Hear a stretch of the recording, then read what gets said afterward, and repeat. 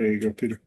Okay, whakataka te hau ki te uru, whakatau ki te tonga, kia makinakina ki uta, kia mataratara ki toi. Ki hiaka te ata kuranga, e teo, e hoka, e hauhu, te hei maurua. Te hau kāinga, Ngāti tōranga tērā, taranaki whānau, tēnā koutou, rātou kua wehi ki te pō, mō mai rā rātou, mō mai rā rātou. Tātou kia Tātou tia tātou rātou tia kia rātou tēnā koutou katoa. Thank you.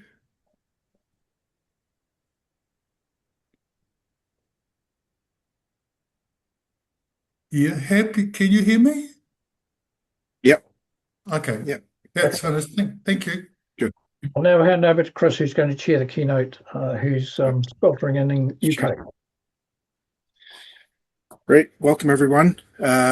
Chris Kelly here from the UK, and I'll be introducing our keynote speaker who's melting in France.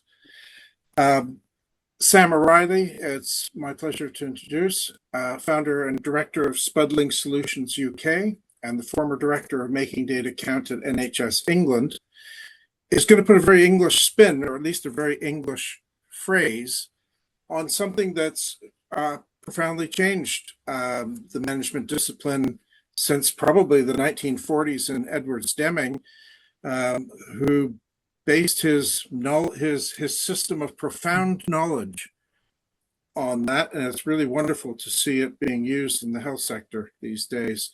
I really look forward to your talk, Sam. Welcome. Thank you very much, Chris. So shall I jump straight in? Shall I share my screen?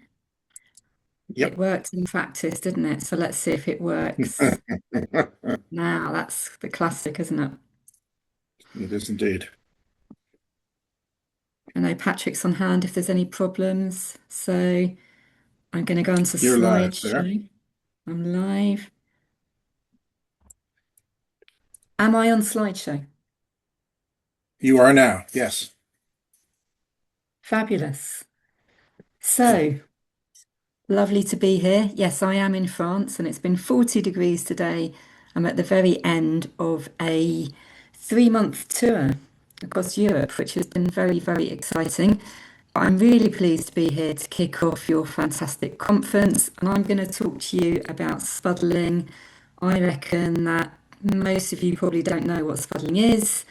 By the end of it, you're going to know what spuddling is, and also you're going to know whether you are a spuddler. I'm just going to open up the chat window just to see if anybody puts anything in the chat. It would be useful if people could put questions in the Q&A rather than stick their hands up, because I've got quite a lot to cover, if that is okay. So, kia ora from me. So I'm Sam, as you've already heard. So I'm director and founder of Spuddling Solutions, and this is me on holiday. This is me probably a couple of months ago when I was in Germany. Would have loved to have been there face to face in New Zealand. Maybe that's something for the future. But for here, for now, we're just here virtually. But that's fine. So before we get into spuddling, I thought it would be a good idea to start to look at some data from the NHS. And for most of my career, I worked in the National Health Service. So let's have a look at some examples that I've got for you of NHS data. And I'd like you to have a think as we go through this about how good these examples are. So here's my first example. This was sent to me as an example of a brilliant piece of analysis. We're looking at patients that were delayed, and we've got different lines accounting for different reasons. So what do you think about this? Is this a good example of analysis? Was sent to me as a good example. I think we could do better, couldn't we? This is spaghetti. We need to untangle the spaghetti. We've got loads of numbers going on. Is this going to help me make a decision? I don't think it is. I think we could do better. Now, my next example. Now, I quite like some of the colours here. I'm not a fan of a pie chart, and this is a bit pie charty, isn't it? If you sprinkle some sugar on this, it feels like a bit of a donut. I'm not sure that this is telling me anything about length of stay, is it? Can I do anything here to improve length of stay? Surely we could do better, surely. Heard a bit of chuckling there going on. Now here's a beauty. These are all real examples, by the way. This is an example from quite a long time ago. Again, this is about patients that are delayed. What do you think about this one? Is it helpful? I think it looks like a piece of modern art, or maybe a scarf pattern. I don't need a scarf in France where I am at the moment. It's ridiculous, isn't it? But an analyst produced this. How crazy is that? Now, there was a good purpose that this was put to. Somebody made these lovely birds that I've still got back in my office in London. That's the best purpose I think that graph could be put to. So I think we should just get rid of the birds. Okay, what have we got next? We've got the classic table of numbers. I wonder if any of you produce analysis that looks like this. Finance people are familiar with this. They find it really easy to interpret, but I think for most people this is really difficult. So you're either going to glaze over if you see stuff like this, or you're going to start to circle numbers. I think this is really difficult to inform any type of decision making. This is data to me, not analysis.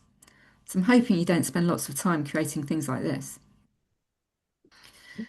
Now, I don't know what the situation is in New Zealand, but in England, we've got lots and lots and lots of targets. So here we've got a range of the different types of targets that we've had over the years. How have we traditionally tried to understand how we're doing against our targets? Well, we have used RAG reports, and I don't know how well used these are in New Zealand, but these are what were used for probably decades to understand whether targets were being achieved. This is my particular favourite, I think. So we've got red, amber and green. Red, we are failing the target. Green, we're achieving the target. Amber, well, that's somewhere in between. Look, we've got a spark line and we've got some arrows. Somebody will have been really proud of this, won't they? And look, it looks like there's a bit of shading on the arrows. Wow, what an amazing job. Well, this is my reaction to those RAG reports. I have a really bad reaction, and some of you might be wondering why. You might be thinking, I produce these things at the moment. They're absolutely fine. What is Sam talking about? We'll come to that quite soon. But is there an alternative to RAG rating? So we've been using those RAG rated charts to try and understand performance. Is there something else that we could use? Well, there absolutely is. And what is that? It is something called statistical process control, or SPC for short. Now, I don't know if any of you are familiar with this approach already. I'm going to go through the basics anyway. But SPC is a much better way to analyse a lot of the data. Hi, Richard. Got a yay from Richard. I've got the chat open so I can see any comments that you are making. So why is SPC so useful to us? It enables us to understand the variation in our data. So I live in London, and if I got the train to work every day and I plotted my journey to work time, I'm going to see a graph that probably looks something a bit like this. So it's not taking me exactly the same time to get to work every day. There is a range, and that's expected, isn't it? We know that we're not going to take exactly the same number of minutes to get to work unless we're walking. So this is expected variation, this is common cause variation, and this just exists in all of our processes, even our processes in the NHS. So that's expected variation. But imagine that I drove to work, which I wouldn't do because I live in London, but if I did, if I drove to work and I encountered a car crash, what does my graph look like? Well, it might look something like this, where the orange dot at the end of the graph is where I've encountered the car crash. So something very unusual has happened. It's a one-off event, hopefully. And this is special cause variation in SPC language. So I know what caused it. It's an unusual event. It took me much longer to get to work. But if we carry on my driving story, I'm driving to work and I see these roadworks. They're not going to be done in a week, are they? They're going to be going on for a very long time. So what is my graph going to look like? So the orange dots at the end of the graph are when I've encountered the roadworks, and that is special cause variation, but it's of a sustained nature. Now, in this situation, I either need to accept it's going to take me longer to get to work, I need to find a new route, or I just need to accept that it's going to take me longer. So I need to find a new route that is quicker, or I need to factor this into my travel to work time. So this special cause variation that is sustained, these are patterns that we see in our data a lot in the NHS, and these are patterns that are really, really important to react to. Now we come to the word spuddling. So what have we seen a lot of in the NHS over the years? We've seen a lot of spuddling with data. You're probably thinking, what does spuddling mean? I've never heard of it before. It's nothing to do with spuds potatoes. What's the definition? This is the definition: to make a lot of fuss about trivial things as if they were important. And that's what happens if people overreact to a data point when it's just natural variation. They're reacting to something that is very, very trivial. Now, we don't like spuddling. We haven't got the time, we haven't got the resource to spend spuddling. I wonder if spuddling happens in New Zealand. Maybe this is not a problem in New Zealand, so apologies if I'm going on about something that isn't a problem. It's a problem in England, or it has been. We don't want to be spuddlers because it means that we're creating a big fuss and drama over nothing. We're wasting time, energy and resource, and we just haven't got that resource to waste. So some years ago, people asked us to create some cards that they could use in meetings. I've got my very own cards here, just in case there was any spuddling on holiday. So how does it work if you're in a meeting and you think somebody is spuddling, overreacting to a data point that's changing randomly? You're going to raise the yellow card as a first warning. Yes, I am missing a football game to do this presentation. England are playing at the moment in the World Cup.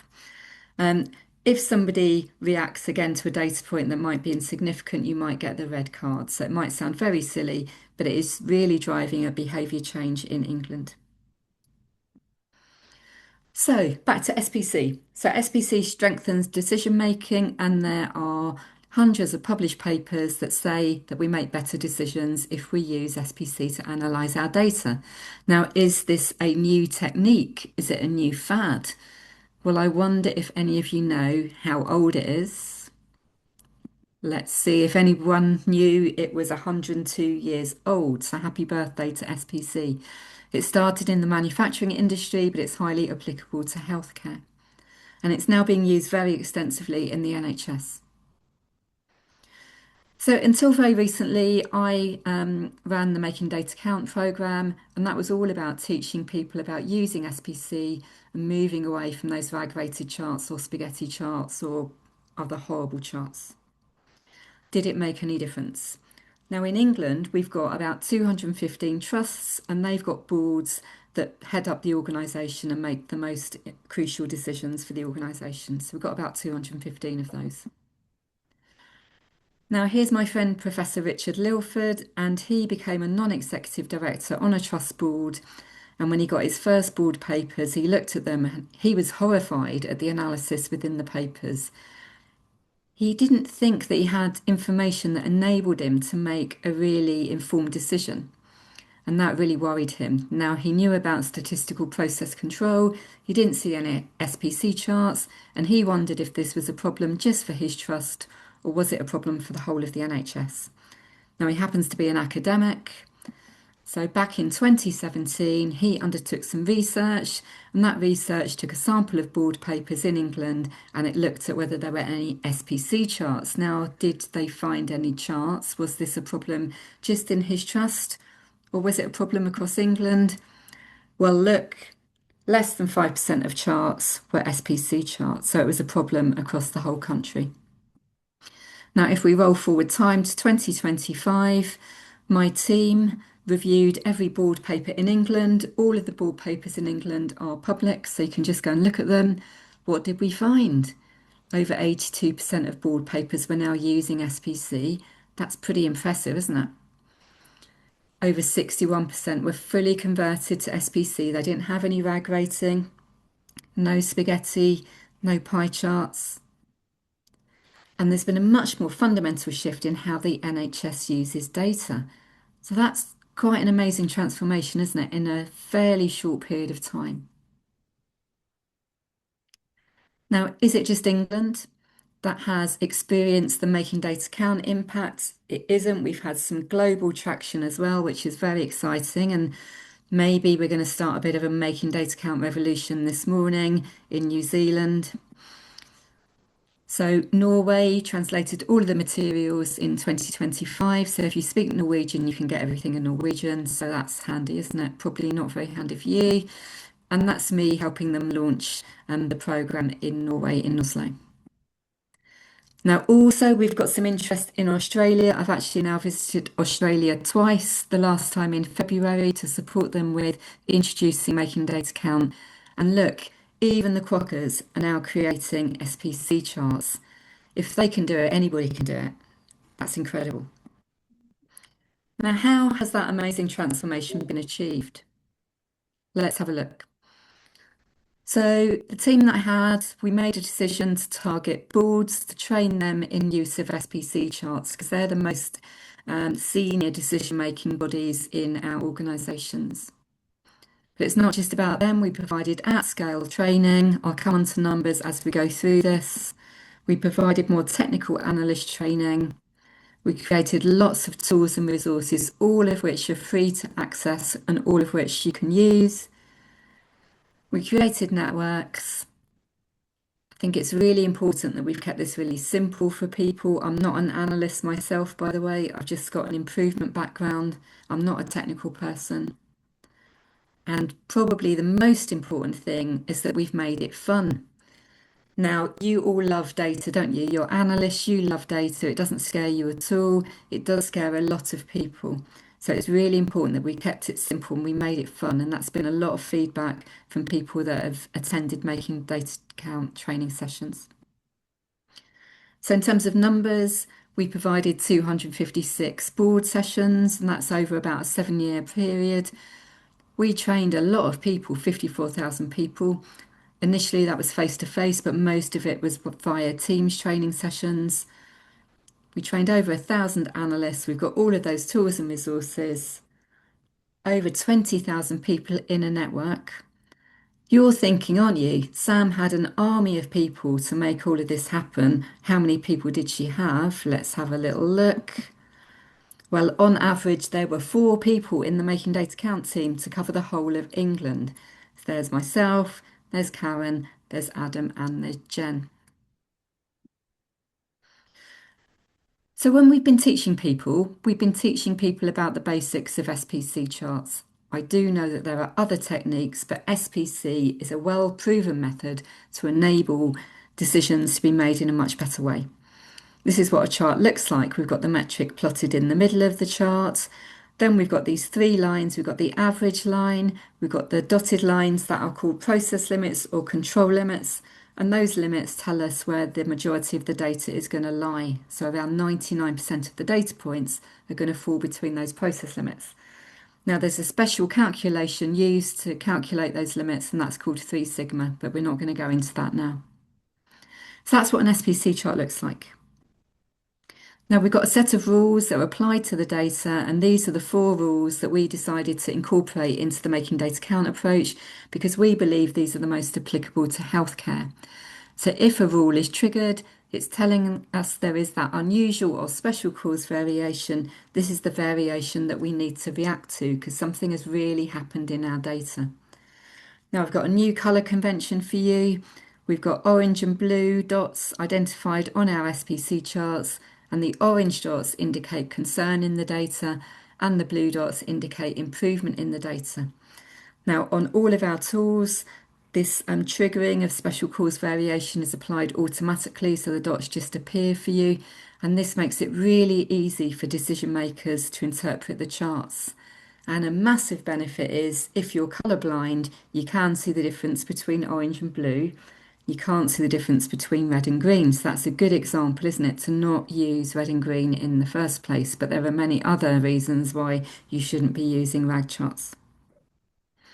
So if we see special cause variation and we don't know what caused it, we need to go and ask some questions. We need to become a detective. But I mentioned, didn't I, that we've got lots and lots of targets. So can SPC help us where we've got a target? Well, the good news, it can. So here we've got a target. We need to achieve 100 or greater. We've only got grey dots on the chart. So we've got expected variation, that common cause variation. So you will immediately know the answer to this question. How likely are we to achieve this target? Well, you know, because you're analysts and I've told you about SPC charts, we haven't got a hope of achieving the target unless we redesign the system. And we're going to use something like the model for improvement to implement an improvement program. Now, if we're implementing improvement work, we need to use SPC to demonstrate whether it had any impact. So here we can see my favourite chart. Yes, I have got a favourite chart. Here we can see an annotated chart that demonstrates a very significant reduction in length of stay for frail elderly patients. So did our changes work in this instance? Absolutely. They took a baseline, by the way, before they made any changes. So here we're going to celebrate. They've done amazing work. Well done. Let's have a party. Now here we've got another example. Here we've got a target to be achieved of maybe 42 or greater. How likely are we to achieve the target? Well, you know the answer, don't you? Because you're analysts and you've been paying attention to what I've been saying. So here we've got the opposite, haven't we? Here we've got a capable system. We're always going to achieve the target. We're going to celebrate. That's the first thing I'm going to do. But also I'm going to think about changing the target because I want to aspire to always be better. Now here's my last example. So here we've got the target line very close to the mean. And what's this going to look like in a RAG rated chart? Well, it's going to look something like, let's see, green, red, green, green, red, green, red, etc., etc. It's going to flip-flop, isn't it, between the red and the green. How likely are we to achieve this target? I've told you everything that you need to know the answer, but I'm going to reveal it because I'm conscious of time. We can achieve it, but we're not going to reliably achieve it. And because the target line is very close to the mean line, it's pretty much a 50-50 raffle. So that's the basics of SPC. I've taught you the colour convention that we have used in the Making Data Count approach. So we've got the blue dots for improvement and we've got the orange dots for concern. Now we don't want to have hundreds of charts because that's going to be difficult for people to kind of interpret and take it all in. So we decided to create these icons to summarise the messages from the data. So the variation icon tells us about what's happening to variation. So the orange icon is concern and the blue icon is improvement. And the H and L stand for high and low. Clearly sometimes high is a good thing and high is sometimes a bad thing. That's why we've got the two icons. Then we've got the grey icon, that common cause variation, that expected variation icon that we shouldn't overreact to, otherwise we are spuddling.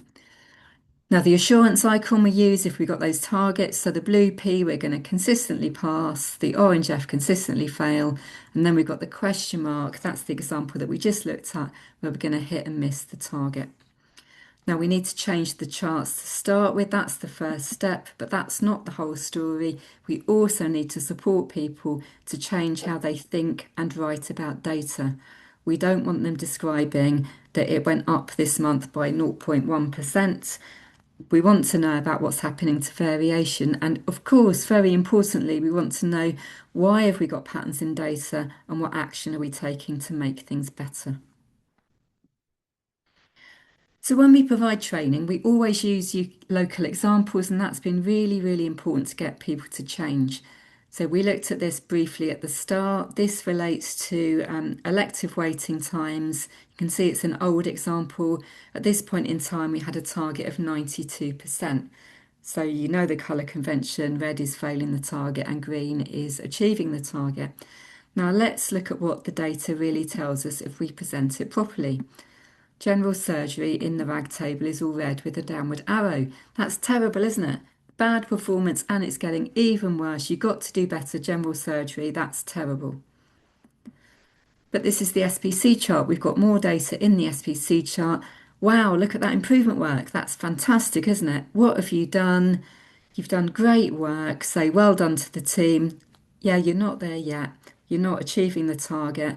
But we're not going to keep going on about that. We're going to congratulate you on your improvement work. And hopefully if we do that, they're going to achieve the target much more quickly. Now, we see rheumatology is the same in the RAG table. It's red with a downward arrow. Are we going to see the same story in the SPC chart? Oh no, we've got a totally different picture here. We've got deterioration that's been going on for quite some time. Here, red has effectively masked the deterioration. We need to act very differently here, don't we? We need to ask some questions. We need to say what's happened, and rheumatology needs some help. So just this one example hopefully demonstrates the problem with these RAG-rated charts that we were reliant on until the Making Data Count programme. I've got one more example for you. This is a cancer target example, a RAG report. I often look at the narrative in reports. It's great that we can access all of these reports online in England. I learnt that there were pressures in the first 2 months and they recovered in March, and some older papers told me they'd had pressures before. Then they recovered, then it was difficult, and then August showed improvement. So let's look at what the data is really telling us. Okay, so here's my SPC chart, and the target line is the red dotted line, and I've coloured the dots dependent on whether the target is achieved. We might spuddle here, mightn't we? Dangerous spuddling area when we're flip-flopping between the red and the green. This is when the comments were made. Now, when people talked about things being difficult, do you know what? People were sent off to go and take action and do something. That's reality. That's what happens when the target gets missed. But if we take away the artificial colours, what do we see? We see the grey dots of expected variation. That's been a waste of time, hasn't it? We've been spuddling, we've got common cause, expected variation, and we've got that situation where it's pretty much going to be a 50-50 raffle. So that's just 2 examples of bad reporting. You're probably wondering, what does good reporting look like, Sam? Then it's good to see what bad looks like, but have you got the answer? Well, what organisations are now using in the NHS to inform decision making looks like this next 3 slides. So here's a brilliant visualisation that's looking at what's happening to assurance alongside variation. This is effectively replacing a RAG-rated chart.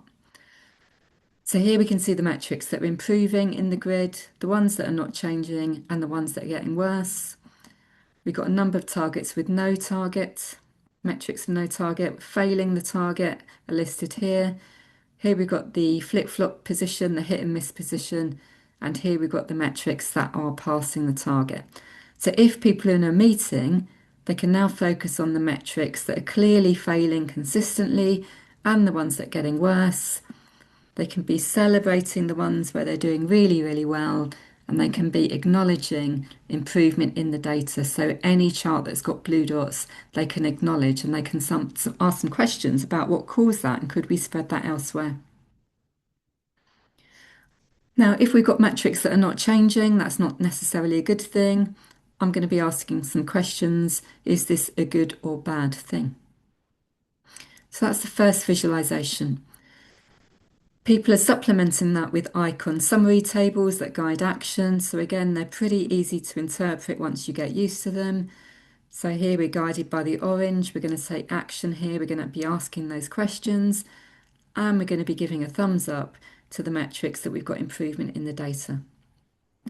Now, it is useful to then put in kind of supplementary pages metrics where we've got full SPC charts with some really structured narratives. So here you can see an example from Workforce where we've got the aggregate position in the graphs, we've got a breakdown in the icon summary underneath, and then we've got some highly structured narratives. So that's what people are now using. Those organisations that have adopted SPC are now using this format of reporting.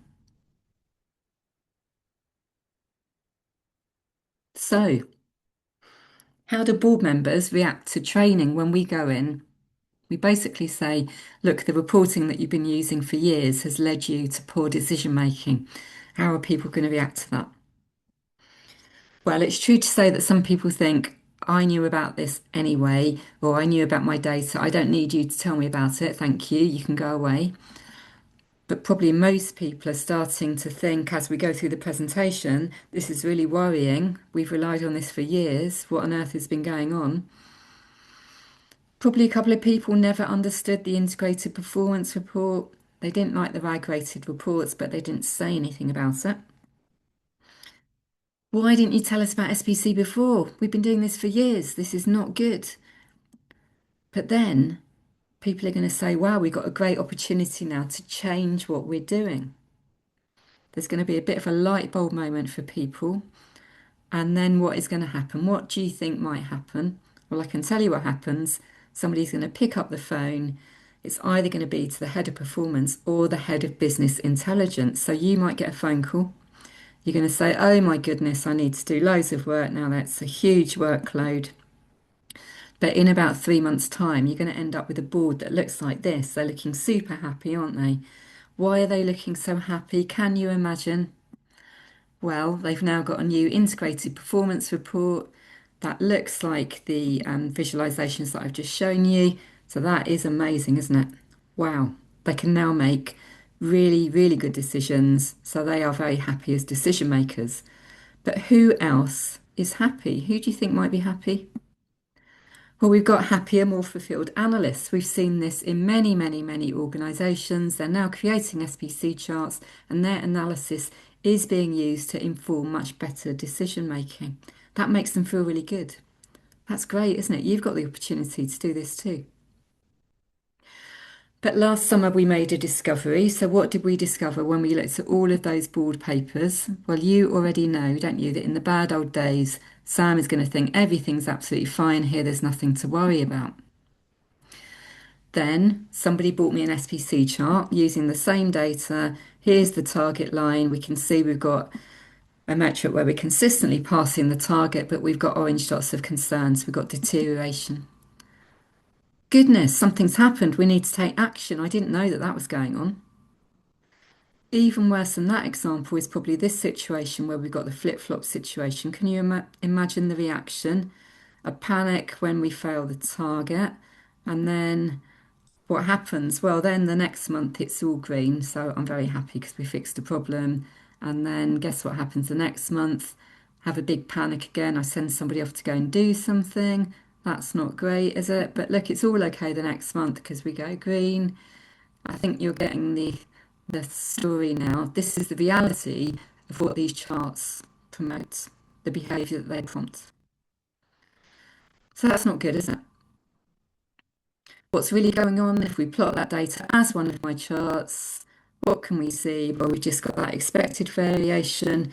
We've got a flip-flop position here. We've got the target line very close to the mean. What have I been doing? I've been spuddling, haven't I? I've been spuddling and creating absolute chaos. That's our spuddling character from the cards. There you go, a bit of advertising. So why on earth would you do this? Why would you create a report that had a RAG-rated chart with our icons and SPC charts alongside it? That's a crazy thing to do, isn't it? Because they're sending totally different messages. The RAG rating is very misleading. Was it a problem at One Trust? Well, sadly not.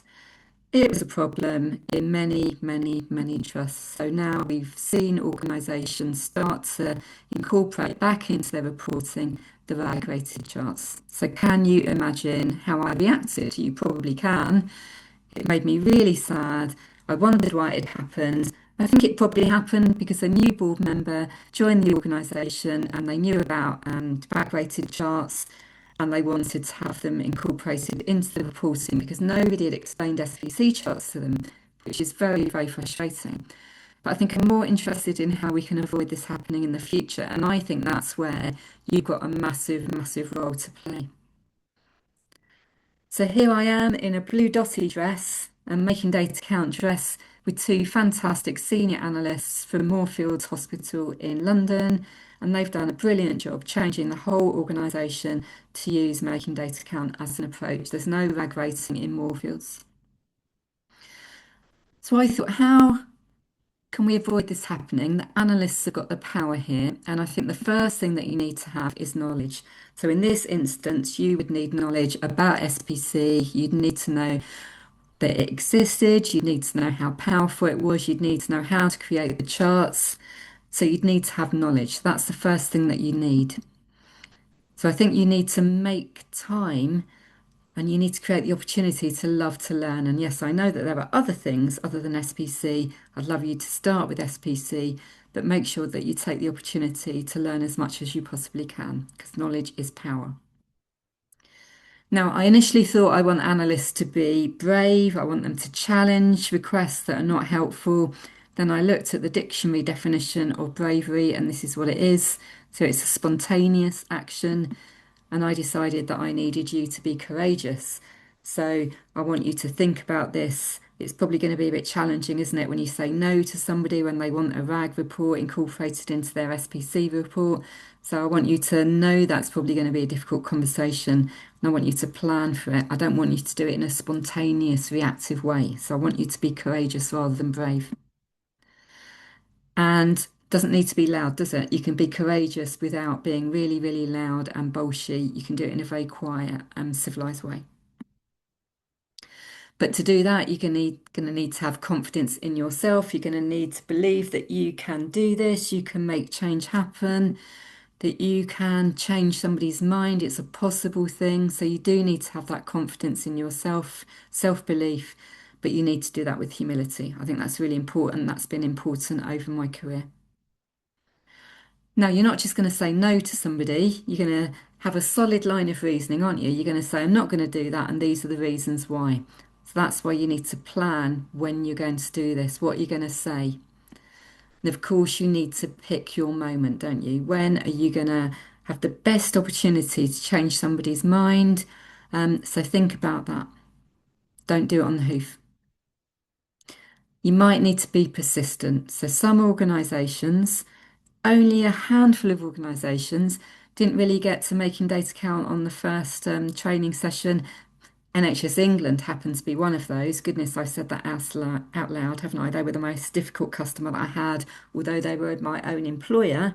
You might need to be persistent, but don't give up. So if you're asked for things that look like this, I hope that we're in agreement that these are not brilliant pieces of analysis. We see lots of these stacked bar charts. Oh, that's a beauty, isn't it? That might be an NHS England example. I think it might be. This is the best one, isn't it? I've saved the best one till last. How do you react when you're asked for things like that? What's your reaction? Have a little think. Now, some of you might react like this. So you're looking very keen to give me exactly what I want. You love helping me out. You're going to give me what I want as soon as possible. Fabulous. Now, some of you might be in this category. You're not looking so happy here, are you? What are they thinking? Well, managers are asking me for stuff that's useless the whole time, getting fed up. I don't know how much longer I can deal with it. And maybe you're taking home the problem. You're telling your partner that you just can't deal with this anymore. It's driving you to despair. But some of you might react like this. Love that outfit. Probably prefer that one, if I'm honest. What are they thinking? Well, they think there's an opportunity to change my mind. Maybe it's going to be your mission to change my mind. Maybe you're going to pick up the phone and have a chat about what I've asked for. So where are you on the scale? And I asked Adam, who was one of my analysts in the Making Data Count team. He waves to you from Coventry. He'll be watching the football now. So what did he say to me about his journey? So he said when he started off as a junior analyst, he was very much at the start of the scale here. He wanted to please anybody that asked for anything. And then he spent quite a long time in this middle ground where it was very frustrating for him. But then he managed to break out of that and become an analyst that was going to create more informed decision makers, and he was going to pick up the phone and have those conversations. So I leave you with a challenge. These are superheroes. I'm sure there are lots of different types of superheroes that aren't on the slide. I would like you to become analytical superheroes. I'd love you to champion making data count, but more importantly, I'd love to champion good analysis. So if you are asked for bad reports, if you're asked for things that are just silly and you know that they're silly, I really want you to do all of those things that I said around knowledge and courage. Challenge those requests, because if you do that, you're going to be in a really powerful position to influence decisions which will result in better patient care. And that's a really powerful and privileged position to be in, isn't it? So that's all from me. I'm just finishing with making data count coloured thank you slide. We've got a colour purple, but I can't talk to you about that because I've run out of time. Last thing I'm going to say is, although the Making Data Count programme is now closed in NHS England, we've still got our collaboration site. All of the tools that we've got are available on the site. So if you do want to become a member, you can scan the code here. We've got a SQL script. We've got a Power BI custom visual that's Microsoft certified, thanks to our friends in Western Australia. So if you're interested in learning about making data count, I'd encourage you to join the site. So keep in touch. It's been a real privilege to kick off your conference. I hope this has been interesting, informative. Maybe you've giggled a tiny little bit, but I'm going to shut up now, and I'm just going to leave you with, please don't be a spuddler, because spuddling's a bad thing. I'm going to stop sharing and hand back. That was marvelous. Thank you very much, Sam. Barry, do we have time for a couple questions, or Tim? There is some in the chat for Sam. Okay. If you can see them, Sam. Okay. Yeah, we got one from. I can see them. Okay. So, can you please share any advice regarding whether, and if so, how best to include training on SPC in clinical and non-clinical undergraduate degrees? Well, the content's applicable for everyone. I did try to incorporate this into some of the training for doctors, for instance, in the UK. It's really, really difficult in England to get that incorporated into official training programs because they have so much to learn already. So that's probably one of the areas where I wasn't so successful, but clearly that's got to be the way forward, yeah, to get this into the curriculum when people are learning. So I didn't do so well, Vanessa. Maybe you could do better, but you need to get people as soon as you possibly can, because the number of clinicians that I've presented to that have been operating for, many, many years, and they've said, why didn't anybody teach us about this before? So haven't got a magical answer for that one, I'm afraid. Okay, technical question from James. So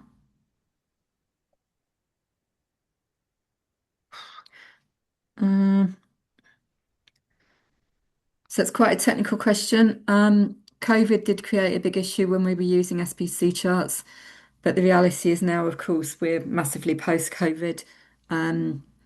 We wouldn't recommend looking at more than probably 36, 40 data points in an SPC chart because the history becomes so old.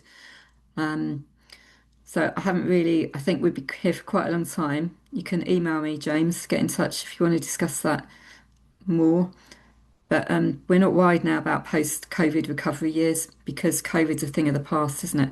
Our performance is much worse than it was pre-COVID, but that's the reality, sadly. Thanks, Sam.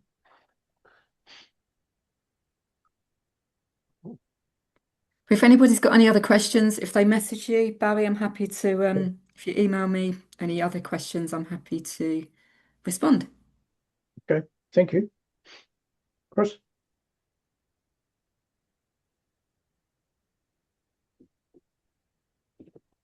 Okay, well, thanks, Sam. Great talk. And I think we're spuddling converts now. Hopefully. We know what it is anyway. Cards. I'll send you some cards. Well, you can tell me. Well, just a quick question before I go. Does spuddling happen in New Zealand or is it just a thing in England? Only in the bureaucracy. Ah, okay. Well, on that note, I'll say goodbye. Happy Have a journey. great conference. Okay, thanks, Sam. Thank you. Bye. Thanks, Chris. I think Vanessa, you're chairing the next session. Thanks, Chris.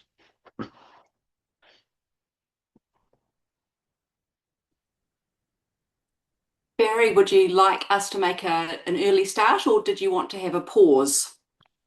No, I think James has been waiting for a while. It's getting almost midnight. Should we crack on? Yes, I think so.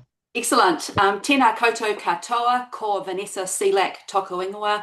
I'm absolutely delighted to be here on our PHONZ conference, and I'm going to be the chairperson for this next session. I'm very delighted to introduce James Pratt, who is the Chief Data and Information Officer of the VUIT Data Labs at Keele University in England. Over to you, James. Found my own mute button. That's a good start. Yeah, so I've spent probably the last umpteen years working in population health, so supporting commissioners, researchers, clinicians indeed, and more to understand aspects of population health that impact their daily work, really. And I just wanted to talk a little bit about the journey that we've been on as an organisation at VUIT over that period of time, and actually where that's got us to. So because I'm a bit of a, I haven't done one of these before, and I'm not a natural presenter, shall we say. My presentation was pre-recorded, so I think Patrick has my video and stuff set and ready to go. But basically what we want to do is talk about the challenges that exist in undertaking population health analysis, the journey that we were on from right at the start to where we are now, where we're beginning to identify new problems in population health analysis and how we're solving them. I'm really happy to take questions at the end. It's been a bit of a life's work, this one, so something I'm very, very passionate about. I'd love to share that with you. If Patrick can tee up my video, that'd be great.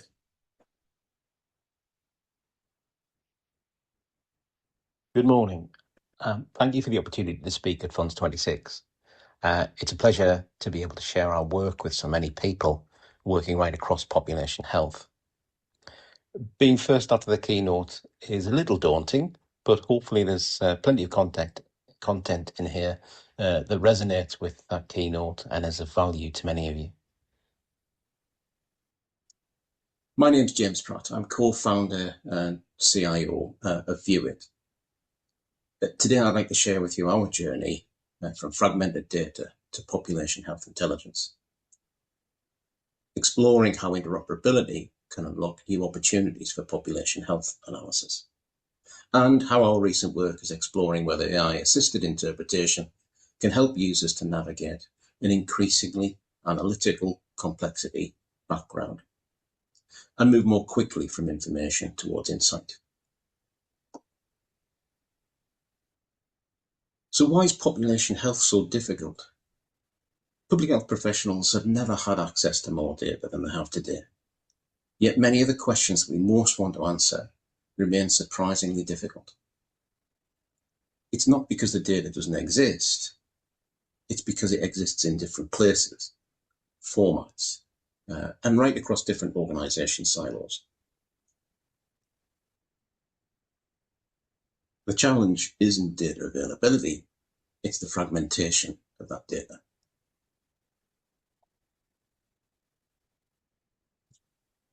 We all know population health isn't determined by healthcare services alone.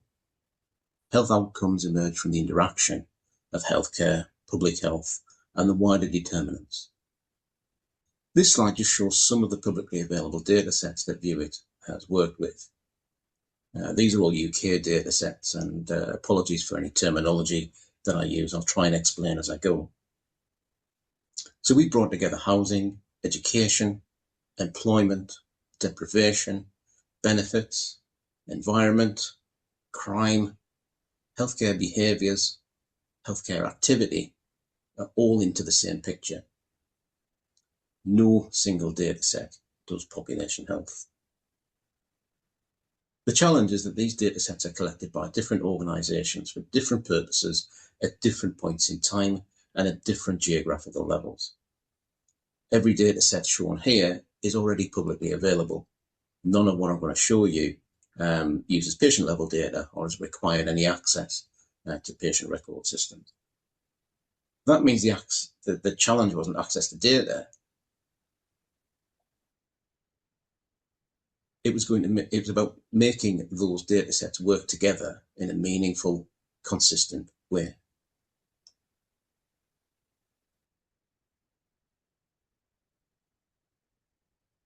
So our focus shifted from data access and collection to making fragmented data interoperable.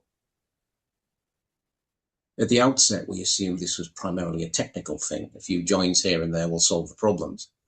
But bringing data sets together into a single environment was a lot harder than that. What we learned was that interoperability is really about creating analytical consistency. To make meaningful comparisons across data sets, we needed common geographies, common time periods, common definitions, and common metadata.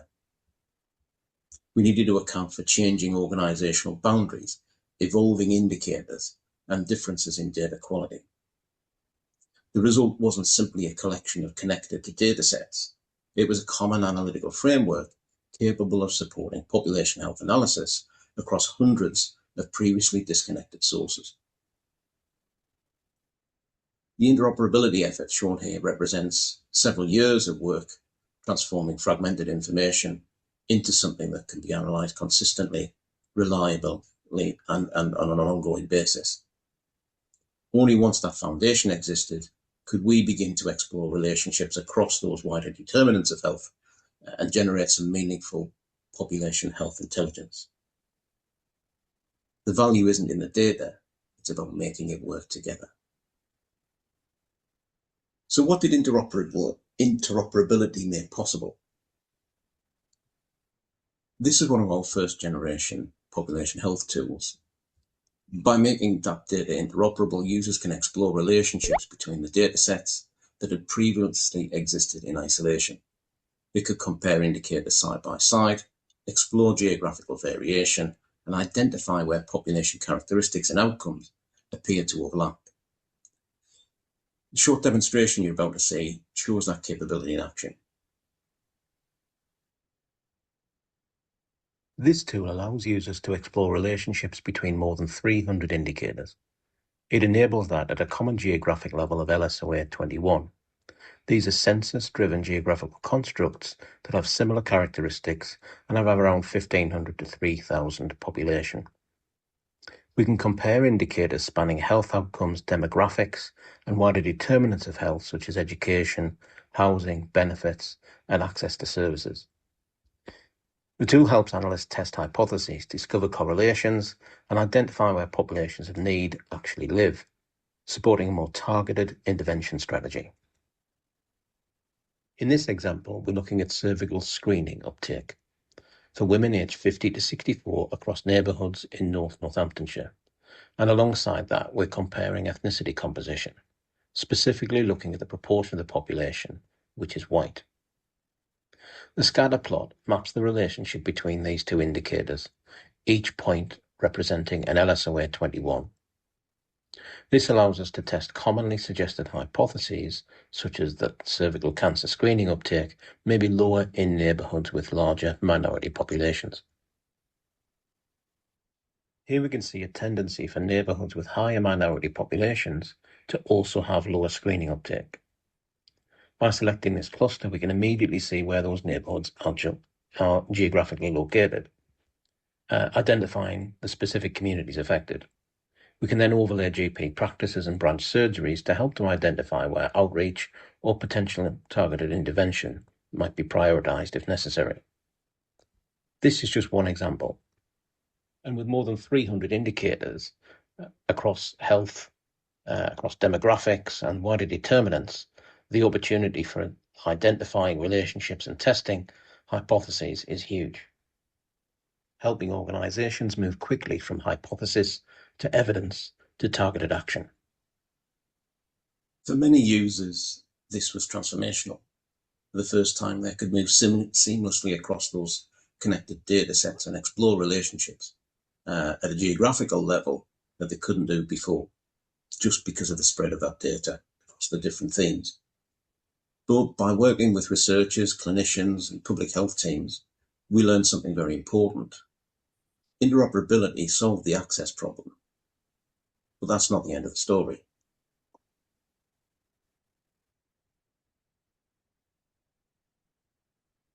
So while we had really positive feedback, we kept hearing that there was a lot to look at. Every new filter, map, chart, comparison, etc., increased what we call cognitive load on the user to interpret it. The challenge wasn't about finding information now, it was about converting it into understanding.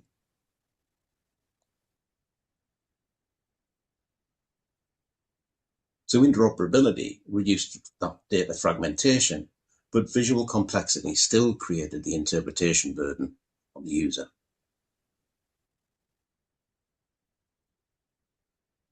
This is an example of the next stage in the journey.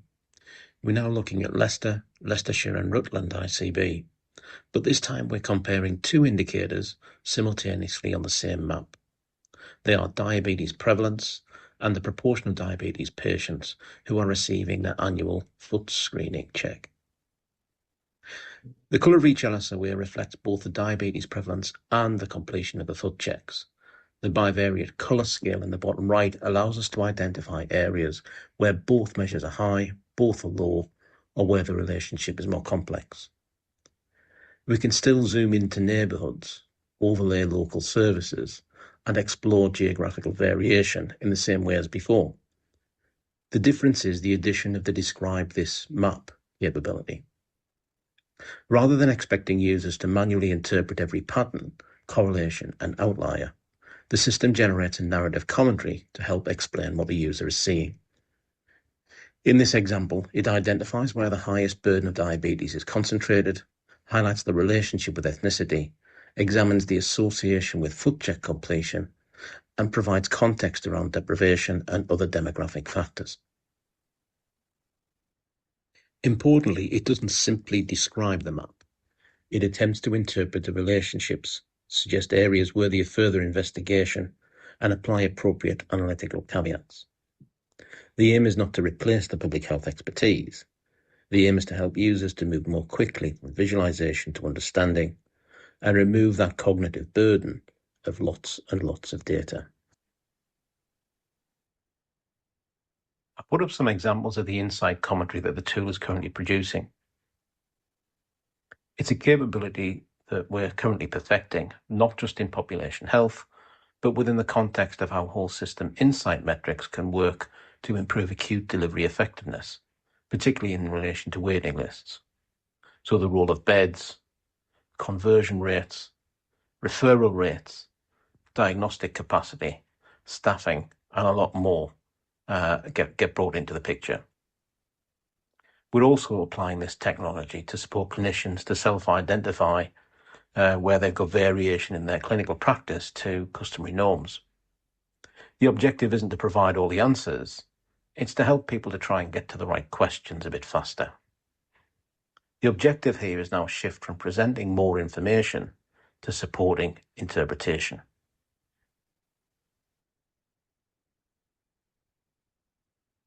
So our experience has been the greatest challenge isn't data availability, but the fragmentation of that data. Generating interoperability provides a good foundation that allows those data to be brought together and analysed consistently. And that foundation creates a powerful new opportunity for population health intelligence. But as analytical environments become richer, more sophisticated, more data, helping users to interpret what they're seeing becomes increasingly important. So we're now exploring whether that narrative interpretation can help reduce that burden and support users in moving more quickly from information towards understanding. Interoperability connects the data, and interpretation helps to unlock its value. Thank you. I'd love to take any questions if there are any. Thank you, James. That was excellent. Really, really interesting and exciting to hear about your work. Now, I'll just pause for a moment to see if our audience has some questions. I certainly have plenty of questions and happy to ask my own, but let's see if we have any coming through. Just a moment. Well, maybe while we're just waiting, I'll ask my first question. Actually, Barry, you look like you were going to ask something. Yes, James, thanks for a great presentation. One of the things, and we were chatting about it before we went live, is the tendency, and it builds on what Sam said, is that we have a graph and we throw things on a dashboard and sit back and say, tick the box and say, that's it, we've done our job. I think the fascinating thing, both for you and what Sam said, there's actually a human stage beyond it. I mean, you've got your, if you like, AI generating the text, but somebody's got to interpret the thing and make the decision. And I think that last slide that you had is the intelligence. That's what we're lacking. And that's actually what we need to move to.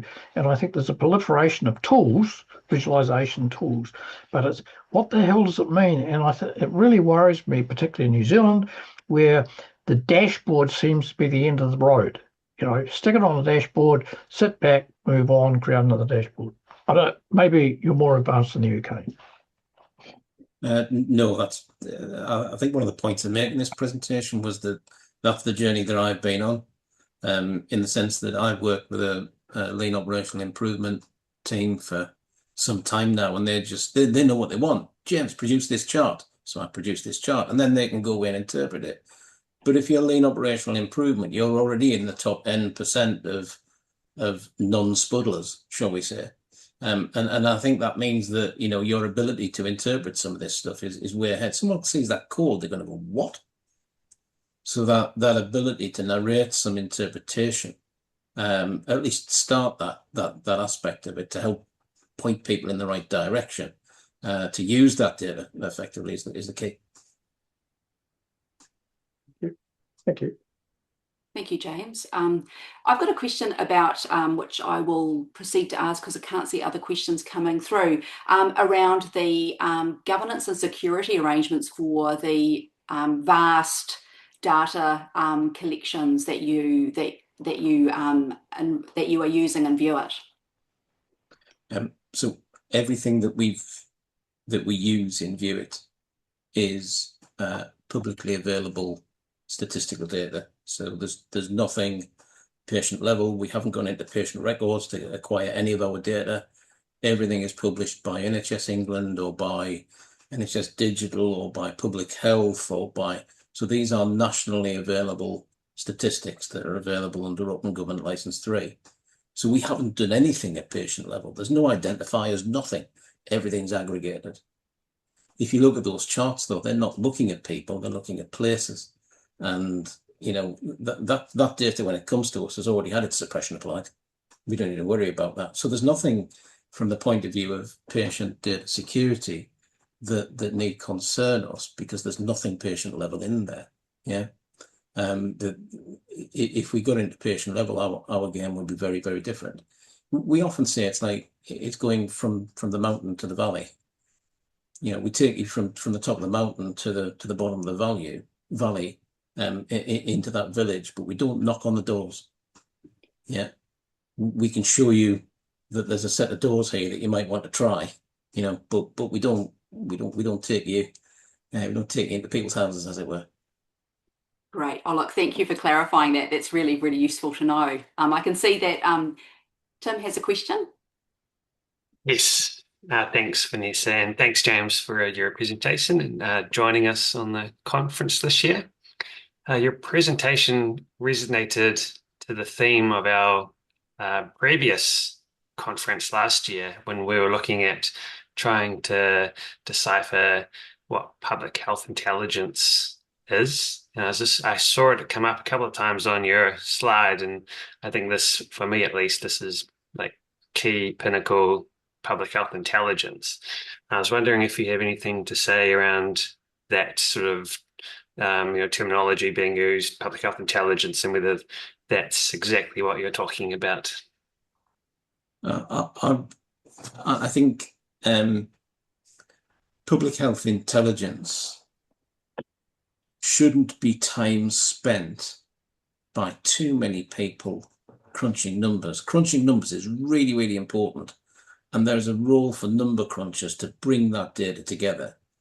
But there's a difference in the skill set between the number cruncher and the public health expert. And the public health expert ought to be able to, as a result of all that hard work crunching the numbers, ought to be able to quickly draw insights.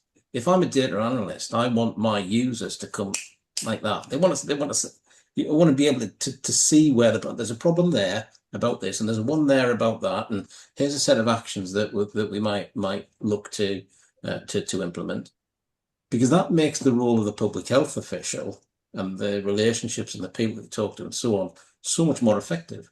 They've got data backed. They've got data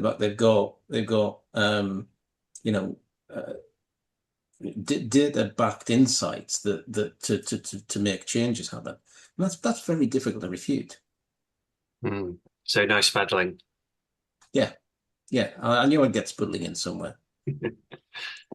Thank you. So yeah, I mean, as I said, I've had a quick look at what's available from the sort of the public domain data from New Zealand, and you've got pretty much the same set of data with the same geographical inconsistencies and terminology and longitudinal definition changes that I've smacked about and fixed over time. You've got very, very similar stuff going on there, so this type of approach and this sort of learning could be really, really valuable in terms of you and I'm sort of you're not worthy sort of thing. You talked about it being the pinnacle of.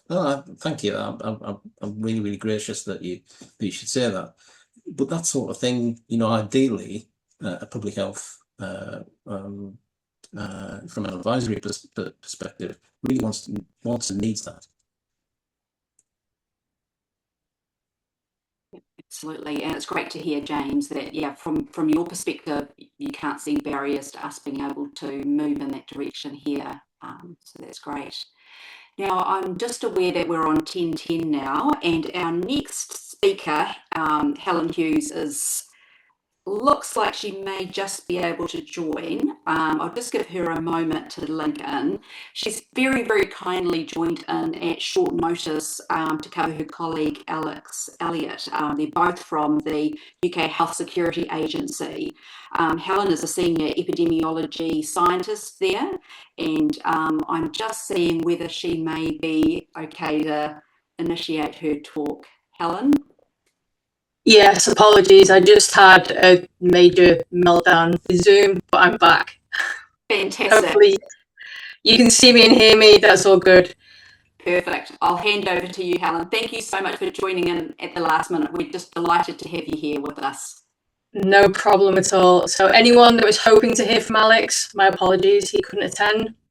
I'm here to give you a whistle-stop tour of the history of syndromic surveillance in England, including some of our key system changes that have happened over time and the drivers for what we do, why we do it, and why things have changed.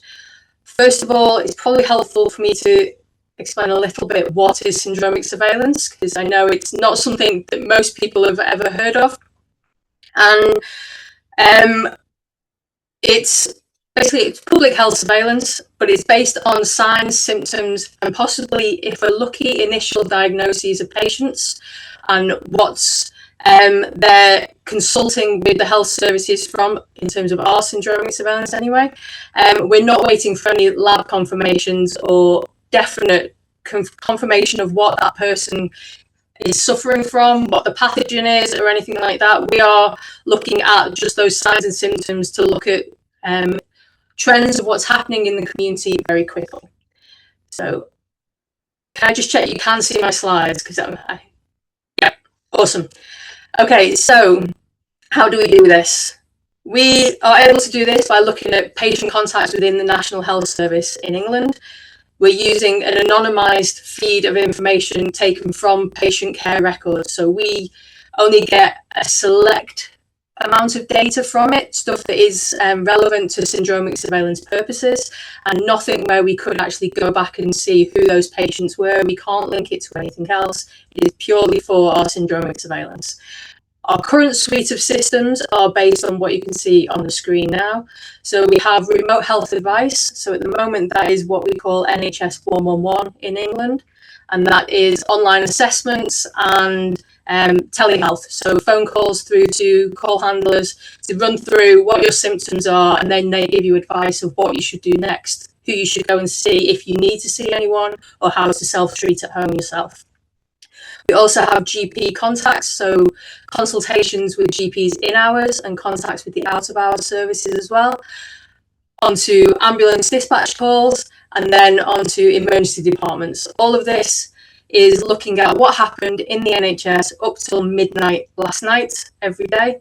So we're about to have our cut-off in 45 minutes or so for the next day. So the data for tomorrow, they'll be looking at what's happened up to right now. And so this is as close to real time as we can get. And this is national, so we're looking across England. I know I'm from UK HSA, it's English surveillance I'm talking about. We use this information to group these signs and symptoms into syndromic indicators, so things like acute respiratory infections or gastroenteritis, difficulty breathing. But one of the good things about our surveillance is we can be all hazards. Because we are looking at everything that's contacted health services, we can monitor, report on things that are of infectious nature or environmental, behavioural things, chemicals. So environmental, today I have spent a good part of my day looking at heat waves because it's been exceptionally hot in England today. Yesterday, I was looking at something completely different. Tomorrow, it could be something different again.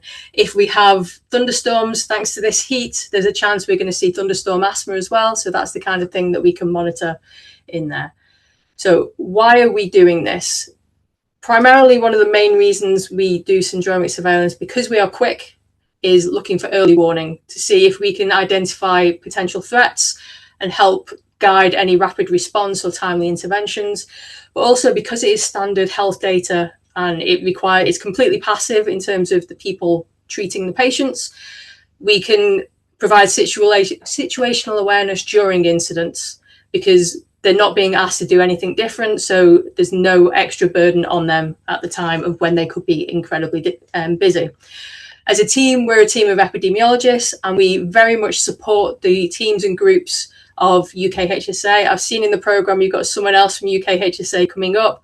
The work we do spans a lot of the agency's activities because it's all hazards. We are very much in support of other parts of the agency. We're not going it alone for what we're doing.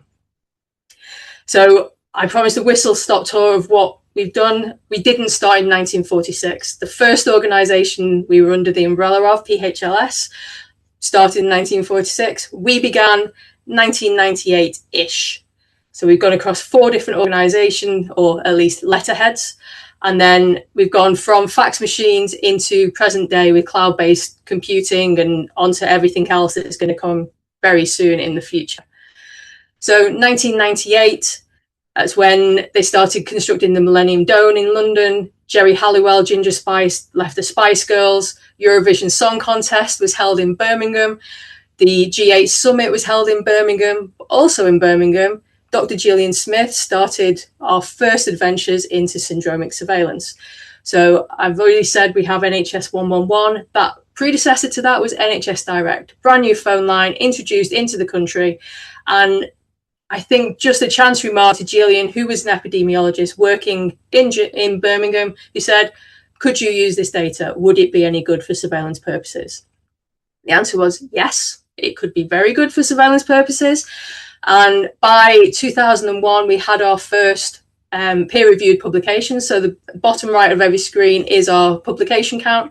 So number 1, we're possibly one of the first in the world to publish on syndromic surveillance. And this was the use of cold and flu type calls, giving early warning of flu activity. So we were beating lab surveillance for the arrival of flu into England. We were also having a regular surveillance bulletin, which has carried on since then. The systems have gone from strength to strength. So this one from NHS Direct expanded into more than just cold and flu. So we added in diarrhea, vomiting, eye problems. Also introduced the concept of self-sampling. So we were linking these calls and getting test kits out to them to do their own samples. These are a couple of guys from the team at the time doing the photos for how to do it. I know we all know how to do these swabs now, but it was linking the trends in microbiology and the syndromic surveillance together for the first time. From there, we moved into the Health Protection Agency, and in 2003, there was a ricin incident in London, which required hourly feeds of the NHS call data. So our standard is to look at daily data, but during that incident, I believe we were receiving hourly data to be able to monitor for if anything had happened in London and if there was a bigger problem than they already thought was already happening. We also added in a new system, so looking at GP in-hours consultations. So that was with something called Q Research at the University of Nottingham. And moving on to 2005, that was a year of highs and lows. So London won the bid for the 2012 Olympic Games. So that had huge future implications for our team. But the following day, there was July 7 terror attacks in London, which highlighted the terror threat that was placed more importance on developing our syndromic systems. So we had the Olympics coming that was planned for, and then the terror attacks, and we previously had ricin that we'd been monitoring for the potential impact of. And to add on top of that, we also had the Buncefield oil depot explosion and fire. So it was the largest explosion and fire since the Second World War. And the team were using the data received from NHS Direct, I think just that one at the time. It may have also been the GP data to see if there was any health impact of it. It was a huge plume of smoke, covered a huge area of England. So looking at things like the eye problems that I've already said, and then looking towards difficulty breathing type issues. So we can flex the systems to whatever the public health need is at the time. On to 2009, this was the first major, huge national incident, and we were used from the beginning. So the H1N1 pandemic, and we were used to look at the spread of the virus, both locally within Birmingham in particular at that time, but also nationally. Self-sampling made a return, but also we became very, very high profile. So the top right photo is Gordon Brown, who's the Prime Minister at the time. And that is one of our presentations, our maps behind him. And the bottom right, I don't know if you follow UK or England politics, that is Andy Burnham when he was Secretary of State for Health, talking to Alex. So that's a young Alex Elliott right there in the corner. So we became very high profile and people started to know who we were politically. 2010, the build up to the Olympics really began, and we got a lot more funding for what we were doing as a team. We introduced two new systems. So we've got GP out of hours and the ED system, looking at the more urgent care and unscheduled care, which we couldn't cover for the remote health advice, which is usually the less severely ill. And the GP in hours, obviously, is during in hours consultations. We added two new posts. So one is Roger in the photo and the other one is me. So I've been in the team since 2010 and came in to work on the Olympics. We also responded to a volcanic ash cloud incident from a volcano that I can't even pretend to pronounce. So 2012, the Olympics. Huge amounts of work for the team. All of our development, all of our new systems and plans were put into action. We worked 7 days a week for nearly 6 months as a team. So we covered a lot of the reporting and we were supporting the other work for the Olympics. And the primary thing we did there, we weren't giving quick information or situational awareness on things that were happening. We were giving reassurance that everything looked as normal as we could say. We were not seeing an impact on the health. So that's our use during that time. 2013, we changed organisation again and we became Public Health England. NHS Direct changed to NHS 111. On the face of it, for those looking at our surveillance, nothing changed. It all looks very similar. Our reporting looked the same, but it required a huge amount of work in the background for us because the ways of working within the health service had changed and what they were sending us wasn't quite the same. We also added in another GP data supplier, so TPP, and that added more resilience and greater coverage across England for that system. By 2018, we updated our ED system. So the National Health Service introduced something called the Emergency Care Data Set, which meant we could go from about 30 EDs per day giving us data to 120 to 150 EDs per day, because it was coming through centrally and they'd standardized the recording of data within the NHS. We also added in the ambulance dispatch calls, giving us more ability to look at unscheduled and severe presentations. On to 2020, it's not a quiet year for anyone in public health, and the COVID pandemic completely changed the working pattern of our team. So previously we had said we can't work from home, what we're doing, the data stuff we're doing, and it's too intense and none of it works, to we have to work from home, and we made it work from home. We added in obviously Christmas parties like everybody else, but we as a team, because we're not looking at laboratory confirmed cases of anything, we were able to monitor for COVID activity or potential COVID-like activity very early on. So using indicators of acute respiratory infections that we already had, we could already monitor it and report on it very quickly. And as the health service introduced codes and ways of recording COVID in the healthcare records that were coming to us, we could get a lot more detailed in looking for COVID as opposed to just acute respiratory infections. And as if that wasn't enough, we also added in the NHS 111 online system, which is something we've been in the process of developing over a year, 2 years to that point. Very quickly, pandemic was a reason for us to get that sorted and up and running very, very rapidly in 2020.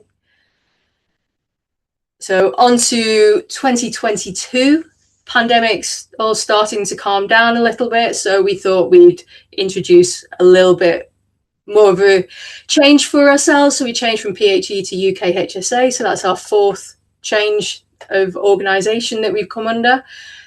We've also changed our GP in-house system. So our original data supplier was switched for another one. We had more resilience and again, more coverage was available to us. And we had two big events in England. So we had the Commonwealth Games in Birmingham in the summer, and then which was the first big multinational global event post-COVID. Still had some COVID testing in there, but there were no real restrictions on any of the activities for the games. And we also had a G7 meeting down in Cornwall. That brings us up to pretty much the present day. So we currently still have the 5 systems reporting. So our remote health advice, GP in hours and out of hours, emergency departments, ambulance dispatch. We have a lot of peer review publications. I'll be honest, that's up to the end of 2025. We're still working on the 2026 ones. And we have a lot of international collaborations already and lots of visits. Usually people visiting us, we're always happy to visit others as well, more than happy to travel. So we've had collaborations with Ukraine and most recently with Brazil, looking at them potentially starting to develop their own syndromic systems, but also a little closer to home with Nivel in the Netherlands, RKI in Germany, and Santé Publique France, as well as CDC Atlanta, looking at they are countries that already have some syndromic surveillance. So we have a network between ourselves to work together informally. So it's very, very quick. And overall, we have evidence value in supporting public health emergencies, incidents, health protection surveillance. A lot of the time, it's reassurance is what we're giving, that what we're seeing is the norm or is no different to what we've seen before. It's near real time and all hazards. Within the team, we are a very long running and well established team. We have over 150 years of syndromic surveillance experience within the team. And the future looks challenging, but definitely bright. There's definitely a place for us right now. We are busier than ever and demands for our time, but we are always happy to work with others. So this is a snapshot of the people in the team. It's not huge at all. And thanks to all of our collaborators and those that provide data to us. So thank you very much. Thank you so much, Helen. That was excellent. I mean, such an amazing story as well, to see how the how the service has delivered over this time, and how you've been able to take advantage of changing technology, changing data sets, and responding to this ever-changing landscape of public health threats. Now, I'm just going to pause a moment to see if we have some preliminary questions. And if not, or whilst people are thinking about things, I wanted to ask a bit about given that the data that you're obtaining, the range of sources, does require some proactive access by members of the public and a range of people.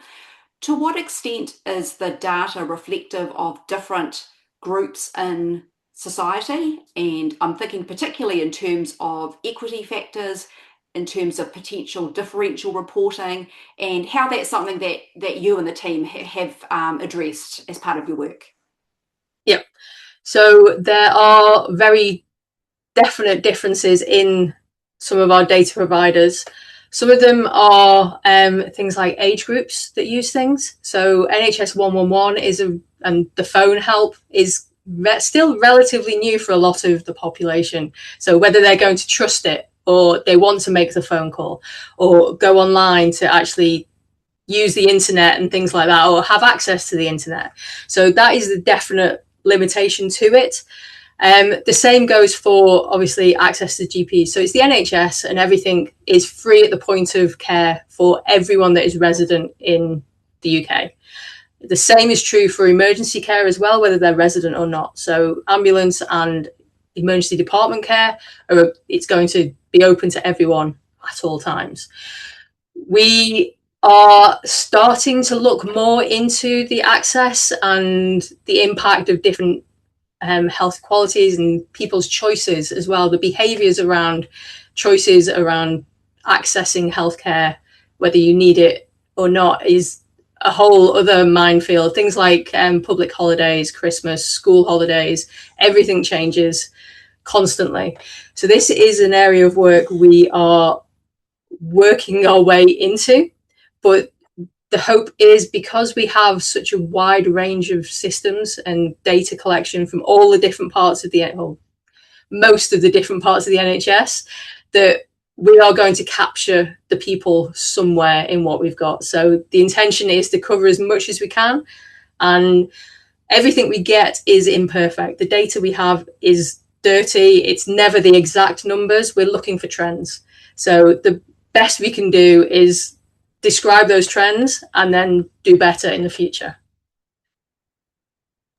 Thank you. That's really great to hear that, and I do take your point about the strengths in terms of triangulating from multiple sources of information, and as you say, the focus is on the trends as opposed to the perfect, which is quite understandable given the timeframes that you're dealing with in terms of the responsiveness. Yep. I'm just waiting a moment here to see if we have some other questions.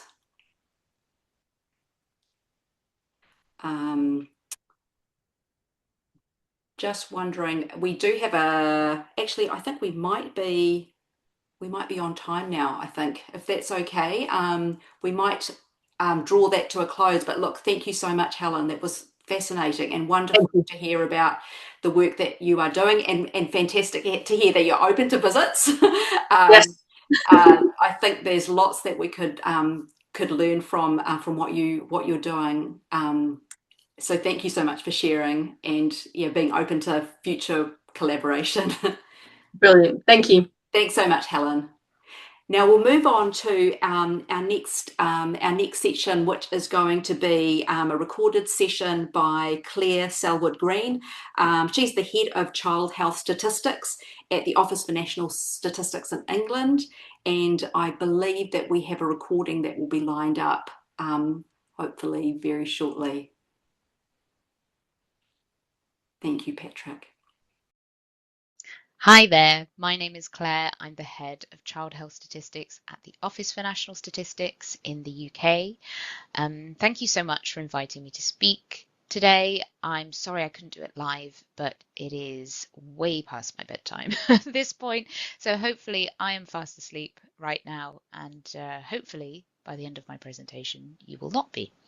So I'm here to talk about child health in England and Wales. I'm going to go through some of the general trends that we're seeing, but more specifically, I'm going to talk about how we as a non-ministerial department interact with local government, national government, and internationally with various groups. So a bit of background. As you all know, the UK is a country of countries. We have 4: England, Wales, Scotland, Northern Ireland. Child health is a broad umbrella, but in the context of the ONS, we are working off of registrations. So birth registrations, death registrations, marriage registrations, but that's not my team. So ONS covers England and Wales, hence why my presentation is predominantly, if not all, England and Wales, whereas the same process is governed by National Records of Scotland and Northern Ireland Statistics and Research Agency for Scotland and Northern Ireland, respectively. So yeah, that's why most of my statistics will be about England and Wales. So that's just to explain why I'm not talking about UK level. UK, we do produce UK statistics.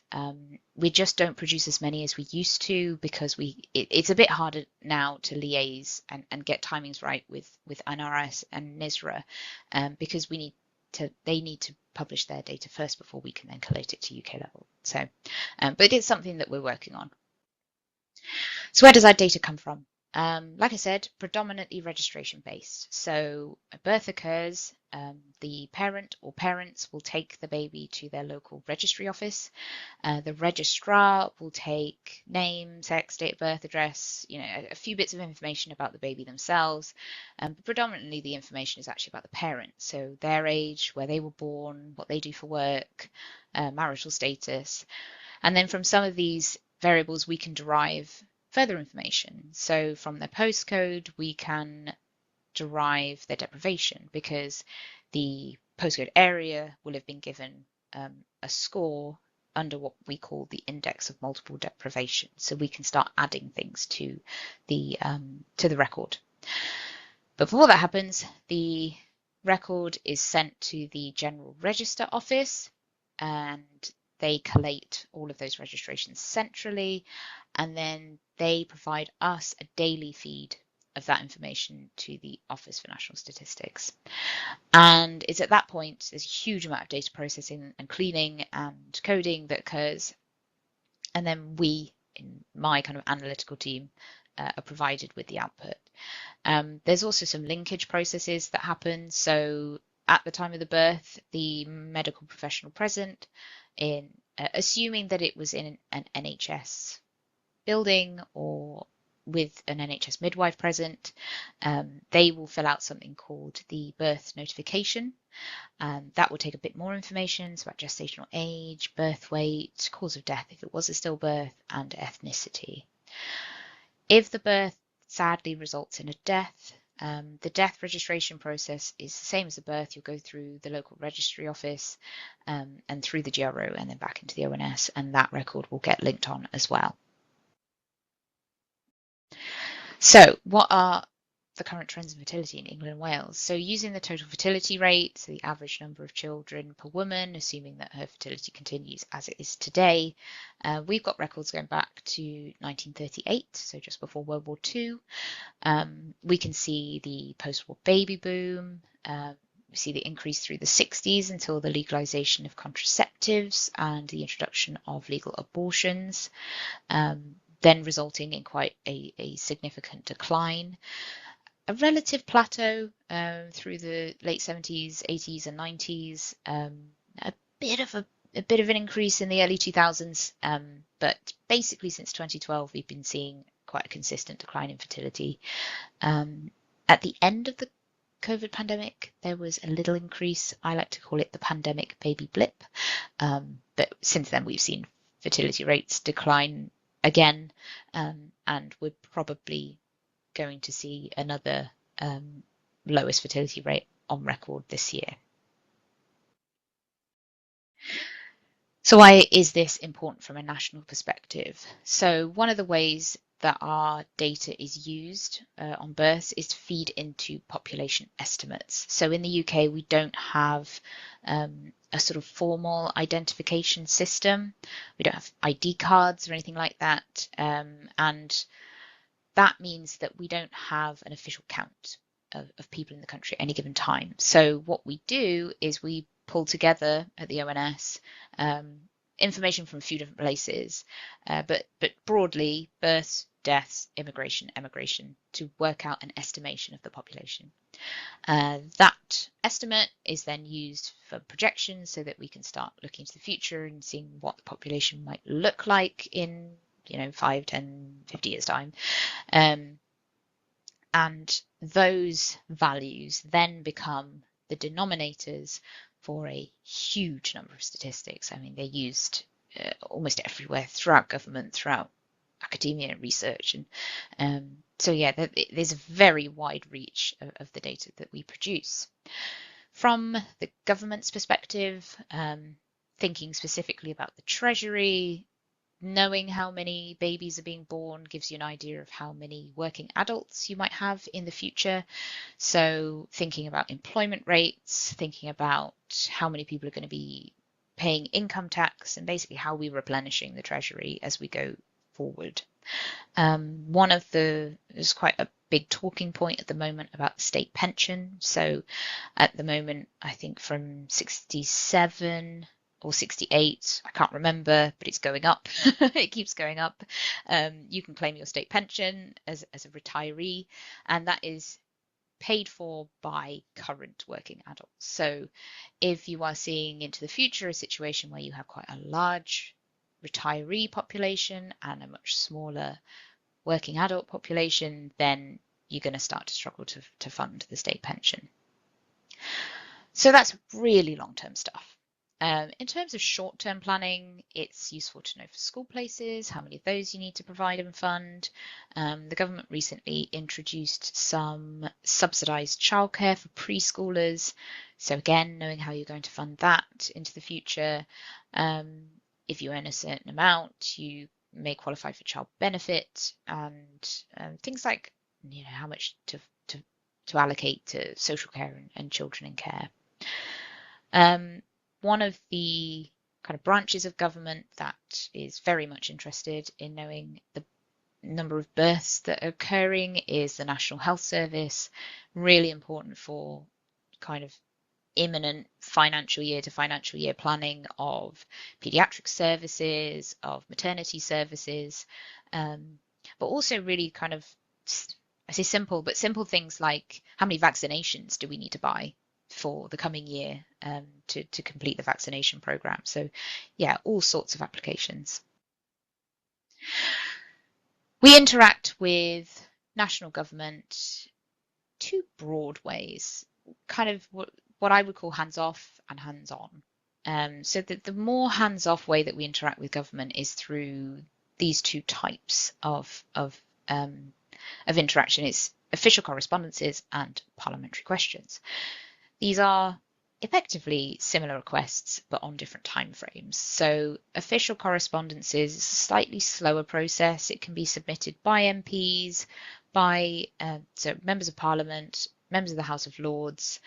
Their staff members can contact us themselves, and then other devolved administrations as well. So this is a slightly, I don't want to say relaxed, but not as urgent process. So we get 10 working days to read the request, understand if we can do it, pull the data together and get it on its way. Parliamentary questions, a lot quicker. So there are a few different types, but the most common is named day questions. So you'll get the request, you have 1 working day to respond. So that's getting your data in, getting it correct, quality assured, in the right format, response written, and then out the door, signed off by all the various people that need to sign it off. So they can come at any time. They usually somehow manage to know whichever is your busiest day, and they'll pick that day to give you a PQ. a bit of a sixth sense, I feel. But usually you'll get them on a Monday or Tuesday because we have Prime Minister's questions on a Wednesday at noon. So if they're asking a question, they'd like to have data to back up their question in time. We also tend to see quite a bump after summer recess. So when everybody comes back tanned and refreshed from their summer holidays, they then want to get policy work done. So we tend to, in the sort of first couple of weeks of September, you get quite a few more PQs coming through. Everyone's really motivated post-holiday. We also interact with other government departments quite a lot through this process. So if we look at a question, we can't answer it, we don't have that data, we'll send it off to a department we think can, or vice versa. If they can't answer it, they think we can, then we'll take on others. So that's a slightly more hands-off. I say hands-off, it's kind of more like a customer service that we provide to sort of Parliament. The more hands-on is where we have kind of long-term projects that we work together with other government departments on. So we've been working for a couple of years with the Department of Health and Social Care on stillbirth and neonatal mortality. So as you can see from the chart on the left, this is from our Child and Infant Mortality publication that we recently released. In 2017, the government set an ambition to halve the 2010 neonatal mortality and stillbirth rates by 2025. As you can see, as of 2024, it's not looking like it's going to be met. So there's a sense that we as a nation are perhaps not doing as well as we could be. Linked into that, so in tandem, we've had a few different reviews into certain NHS trusts that have been underperforming on neonatal and maternity care. So Donna Ockenden has done quite a number of reviews now. She's a former midwife and healthcare expert. She's done, yeah, she's sort of become the font of all knowledge when it comes to maternity reviews. And that's then led into a much wider investigation called the National Maternity and Neonatal Investigation, led by Baroness Amos, and they produced their interim report February this year. So it's definitely a current and ongoing topic in England and Wales and elsewhere throughout the UK at the moment. It's by no means just England. So where we come in is that they need more timely information. So we'd been producing the information annually. So once a year, we'd produce neonatal and mortality figures and stillbirth figures. It wasn't quick enough. So we've been working with DHSC on their requests. We've already now started producing quarterly births, and we're about to start producing quarterly neonatal deaths. So that should hopefully give us a more rapid response to any particular issues that we see from here on out. Okay, that was national government. So what about local government? As you may have gathered, we over in the UK love a complicated geography. So when I say local authority, that comprises actually 4 different types of area: unitary authorities, metropolitan and non-metropolitan districts, and London boroughs. I'm going to use the term local authority to cover all of those, but it's just to be clear that they are slightly different, but don't ask me why, because I don't know. They don't have a sort of an official way of contacting us in the same way that MPs or Lords might do through our sort of official system. So they'll usually contact us through our shared email inbox. Usually they just want a bit of information in their local area, that maybe a certain breakdown that we haven't done in our publications. We try to include a local authority breakdown in all of our publications, but occasionally we just haven't done it the way that they want to, so we can provide that relatively quickly. But predominantly, I would say their main ask is that they want the information, but they want it at a smaller geography than we provide. So there's a balance here. I get it. I 100% get it. If you are familiar with the city of Birmingham in England, that the city of Birmingham council, that's one local authority. That covers 1.18 million people. So when you're trying to target your resources, but you only get one figure for that entire population, it's not great. So 100% understand that. On the flip side, it's our responsibility that we don't provide information that is disclosive. So if we start breaking down data into smaller and smaller geographies, you are increasing the risk that somebody could identify sensitive information through that. So it's a constant kind of back and forth, but we have a really good relationship with most, with the local authorities that we work with. And essentially, if we can provide that data, we really want to. So one example that we've been working on recently is local authorities have a vested interest in understanding the situation around teenage pregnancy. We at the ONS produce a publication called Conceptions in England and Wales. So conception is defined by us as a legal abortion plus live birth plus stillbirth. This doesn't include illegal abortions, nor does it include miscarriages. I would like it in future to include information on miscarriages, but it's notoriously hard to collect information on that, and that's a bit of a work in progress. By the by, what are we seeing at the moment in England and Wales? So there was a steady decline in teenage pregnancies throughout the sort of last 10, 15 years. But the pandemic, we saw understandably a bit sharper drop in the pandemic, but that has then is starting to kind of recover back to where it was. We're going to see whether it's going to then start going up further. We'll just have to wait for that information. But this kind of stuff is really important for local authorities because they want to be able to plan resources that they provide to teenagers, whether that be through the school curriculum and sex education, or whether that's making sure that certain local organisations are funded to support those teenagers that become pregnant.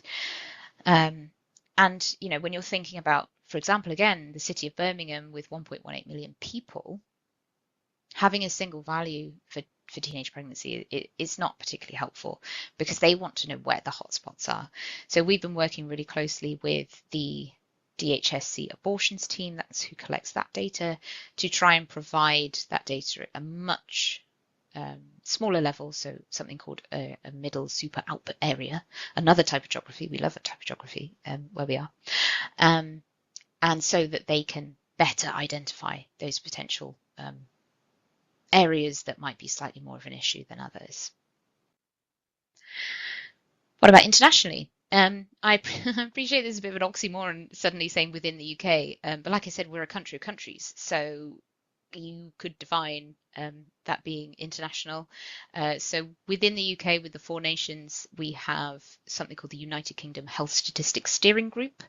That's run by a group called the Analysis Function. It's a group of statisticians across government, all the governments. And the main aim of the UK HSSG is to better harmonise the statistics we're producing. So I mentioned before that we don't always produce as many UK level statistics as we maybe did or should do. So the main aim of that is to try and bring us together and say, where are we differing? How could we publish in a better way so that we can pull that data together? So I chair the Child and Maternal Health Theme Group for that. So I work with NRS and NISRA on those statistics. Within Europe, we work with a group called Europeristat. So they are interested in child and maternal mortality research across Europe. So they have something called the Common Data Model, where they pull in a huge amount of information from a number of different European countries and use that as this incredible resource to perform research on types of causes of neonatal mortality, whether there are certain countries that are doing better, certain countries are doing worse, and we haven't always fed in to that, so that's something that we've revived recently, is feeding back into that model again. And then across the world, so we work with the UN and UNICEF and producing neonatal mortality rates to them, same for the World Health Organization as well. So I appreciate I'm not there for questions, but if you have any, please do send them to me. My email address is on the screen. I'm happy to answer any and all questions about what we do over here at the ONS, and I hope you have an incredible rest of your day, incredible rest of your conference, and it's been a pleasure to speak to you. Thank you very much, and goodbye. Excellent. Well, that's been a wonderful presentation and really great. I'm pleased that Claire provided her email address so we can direct questions to her that way. I can see that we don't have any comments or questions, so I will suggest that we move along quickly now to our next presentation, which is also recorded. This will be a presentation by Dimple Chudasama, who is from the UK Health Security Agency, which is where Helen, the same organisation that Helen works for. So she'll be talking on actually providing an overview of the UK Health Security Security Agency and surveillance. So let's Hi,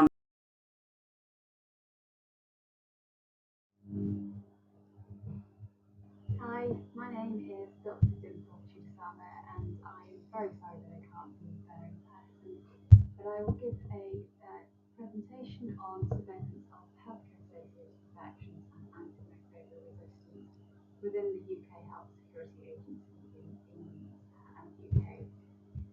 So I've been asked to talk about surveillance in general, but I will focus my talk on healthcare-associated infections and antimicrobial resistance, just because there's a lot to talk about, and this will give me an opportunity to really talk in detail about this particular area. So what I'll cover in this talk is defining what healthcare-associated infections and AMR is, antimicrobial resistance, to really sort of understand why we're interested in looking at the surveillance profile, understanding the purpose of the surveillance that we do, talk about some challenges, particularly in these areas, and then understanding the application and potentially sort of infection control as well. So I'm sure you're all very familiar with nosocomial infections and healthcare-associated infections. So they're both used quite interchangeably, but with nosocomial infections, it's an infection with no evidence that it was present or incubating at the time of hospital admission, whereas a healthcare-associated infection is any infection acquired as a result of treatment in or contact with a health or social care setting. So why do people acquire healthcare-associated infections? Well, there's various factors, including environmental, treatment factors, and patient factors as well. And you'll be aware of situations in terms of the actual setting itself. Within healthcare environments, there's lots of different settings and components of bed, hygiene, infection prevention control, right down to air quality and ventilation, and appropriate infection prevention control. And as much as we control for these, there can always be lapses in that area. In terms of treatment, so individuals will go into a healthcare setting for invasive procedures, which can make them vulnerable to infections, and particular devices include urinary catheters, vascular catheters, and others, which can potentially put you at greater risk of infections. And of course, the patient's individual factors as well. So where we have higher risk individuals, which could comprise of immunocompressed or sort of risk factors, down to age and demographics, but also skin lesions and conditions that may also provide opportunity for infections. So in terms of common healthcare-associated infections, there's various different ones outlined in this presentation on this slide. I won't go into too much detail on those because I have a lot to cover in 20 minutes, but I'm sure you're well aware of some of the key common healthcare-associated infections. Why are they important? Well, they account for a large chunk of infections within the country. We know that overall prevalence of healthcare-associated infections is 7.6%, and that was based on a recent point prevalence survey that was conducted in England in 2023. And obviously that will give rise to morbidity and mortality within individuals, and not to mention also the impact on the healthcare system in terms of increased length of stay. We estimate 5.6 million occupied occupied hospital bed days are added due to healthcare associated infections, but also the cost on the NHS as well, which we know is in the region of 2.1 billion in 2016-17, and I expect with inflation that will be much higher today. So antimicrobial resistance, I'm sure you're all very aware of the concerns and the work going on around AMR to ensure that we manage the situation. It is one of our top priorities, as it is with WHO, the World Health Organization. It's a global challenge that we all face.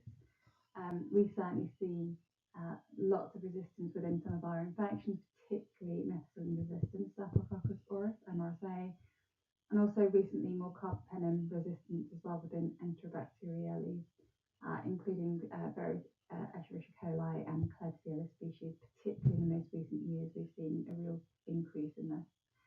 We've also had a recent outbreak of Candida auris within healthcare settings in the last 2 years, which has also stemmed and generated a lot of work and concern in this area. And of course, other viruses such as HIV and influenza, and also parasites as well. So what are the main drivers of antimicrobial resistance? And again, I'm sure you will know, but inappropriate use of antimicrobial medications within humans. We know that there is, we all are prescribed antibiotics. We know that there are guidance and recommendations, but we know that with human factor that those aren't always followed. And obviously, it's not just humans who will take antimicrobials. There is also animals, and so potential usage across all of those factors, including plants. And so One Health approach is really important, but this circular use of antimicrobial medications is particularly important, and they fuel and interlink and fuel the antimicrobial resistance concerns that we see today.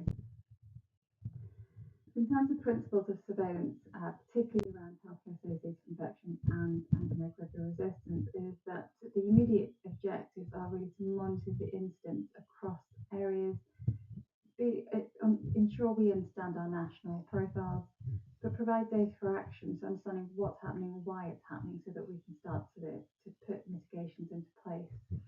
And providing an evidence base for policymakers. We work very collectively across multiple stakeholders, which will vary from country to country, but we work very closely with our National Health Service stakeholders and partners, as well as Department for Health and Social Care, which are all government arm's length bodies. And essentially also identifying areas for research. So surveillance can tell us so much, but we do also need to dig deeper into understanding more about what's happening and why we're seeing what's happening.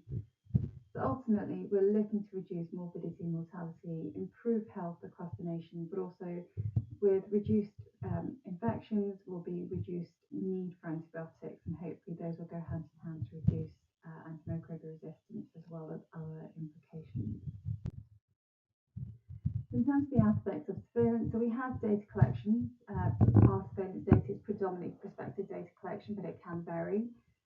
So there are notifiable infections where by law all healthcare services and laboratories are expected to submit data. That applies mostly to the public sector, is applicable to the private sector as well, but there are some variations. There's then comprehensive data analysis of the data that we then collect, and then interpretation of results and dissemination of findings. So really important that we publicise our data, and we do have public forums where we do publish regularly the data. And it's an ongoing systematic process where we continue to liaise directly with all of our stakeholders to understand why we are doing what we do.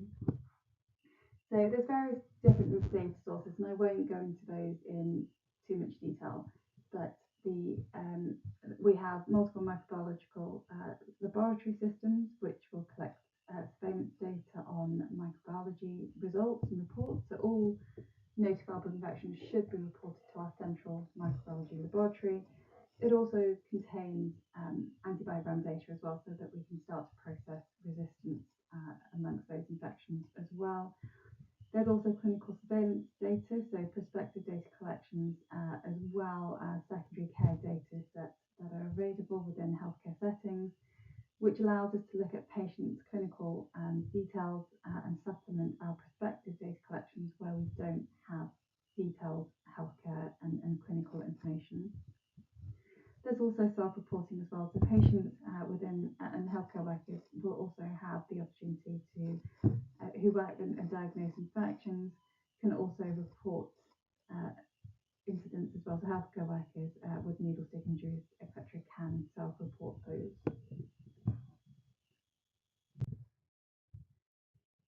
In terms of surveillance systems, so we have various different surveillance systems, and as I said, this is very focused on healthcare-associated infections and antimicrobial resistance, but there are various different areas which will have their own systems. So across the UK Health Security Agency, we also look at various other high-profile notifiable infections. Just to name a few, TB, hepatitis, sexually transmitted infections, influenza, respiratory infections. So there's various other infections as well. I just wanted to make sure that that was clear, that this is quite focused on a particular area. So in terms of routine laboratory reporting, I've mentioned our laboratory data sets. There's also MOLIS, which is more of a reference laboratory data set. So where we have more complicated infections, these are predominantly processed and diagnosed at our reference laboratories, which then feed into a system called MOLIS. And for antimicrobial resistance, there's various different systems which collect mandatory healthcare-associated infections. So you can see the list of those there. And there's also voluntary infection data collection as well. So for intensive care units, we also collect bloodstream infections. So that's across the board. And there's also surgical site infections as well, which again is a voluntary system, but there is mandation of certain quarterly data as well, just so that we have good progressive events data in this area. There's also COVID-19, just to very briefly touch on. So this was set up during the pandemic, and the SIREN, which stands for SARS-CoV-2 Immunity and Reinfection Evaluation Team. So it's a big study team which works very closely with healthcare workers. It's ongoing and will continue to run and have published lots of papers on the work that they have done.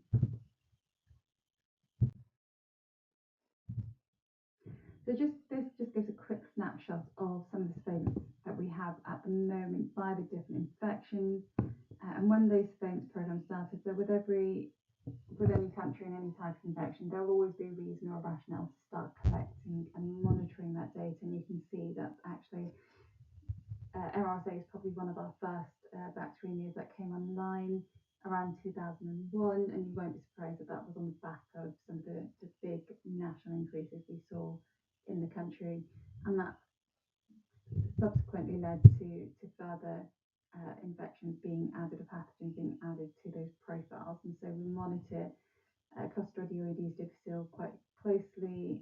Escherichia coli is particularly problematic gram-negative bloodstream infection that we deal with. Subsequently, within the gram-negatives, we've added on Klebsiella species and Pseudomonas aeruginosa as well. Surgical site infections have been running since 2004, and you can see various other infections as well.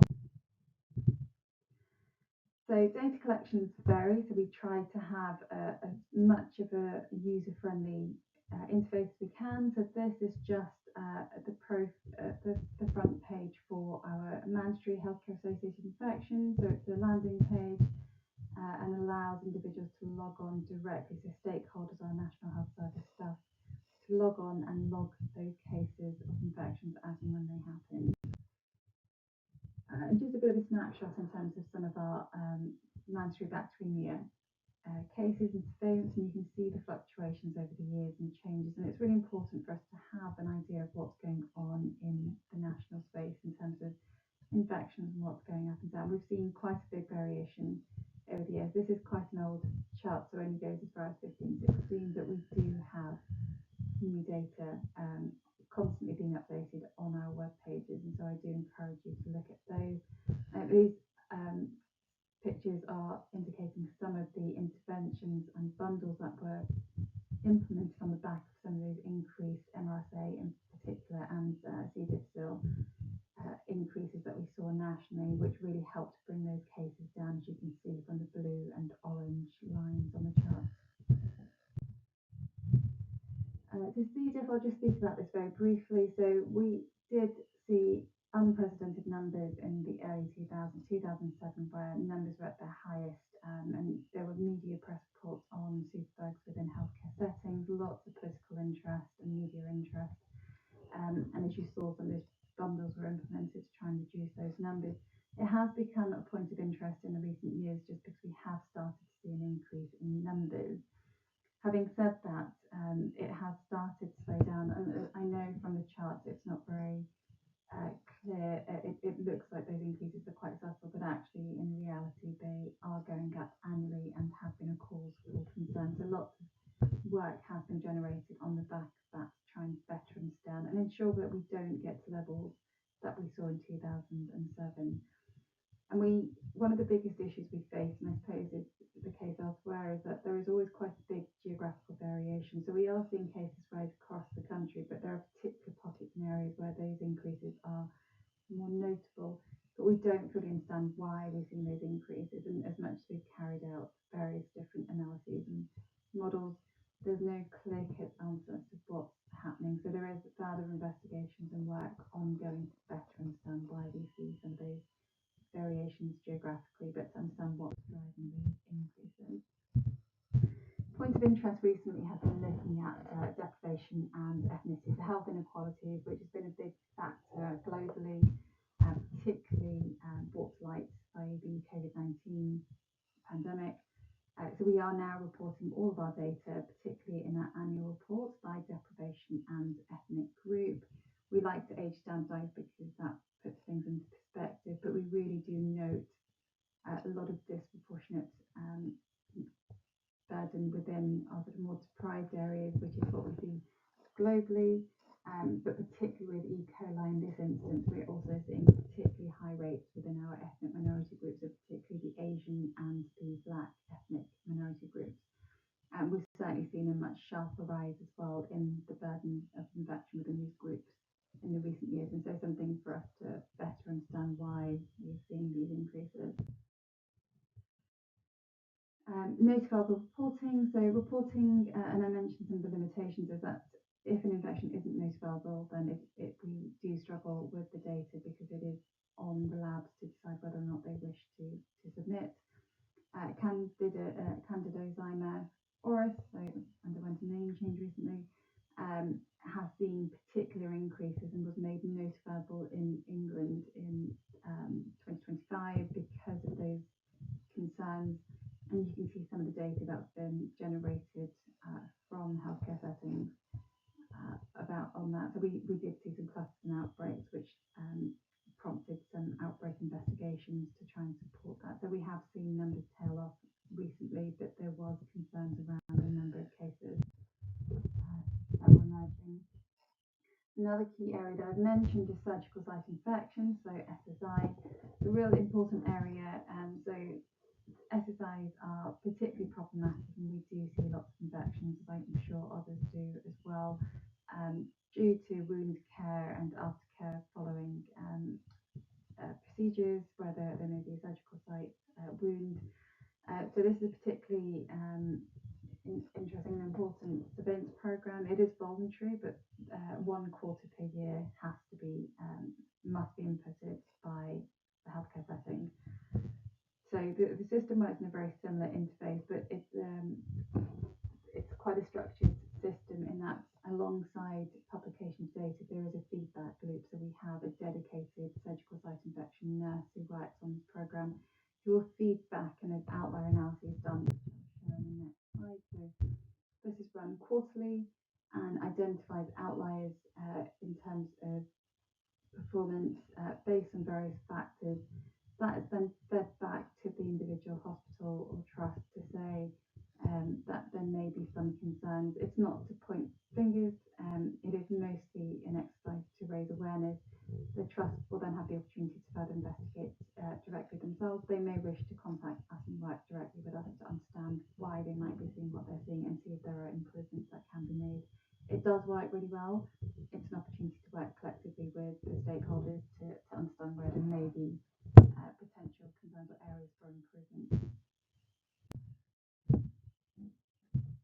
So in terms of interpretation, there's differential reporting, different types of operations and true differences within the data that we see, but there are various control measures that are added in order to be able to standardize our processes and feed back to the hospital. And so it is a sort of well-oiled machine within the surgical site infection, which has been running for several years now. Okay, and then in terms of AMR surveillance, and I'll go through this quickly because I'm conscious of time, is that there is a report, which is the English Surveillance Programme for Antimicrobial Resistance, Utilisation and Resistance, SPAR report. It's a very comprehensive report, covers infections, AMR usage, but also stewardship as well. So I do urge you to review that and have a look. There's some really interesting infographic statistics on data and how that varies. We'd like to do time trends to look at how data varies over time, particularly taking into consideration the COVID-19 pandemic and the impact of that. We do notice a lot of geographical variation, and so we are quite keen to look at that. We are a small island nation, so it's sometimes easier than it might be for other countries, but we do notice variations in profiles across the country, as I mentioned, with our infections as well. Prescribing and consumption is also a key factor that we look at as well. So prescribing is actually down still from 2019 and 2024, but it is gradually creeping up and has been since 2022, which marked to some extent the end of the COVID-19 pandemic. And again, some more figures on consumption within the UK and the sort of general breakdown of those coming from general practice and healthcare settings. But most of our prescriptions and antimicrobial consumption does tend to be within from general practice. So there's various factors for consumption in England. We use the AWARE category, which is the access, watch and reserve categories, which I expect may be utilised across other countries as well. And this is, again, just some more statistics on the usage across those different categories as well. In terms of public feedback, so I mentioned it's really important that we feed back to our stakeholders. So we have public facing dashboards for the data that we produce, as well as a fingertips profile page. So that fingertips is just come up here. So it's quite a nice way of looking at the data. It breaks things down by national data, but also by local authorities, various different regional breakdowns to quite a low level, so that individuals can compare themselves against other settings, as well as healthcare institutions directly themselves. And there's various other demographic breakdowns as well within particular reports. So there's ample information in the public domain. And very briefly on the UK 5-year National Action Plan on antimicrobial resistance. Within England, there is there is a 5-year action plan, and really looks to see how we can support reducing antimicrobial resistance, and that involves reduction of infections and consumption of antibiotics and sort of close monitoring by resistant infections. I think very lastly, just talking about One Health. And so, as I mentioned, antibiotics and microbials are consumed by humans, animals and plants. And so it's really important for us to look across the board at all of those factors and combine those to see where we can learn, because I think that is the best way and the only way that we're going to tackle these issues. And so there is work ongoing with multiple different stakeholders and partners to better understand what needs to happen, where it happens. We do have organisation setups. We have our APHA, Animal, Plant and Health Authorities, DEFRA, environmental organisations, and so we are working much more closely with these groups to really better understand where improvements can be made, or where we need to think about One Health and sort of how we can make improvements in all of these areas. And that's Great. Thanks so much, everyone. That was a really interesting report. Great to see it finishing on the One Health approach, so important for antimicrobial resistance, as well as hearing a bit more about UK Health Security Agency's approach to surveillance of healthcare associated infections. Without further ado, I can see there are no questions, so I'm going to progress on here. I'm delighted to introduce Richard Hamblin to you. He's ideally placed to respond to Sam's excellent talk about spuddling, given his long-standing role in the Health Quality Safety Commission as their Director of Health Quality Intelligence, and recent move to Te Whatu Ora as the Chief Health Insights Officer. Over to you, Richard. Thank you so much, Vanessa. I hope you can all hear me okay. Just put something in the chat. Okay, that's wonderful. Good. What I'm going to do, it's a great privilege and honor to be able to respond to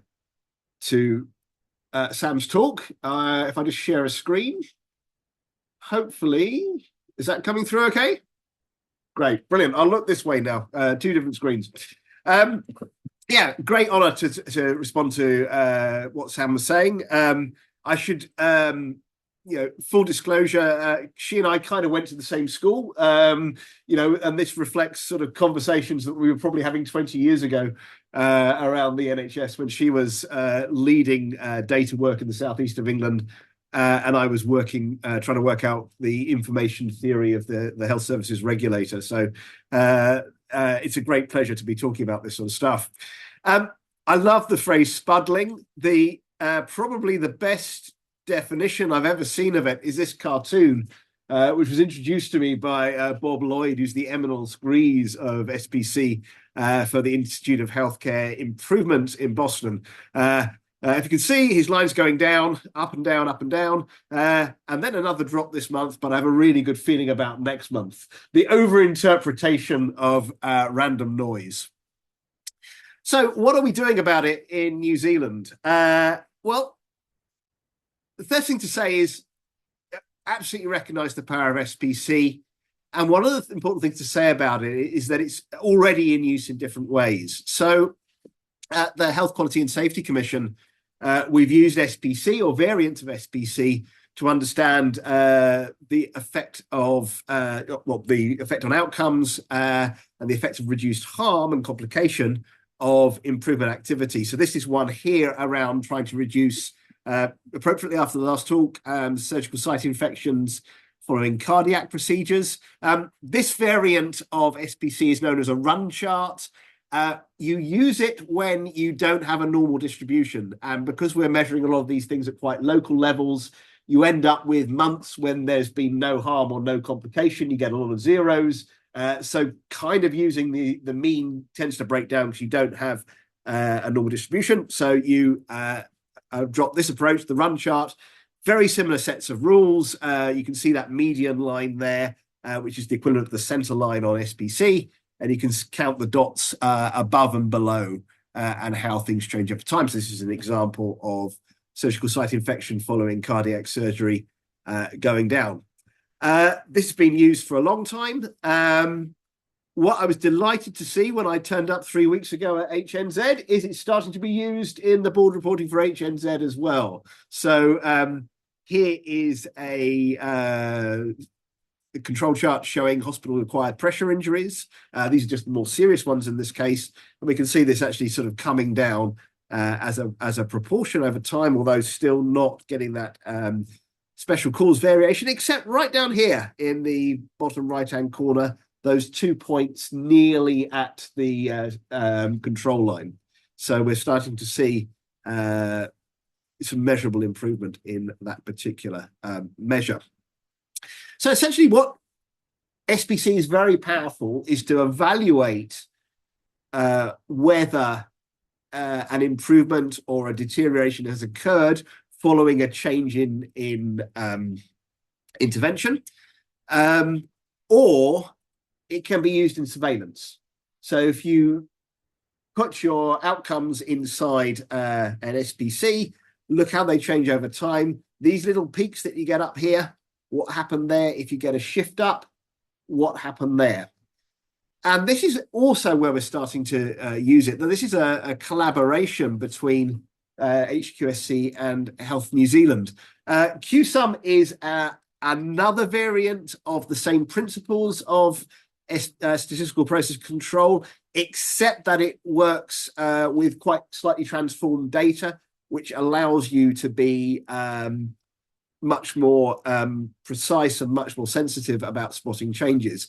So the work of what was previously the Perioperative Mortality Review Committee has sort of transformed itself into a prospective review of mortality in different parts of the country post-operatively, and set itself inside Health New Zealand as part of the routine clinical governance of surgery.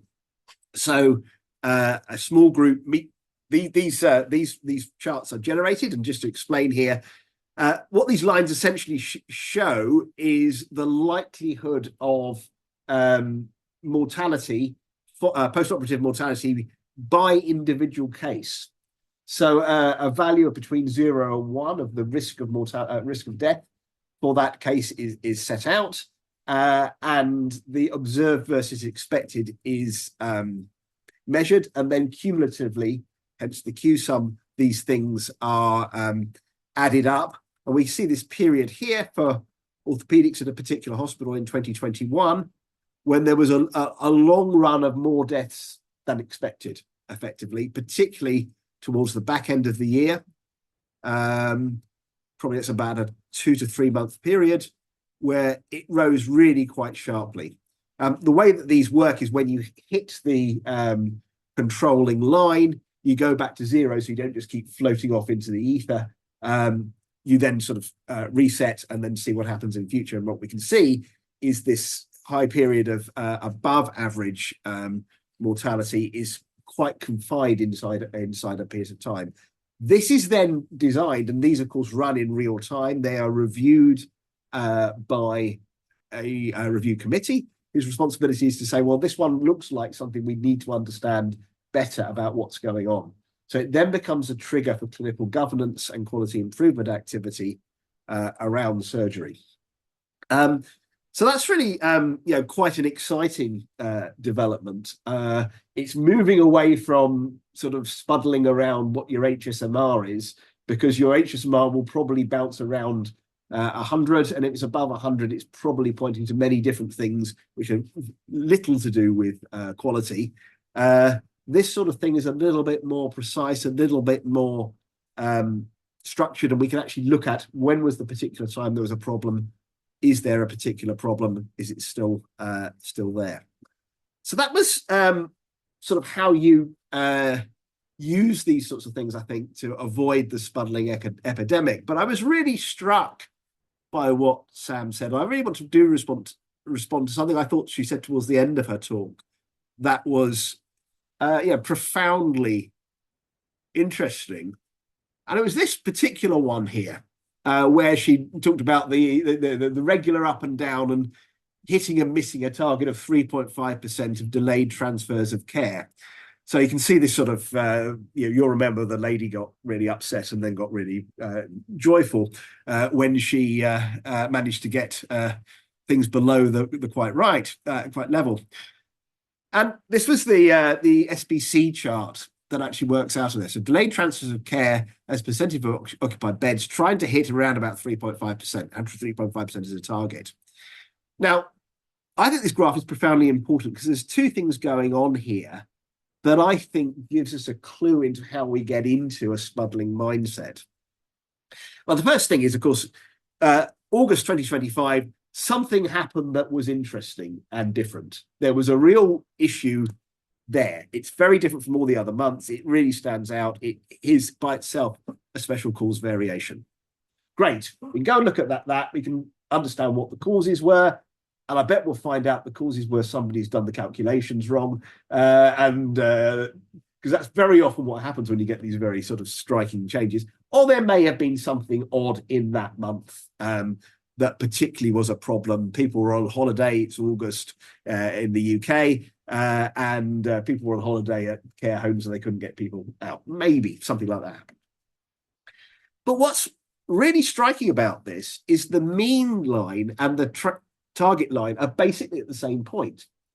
So what that tells to me, thinking back that SBC was really originally designed to think about the operating of systems, is this place has built a system which is designed over a long period to get about 4.5% of their people delayed.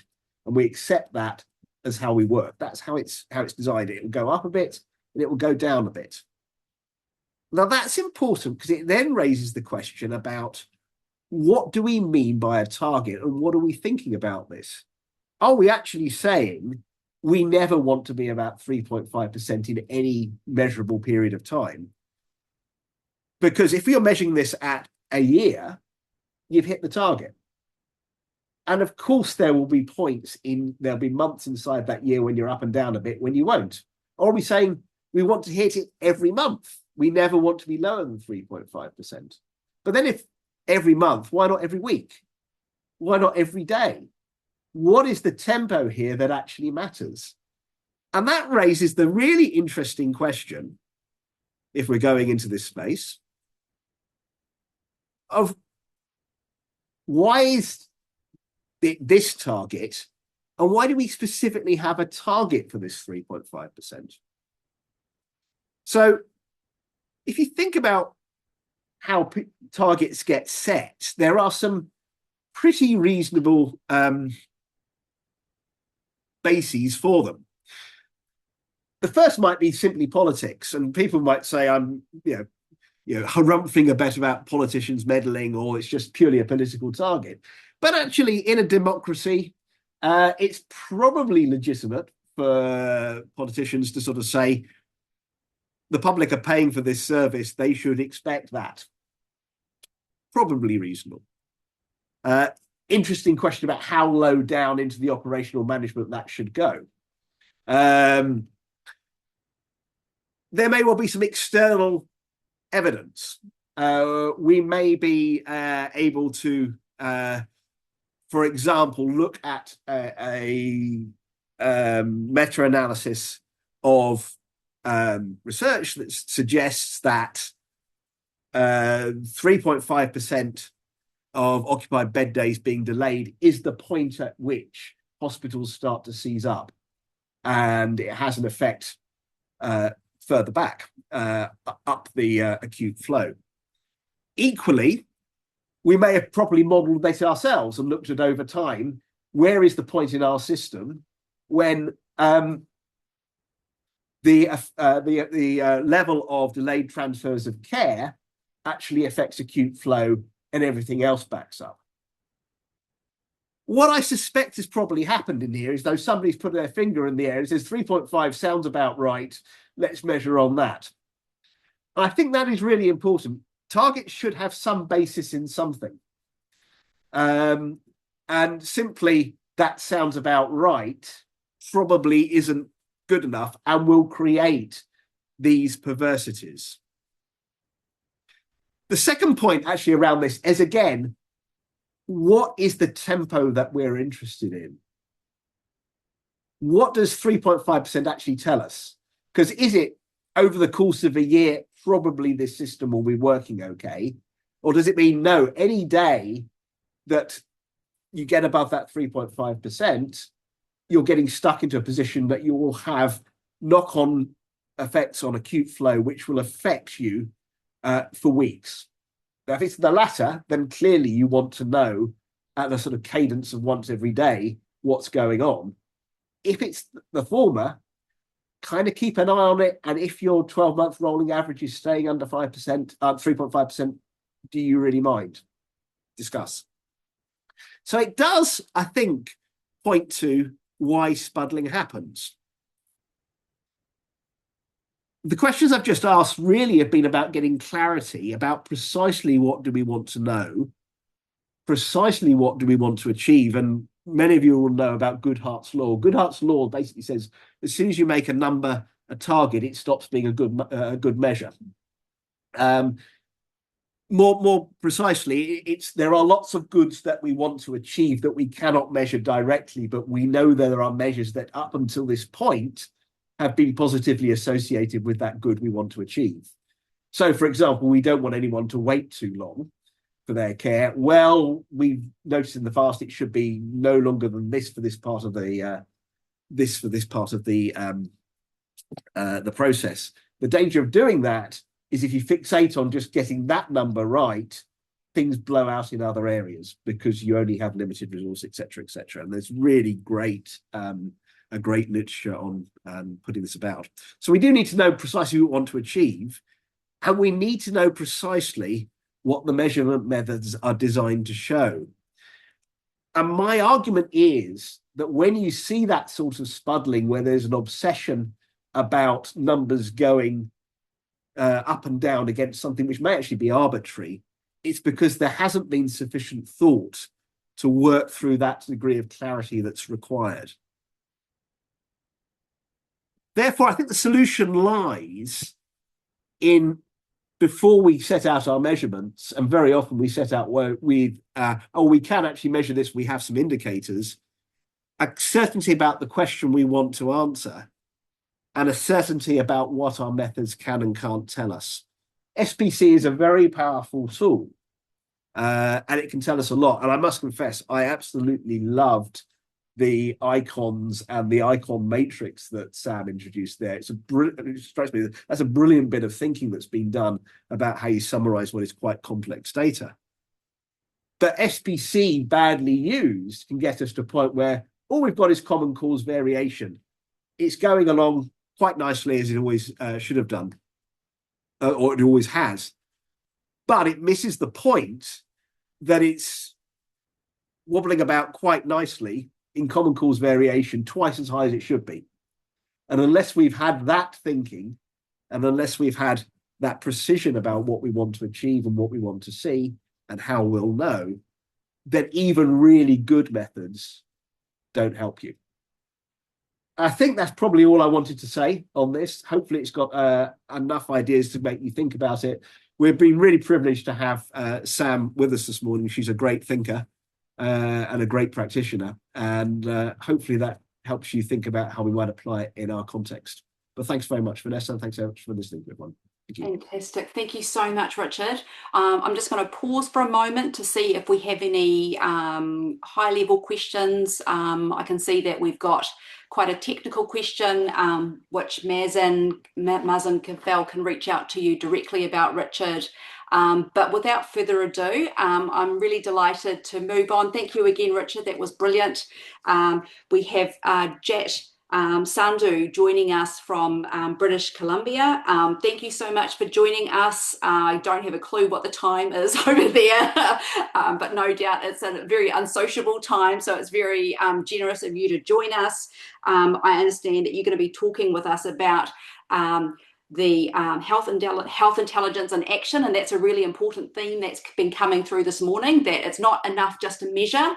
We need to actually work out how we can measure, create intelligence that leads to action, so that we can actually make a difference out there for our patients and community. So I'm really excited to hear about your talk around building a learning preparedness-oriented public health system. Over to you, Jack. Hey, thank you, and good morning to all of you in New Zealand. It's afternoon here in Vancouver. It's 4:35 p.m., so not too bad at all. So glad to be joining you here. I'm going to try to just pull up my slides. Can I just get a thumbs up to indicate my sound is coming through okay? Yeah, all right, great, thank you. I'll just pull up my slide deck. And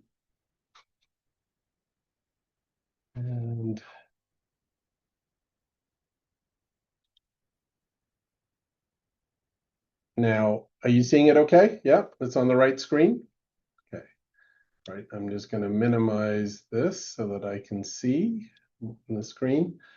So, morning everyone, Jat Sandhu here. I am an epidemiologist by training and have the privilege of serving as the Chief Strategy Officer at the British Columbia Centre for Disease Control.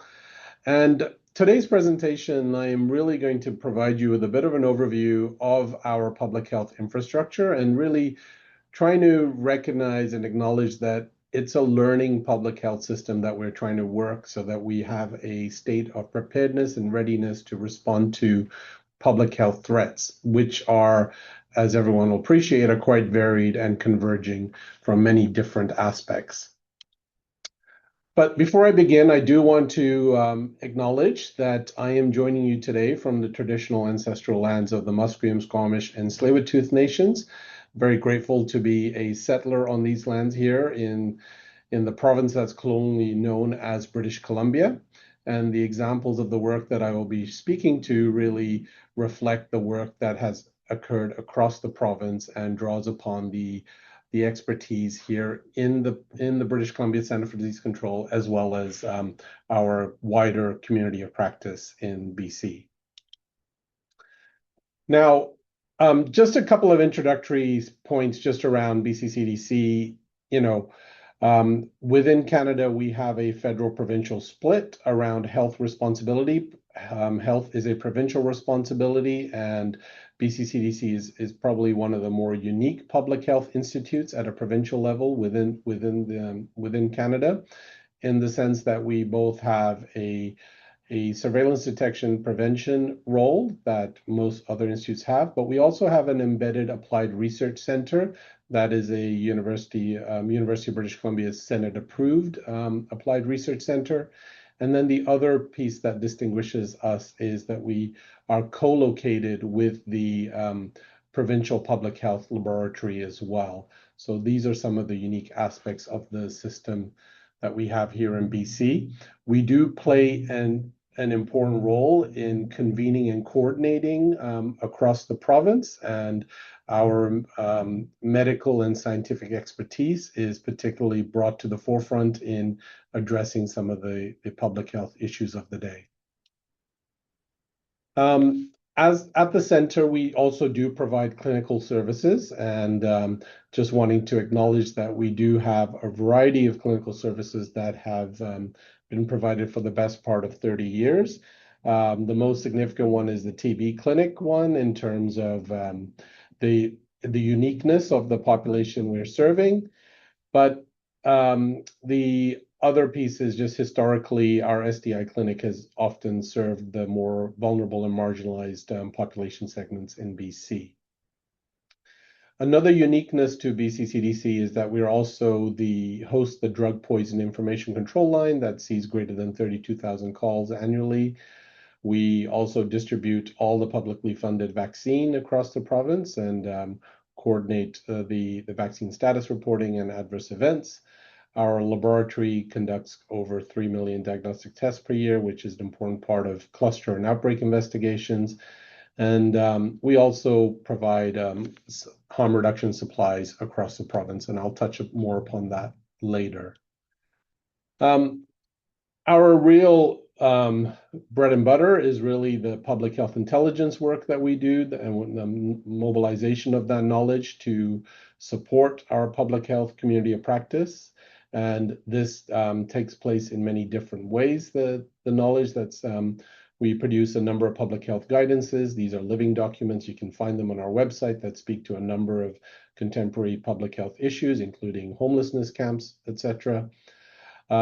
We have a lot of routine surveillance reporting, that some of which is mandatory, that gets reported up to the federal level as well. And these are also largely available on our website if you're interested to look at. Now I'm just going to take some time to move on to some of the examples of the BC CDC's work in action and responding to population health needs. Now, as many people are familiar with, the opioid drug crisis that is enveloped many jurisdictions around the globe. In BC in particular, we've had a public health emergency declared since April 2016. It's been 10 years since this emergency has been declared, and in fact, it's actually got worse. This is really driven by the highly potent synthetic opioids in a really unpredictable drug market. We did see prior to the pandemic some optimism for a decline from when the outbreak, the emergency was first declared. But since the pandemic, we've seen a rapid increase, and that's really driven by an influx of illicit drug toxicity that in our current supply. And that's why our role in providing harm reduction supplies is really important in kind of trying to drive that overdose death count down. Now, we do play an important role in convening the response across the province and providing the guidance, in addition to the surveillance and research that has happened to really engage our people with lived experience and use that to inform the public health guidance that's issued, as well as designing some of the harm reduction programs. Where do we put our supplies? Where do we need overdose prevention sites in the province as well? And this is an ongoing emergency, a very complicated emergency, and there is definitely a disproportionate impact of these overdose deaths on our Indigenous population. In terms of the take-home naloxone, really this program is a Made in BC CDC program that started just 2 years before the actual declaration of the public health emergency. And we have had to grow this in-house to secure and source the kits. And we actually have a bit of an assembly line in our pharmacy downstairs to produce these kits that get shipped to over 2,400 sites across the province. Based off some modeling work that's been done, we estimate that roughly 37,000 overdose deaths have been prevented by the provision of these take-home naloxone kits across the province. And it's certainly an area that the demand just seems to keep going up and up every year. In terms of some of the publications that have come out that have really shaped the public health guidance in trying to address this crisis, this work has really been of an international standard, and we certainly are pretty much a living microcosm for some of the issues with the fentanyl drug crisis that many jurisdictions are seeing. Now, one of the things that we are starting to pilot is a nasal naloxone kit distribution. What we've typically provided is intramuscular naloxone. However, I think when we are dealing with very cold climates where people who may be overdosing are in several layers, it's far easier to administer nasal naloxone, although the cost difference is at a very significant magnitude. Now, one area I wanted to focus on was really around our COVID-19 response and recovery. And I think there are elements here that that we've been successful in that have been really down to the fact that we've have our public health laboratory sitting alongside the rest of our public health functions, as well as having that applied research component, because many of the strengths that we were able to bring to bear during the response really came out of some of that applied research infrastructure that we had created. So if, for example, the rapid test development, the creation of BC's first COVID-19 PCR test within weeks of the virus emergence, was really down to our genomic sequencing work that had already been started in our research lab. In terms of our data analytics portfolio, we had worked to establish a real-time integrated data platform that's now used for a variety of monitoring purposes. And that also led to North America's first integrated respiratory virus dashboard that tried to put COVID in context of other respiratory virus activity. Again, through our research lab, we were able to establish wastewater monitoring to cover 65% of BC's population. And this was really a great early warning signal of what the community transmission was going to be like and how we could actually use that to forecast potential impact on hospital admissions and bed days and when we would need surge capacity. So that's certainly something that we are continuing to use to triangulate during the seasonal respiratory season around surge activity in hospital. Another piece that was really leveraging our existing infrastructure was vaccine effectiveness. And actually, before I go to vaccine effectiveness, as many of you will recall, when the COVID vaccine first came out, there was fairly limited supply. And it was actually work that was done from here. We are the home to the Canadian Sentinel Physician Surveillance Network that does annual vaccine effectiveness for influenza, but also started doing it for COVID. And it was during that, it was actually from this center here that the work was done to identify that a one-dose COVID vaccine provided greater than 90% effectiveness protection. And it allowed us to space out the interval between doses and make sure that we could actually vaccinate a larger proportion of the population. I think, and then finally, I think one of the things that really helped to shape some of the policy and decision making was that we actually conducted probably the largest public health survey conducted in Canada. We had over 400,000 responses to the first round, and we did subsequently 2 more rounds with probably a cohort of around 80 to 90,000 people that did all 3 rounds. And this was instrumental in shaping some of the work around school openings, as well as return to post-secondary education in person, as well as other work that shaped municipal level decision-making that currently is still an important source of information. Another area that BC is particularly working on is around our avian influenza preparedness and response. And you may not be familiar, but BC is a hotspot for avian influenza in the Fraser Valley because we have a very large poultry farm concentration.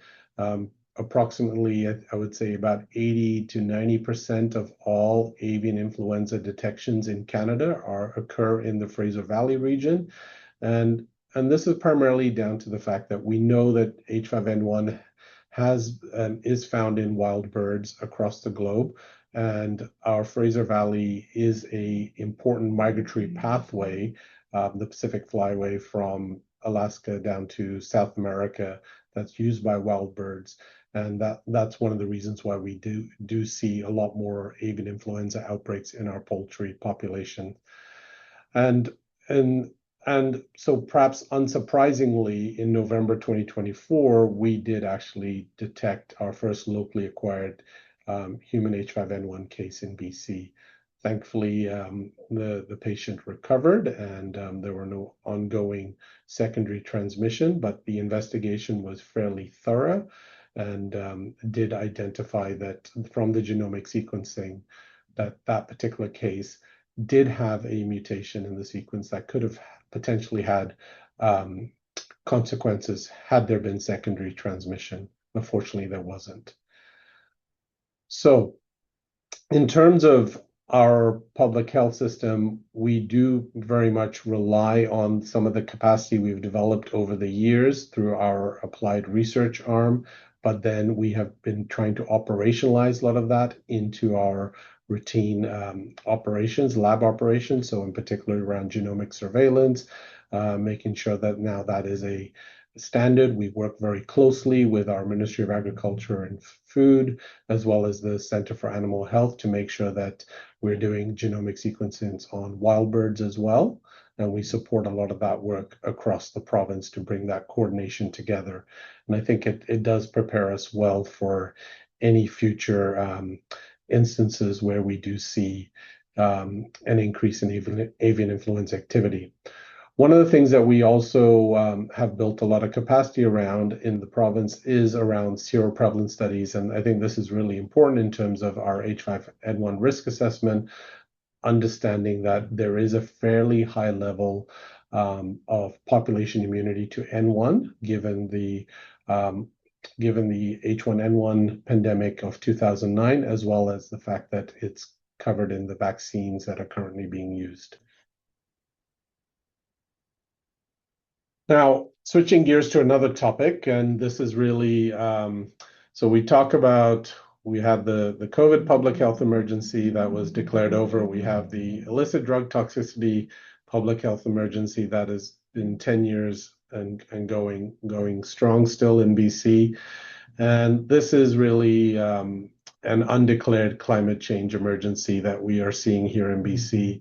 And I think this visual down below really speaks to how we're seeing an increasing kind of occurrence of both extreme heat and wildfire smoke happening at the same time. And this has really changed the experience of summers here in BC.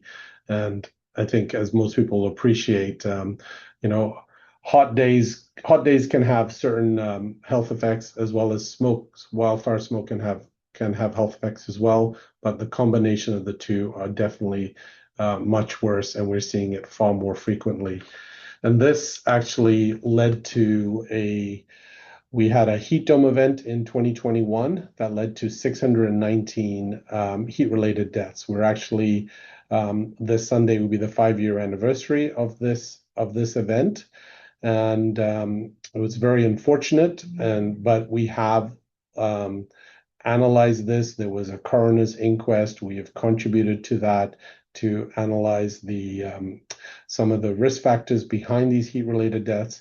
And I think one thing to recognize is that many of these deaths were among seniors, and in particular, seniors who had been frightened by the COVID pandemic in being largely isolated at home. And I think the recognition that we measure outdoor temperatures very well, but we don't measure indoor temperatures. And it was really that risk of indoor overheating that was the hazard in causing these deaths. I think for certain population segments with underlying mental health conditions, as well as on certain types of drugs, there was also an increased risk as well. In fact, I would say most of these deaths occurred in a largely urban corridor of high-rise concrete buildings. What that led to was a complete revamping of our heat alert and response system in 2022. We've had the provincial government also offer free air conditioner program for low-income, high-need homes. So approximately 35,000 have been provided since 2023. I think there's been significant changes in the building codes to require one cooling room in every home since 2025. And more recently, in the past month or so, we actually had one of our municipalities change their local bylaws to require one cool room in rental housing, and also adopt a maximum temperature that's allowable in certain types of buildings. And that work has really come about based on some of the evidence that's been generated from this analysis, but also additional work that we started as a result of the heat dome, having access to a very large population cohort that took part in the SPEAK surveys that I mentioned previously. We actually recruited households to take part in an indoor temperature network, SITNet. And this has been now running since 2024 with continued expansion of sites across the province. And most of these sites have been in the Greater Vancouver and Victoria area, which saw 78% of the deaths. And what these sensors allow us to do, these are cellular connected, is actually measure in real time on a constant basis what is the indoor temperature, what is the PM2.5 air quality, and what is the humidity. And we're looking to add other parameters over time, depending on the available technology. And I think this graphic is really speaking to the past weekend, where we did have a bit of a heat warning issued. However, it did not materialize to the same extent as forecasted. So this is a particular a household in Burnaby here in the Metro Vancouver area that, as you can see from the top graph there, was showing an upward trend in the temperature. And I think one of the things around indoor temperatures is that it doesn't dissipate as quickly, and many of the deaths that happened during the heat dome were a result of indoor temperatures staying high up until 3-4 a.m. in the morning. And finally, I'm going to just finish off on this FIFA World Cup as a mass gathering event. I think all of you are familiar with the fact that this event taking place, and for those of you, for the Kiwis, you will probably be aware that New Zealand played here on Sunday and will be playing here again on Friday. In terms of our mass gathering approach, we have significant experience from our time as the 2010 Winter Olympics host, and I think I was the lead of that surveillance back in 2010, and my challenge to the team was to take it to the next level. And I think what I'm going to share with you is it's pretty much a work in progress, but I think what we're trying to do is recognize the unique public health risks that mass gathering provide. And an important part of mass gathering surveillance is the ability to say that you have your fingers on the pulse and nothing is going on. And given the huge investments made into the data infrastructure, I think we have a lot more real-time integrated data systems that we can use. And I wanted to make sure that we move away from siloed dashboards to more of an integrated threat intelligence dashboard. And that's the work that was started last year and is now currently in operation for this World Cup.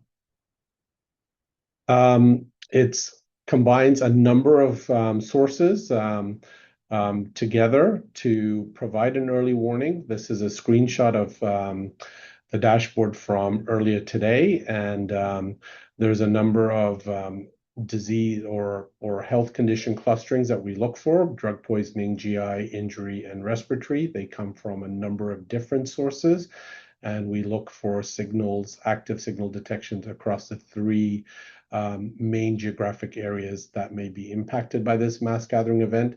Vancouver Coastal is the hosting health jurisdiction, but Fraser is the large neighboring one, and Island is also seeing a lot of traffic from the Seattle venue as well. Now, that's the active signals that's based off our traditional detection algorithms, but what we've also built into it is a machine learning based deviation index that's actually assessing at many different levels, geospatial levels, as well as indicator levels, whether what we're seeing is characteristic of what we've seen before. And I think this is a real strength of the fact that we do have an integrated data. We now have the technological sophistication that we can start doing this work differently. And our intention is to add to this over time and scale it up for a number of other uses. The other thing you'll note on this screenshot is we also document what events are going on. And as you can see, Canada is playing here in Vancouver tomorrow against Switzerland. So we will be keeping an eye on that as well.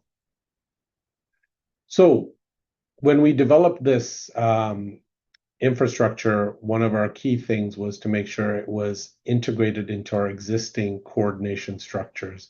So what that means is that it's not being done in isolation of decision makers. So we do have a daily call with decision makers where this information is fed in together with other emerging information that may come from various contacts who are on the ground. And our access controls right now is limited to certain public health and emergency sector partners, first responder partners. And the workflow that we have embeds it into our EOC operation, so that way that it's appropriate level of assessment before any action is taken place. And after FIFA, we're looking to continue to scale it for other health risks that happen. I mean, Vancouver, as an example, does see the scale of an event like a World Cup on somewhat a regular basis, because we do have two venues in downtown Vancouver, one for our MLS soccer team, but the other one for our NHL hockey team as well. So you can have weekends where both stadiums are full. Now, another strength of what we're trying to do is build our cross-jurisdictional intelligence sharing. So we're on the west coast of Canada, and we actually share a lot of health intelligence with our colleagues down south, so from California, Oregon, Washington State. We do actually probably have stronger connections with them up and down the coast than we do have across east to Ottawa, our capital, or Toronto Public Health. So, and I think this is some of the investments we're making so that we have a constant state of readiness to support the emerging threats. And, you know, I think the technical sophistication is going to keep pushing us down this path, but I think our ability to sift through the noise and make sure that the intelligence is actionable is one key area. And then the other piece is making sure that we have that cross-jurisdictional collaboration where we can share this information, because a lot of the threats that we see and some of the contact tracing work we do is actually cross-jurisdictional. And then finally, I think the other exciting piece is with the technology sophistication is the ability to have a bit more participatory intelligence from households. And I think the SITNet is an example of that. And we've certainly conducted other household level work where we provide them with, for example, doing serology, dry blood spots to assess community level immunity and whether we see any differences in potential immunity and transmission dynamics within households. So I'm going to leave it at that, and I'm happy to take any questions. I realize there's a lot here, but happy to have any follow-up. There is a lot more detail behind every single one of these slides, so feel free to reach out and contact me, but I'll stop for now. Thank you so much, Jat. There's so much, there's so much there. And it was just wonderful how you illustrated the strength of your public health system there in terms of the integration of the service from clinical right through to the integrated health intelligence and also informed by communities. It was excellent. In the interest of time, though, much as I would love to field some questions, including many of my own, I am going to have to pass over to our next speaker. But thank you so much, Jat. Really, really appreciate your presentation and sharing your work. Now we have Tomás León, who is also from North America, dialing in from California. Tomás is the Decision Intelligence Chief of the California Department of Public Health. Kia ora, Tomás. Thank you so much for joining us, and I'm really delighted to have you here. I will hand over you to talk about models and how they may or may not influence public health decision making. Great, thank you. Slides are coming up. Can you hear me and see my slides? Yes, thumbs up, great. So I'll get started. Again, thanks for the invitation to join today. My name is Tomás León. I'm our Decision Intelligence Chief at the California Department of Public Health. And I'll say a bit more about how we got there by grounding the beginning of my talk of a history of how we became decision intelligence. And a lot of that is around forecasting and infectious disease modeling. So what does or did the CDPH modeling and advanced analytics team do? And so just to ground, CDPH is California Department of Public Health. It's an acronym I'll return to. And to outline a brief history of how we got here, I think we're all familiar that COVID changed a lot about our public health systems and agencies and departments, and California is no exception. And so my team was founded in summer 2020, fairly early in the COVID pandemic. And part of this was around launching something called the COVID Assessment Tool, or CalCAT. And this was a public-facing dashboard that's a model aggregator. So a lot of internal and external academic industry groups, others were publishing our effective estimates, forecast scenario models around COVID. And so we were compiling them into one place to share with the general public and to share with our local health jurisdictions, which in California means our cities and counties that make up the state of California within the United States. The next stop in sort of our history is in winter 2020, when we had our largest ever COVID wave, and we implemented a regional stay-at-home order, which was driven to and tied by ICU capacity modeling. And this was a very direct, specific, known linkage of modeling with policy. I will say it wasn't without its challenges, but it showed the influence that modeling was having at that time on decision-making. to sort of breeze through the rest of our history in 2021, we were doing a lot more internal model development instead of just collecting external models. So we were a health agency doing our own modeling, especially around non-pharmaceutical interventions and vaccination. We then added things like influenza. We worked as part of our Mpox response in California, which I won't have time to touch on. And then as the public health emergency ended in the United States and California, we continued to diversify our infectious disease modeling portfolio. So we've worked on things like West Nile virus and dengue, which are big vector-borne diseases of concern. We also worked on congenital syphilis scenario modeling, which I'll return to in a few minutes. And then in recent years, we've sort of rebranded as decision intelligence and have really taken this interdisciplinary approach internally. We've added health economists to our team. We worked with them to understand costs and linking that up with the disease modeling itself. So two modeling fields brought together. We've also been thinking about decision quality and providing scientific support, sort of in the line of supporting our policymakers and decision makers. And this is just some of our team who's been through many years of this history. CalCAT is our public-facing dashboard. There's the URL that I'd welcome you to visit. I'll show a couple screenshots, but I won't have time to go into all the depth. But as I noted, it's collecting all of these nowcast, forecast, and scenario projections, and we're showing them at the state level, state of California, our regions, which are collections of counties, and then at the county level, 58 in California. We also contribute and interact with CDC, which is US CDC, which is doing this on a federal scale here. This particular dashboard, again, dates to 2020, and we've worked closely with our local health partners and other general public users to add new features to continue to make it usable. And we do our best, and we make all the data openly available through our California Open Data Portal and provide technical documentation around the models. And you are welcome to visit and provide feedback to us. We're always trying to be in a state of continuous improvement. And so here's just a screenshot of the landing page. Again, it's very much driven by COVID-19 influenza and RSV, the big respiratory viruses of concern. And if you click through, you get to subpages. I will note that we are in the process of thinking about adding other parts of our portfolio and making them public, but for now it's very much respiratory disease focused.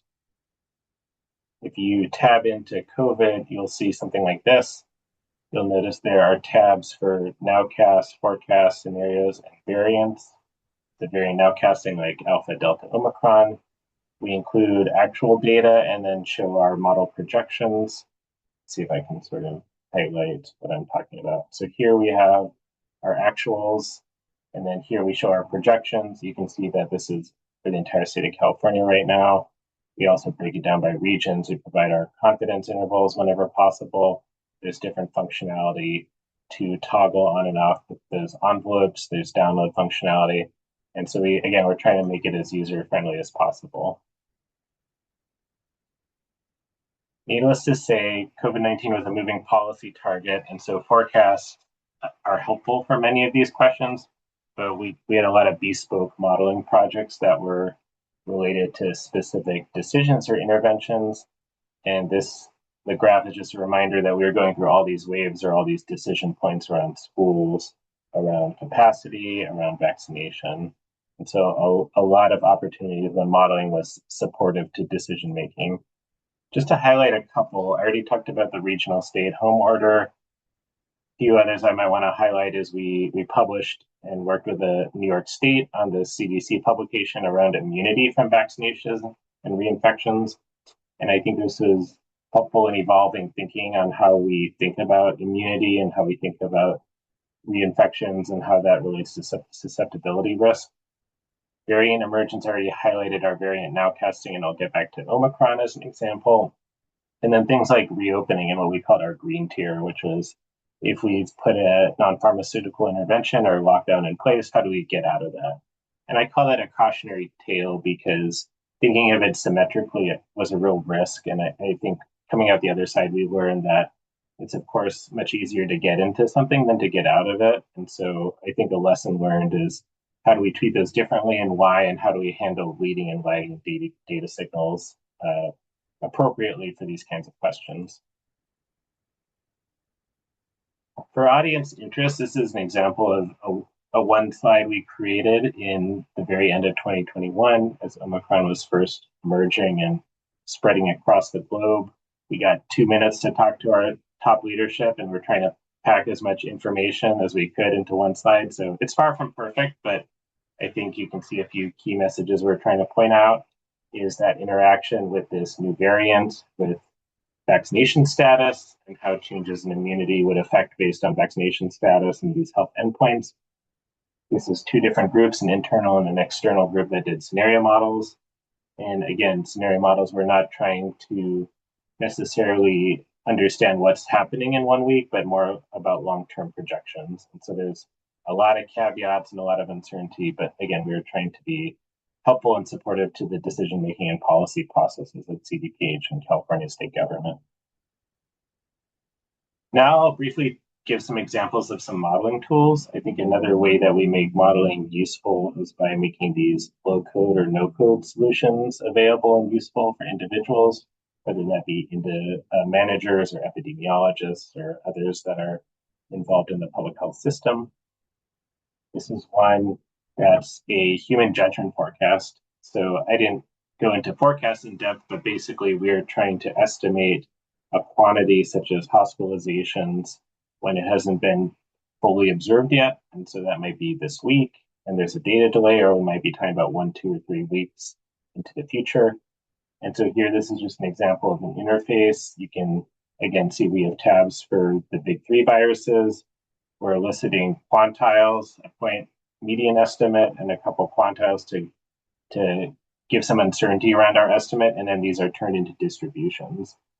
And here we talk with not just people who are trained in modeling or advanced quantitative methods, and we try to pull in their subject matter expertise or their lived experience and knowledge, and put these alongside some of these other technical methods that include machine learning and other approaches. And then we're able to evaluate the forecasts and see if they overperform, if they perform as well, or if they underperform. And then through iterating on this week after week, the human judgment forecasters tend to get better, and they tend to understand how to use this system and how to make better forecasts. We also deal with a lot of outbreaks in public health, cluster visualization, and there's a popular approach called SAT-scan. I won't talk about the technical details here, but looking at spatio-temporal scan statistic modeling. And this was done with Didi Liu on my team. And again, just to brush over it really briefly, we have a way of showing clusters across. This is California as a map. We've broken out some of the zip codes based on whether they're part of a particular cluster or not. This is an open source data set, so it's actually about over under expectation of COVID vaccination rates, but we've done it for Legionella, we've done it for COVID, we've done it for valley fever and other diseases. And we give information to users so that they can best understand how this fits in with historical data. There's different spatial layers and information around things like socioeconomic status, racial and ethnic minority status, household characteristics that contextualize these clusters that have been detected. And then next to the map, we have a table with further information. And then our epidemiologists and responders at the state and local level are able to follow up and investigate some of these clusters and see if they represent true outbreaks or not.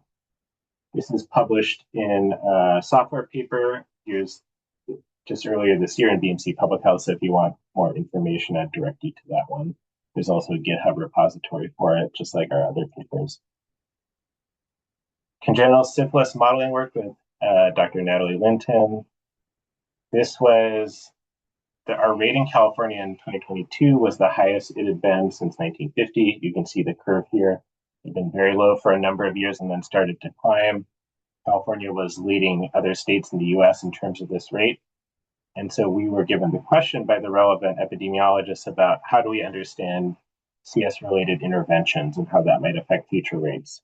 It's of course very preventable if adequate treatment is administered during pregnancy. And so we wanted to use modeling to connect it with some of these interventions and then quantify impact there. And so this is a schematic just pointing out things like post-exposure prophylaxis, increased screening, increased adequate treatment. And then in the modeling framework, we're simulating both transmission and then congenital syphilis outcomes. We're able to make projections under different scenario assumptions and from there quantify the impacts on morbidity, mortality, hospitalization charges and costs, averted and savings from these interventions. There's a preprint on this for more information, but I'll just point out that we focused on adequate treatment for pregnant persons and percent change in female case rates, so upstream impacts on syphilis. And based on real world evidence, we're able to peg that to this heat map and understand where current conditions exist, and if we increase investment in a certain area, where that might push it on this heat map, and what we might expect to be the outcomes related to congenital syphilis. Last more granular topic, and then I'll start to zoom out, is about a topic that we call forecastability. Again, here's the paper in PLOS Comp Bio that if you'd like more details.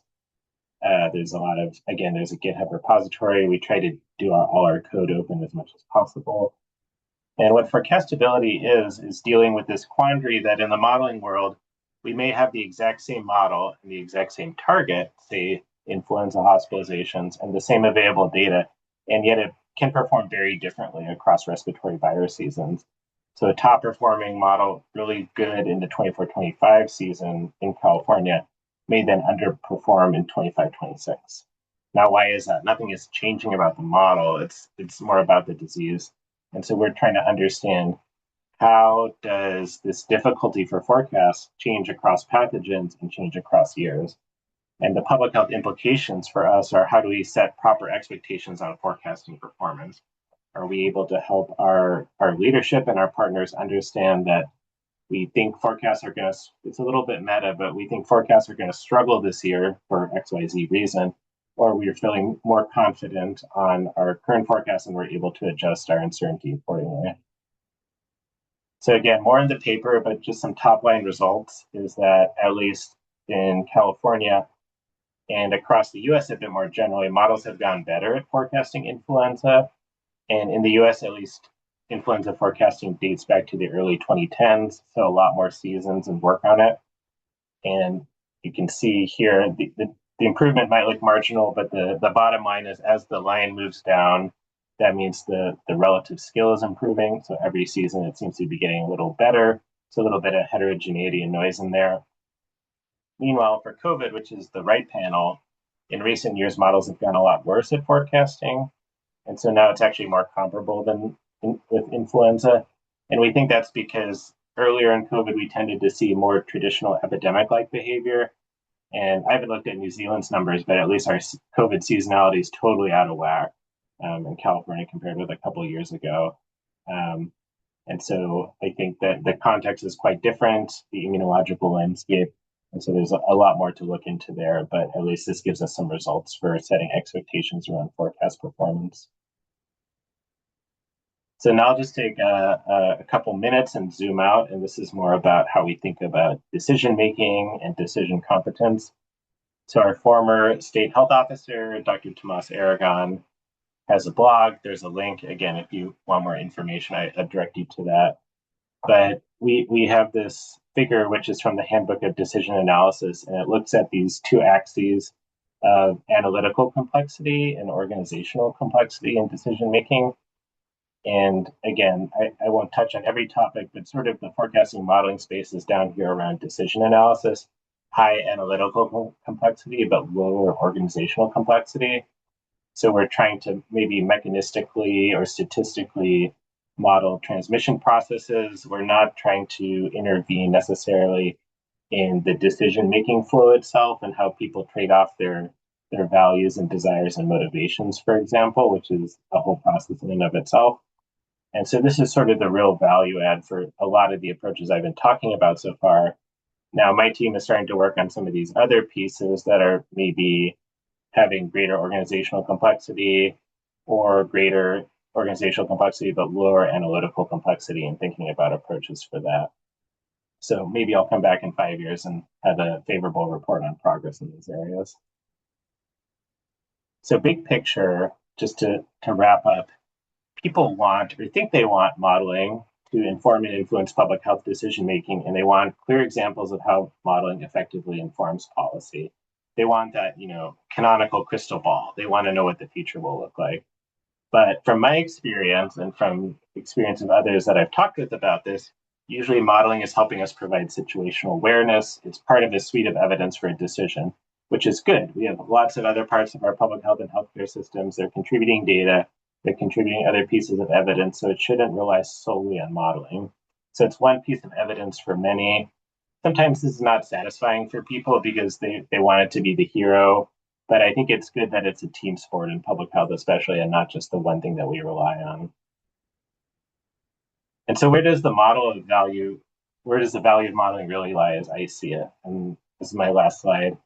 It provides situational awareness, and we've talked about this, and others have talked about early warning systems and dashboards, and I think this plays in. We're trying to enhance the value of surveillance data. We're trying to better estimate what's happening right now and what might happen in the future. Modeling also helps us synthesize and adjust data sources. And so these are things like forecasting hubs and challenges, using ensemble models, dealing with nowcasting and data delays.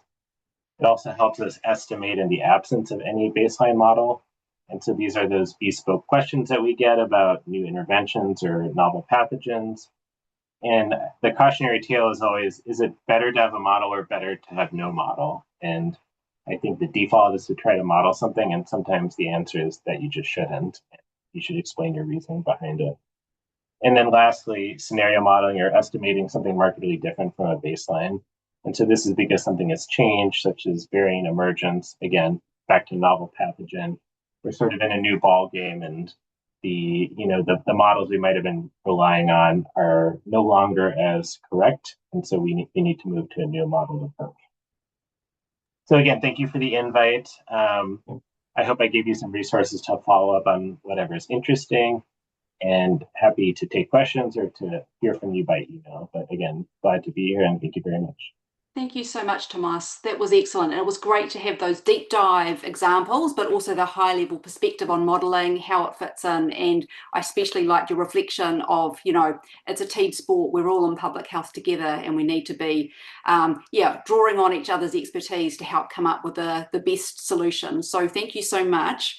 I know that there will be questions, but I am going to have to pass over now to our next session is starting, and I will hand over now to James Greenwell, who's chairing this next session. Over to you, James.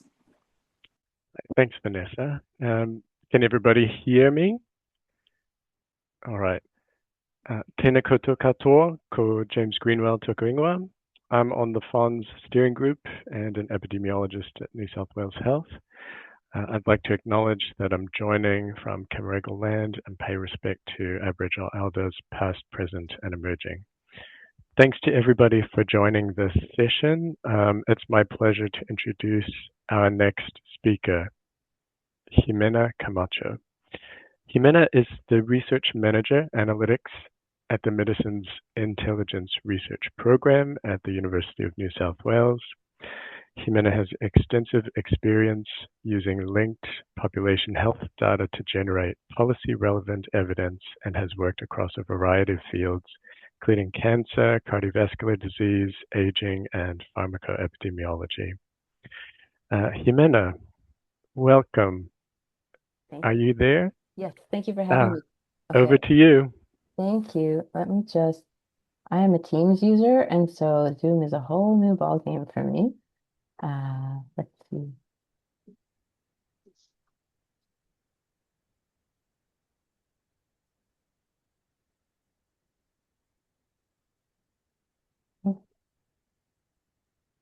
Can I just check whether you can see the presenter view or this? Yes, we can see the slide only. Oh, perfect. Okay, thank you. And I'm just rearranging so I can see you as well. Fantastic.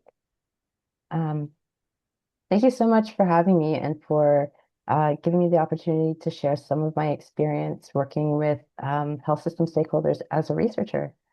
So I'm just going to start by highlighting some key differences between researcher and health system stakeholder needs and approaches that I have found Both groups have questions that they want to answer in their respective roles, but there are some key differences in terms of the approaches that that each group takes and what those answers need to look like. I'm then going to run through a collaborative approach that I have used in the past and go through some of the things that I have learned along the way. And I will finish with some examples based on some of the work that I have done with stakeholders in Australia. Just a couple of caveats, though. I appreciate that the term health system stakeholders is quite broad. It encompasses a variety of different roles and people. When I refer to health system stakeholders, I mainly mean policymakers and health system planners because that's what my experience has been in. And also my experience comes from a position where data was either already available or easily available within a short time frame and in a format that lent itself to timely evidence generation. So the first key difference that I've found between researchers and health system stakeholders is related to the question itself and the way it gets asked. Us researchers are really good at carefully defining a very specific research question. We often use a framework like the population intervention comparator outcome framework to do this, and we form specific hypotheses to test this in an analytic project. Health system stakeholders, on the other hand, at least from a researcher perspective, have much higher level or vague information needs. So they might have questions like, is this medicine safe? Is this health service effective? Where should I invest to improve outcomes? These questions are typically not expressed in terms of a formal framework like a PICO. So for us researchers, identifying the specific question of interest in a format that we can implement in an analytic project in order to support their information needs can often be the trickiest part to get right. The second key difference kind of relates to what those outputs need to look like for each side. For researchers, at least in my field, there's quite often a formal structure that we adopt in peer-reviewed publications, for example, to present our findings, like an intro, methods, results discussion framework. We're expected to present the rationale for our study upfront, identify the research gap, justify the methods that we've used in order to contextualize our findings before any numbers even get presented.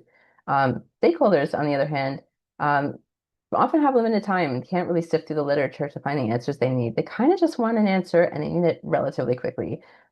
So when we collaborate with them, yes, the evidence still needs to be robust, but they don't really need us to convince them that we know what we're talking about. They kind of trust that we're the experts in data and methods. And I'll come back to the output in a few more slides. So switching tack a little bit, I just thought I'd run through the collaboration framework that we've employed over the years.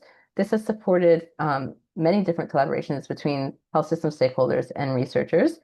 We first developed this when I was working with the Ontario Drug Policy Research Network back in Canada, and I have implemented it here in Australia. So the first step, okay. The first step kind of relates to what I was just talking about in key difference number one.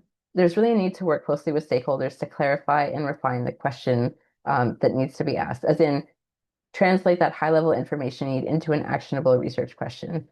Practically what this looks like is often a conversation between stakeholders and researchers where we kind of read between the lines and tease out a well-defined question that can be implemented in the data that's available. And this gets informed by our knowledge of the existing data and our methodological expertise.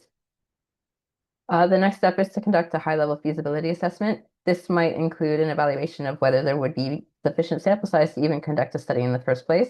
This doesn't necessarily require accessing individual level data at this point. You can rely on any summary statistics that might be available to give you a ballpark sense of feasibility. So for example, if you've got counts of dispensed medicines or counts of the number of people who are discharged from a hospital with a particular diagnosis, it might give you a ballpark estimate of what kind of population size you might be looking at, or whether you even have sufficient numbers to kind of move forward. At this point, we also usually conduct an assessment of how much or whether there is overlap between the stakeholder information needs and any ongoing or planned work that we have underway in our research team or with other research groups that we might know about. Really, as best we can, it's great to connect stakeholders with researchers as much as possible to really maximize the value of that research investment and try to promote the dissemination of results as much as we can. But throughout the whole process, there really should be transparency around questions that are infeasible or that might need to be parked until more data becomes available. And then the next step is to actually conduct the analysis. The project plan at this point I would argue, should really be co-designed with the stakeholder to make sure that there's alignment between their information needs and what analysis will be done. By co-design, I don't necessarily mean that the stakeholders need to figure out how to read like a highly technical statistical analysis plan.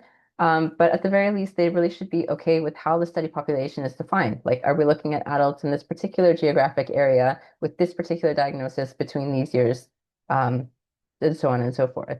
And we should really make sure that they agree with the outcomes that are being assessed. We want to make sure that the questions that we're going to answer analytically align with the information needs of the stakeholders. This is also where shell tables and figures can really be useful to explicitly convey what the results are going to look like and manage the expectations between both parties, because sometimes there's a difference between different fields.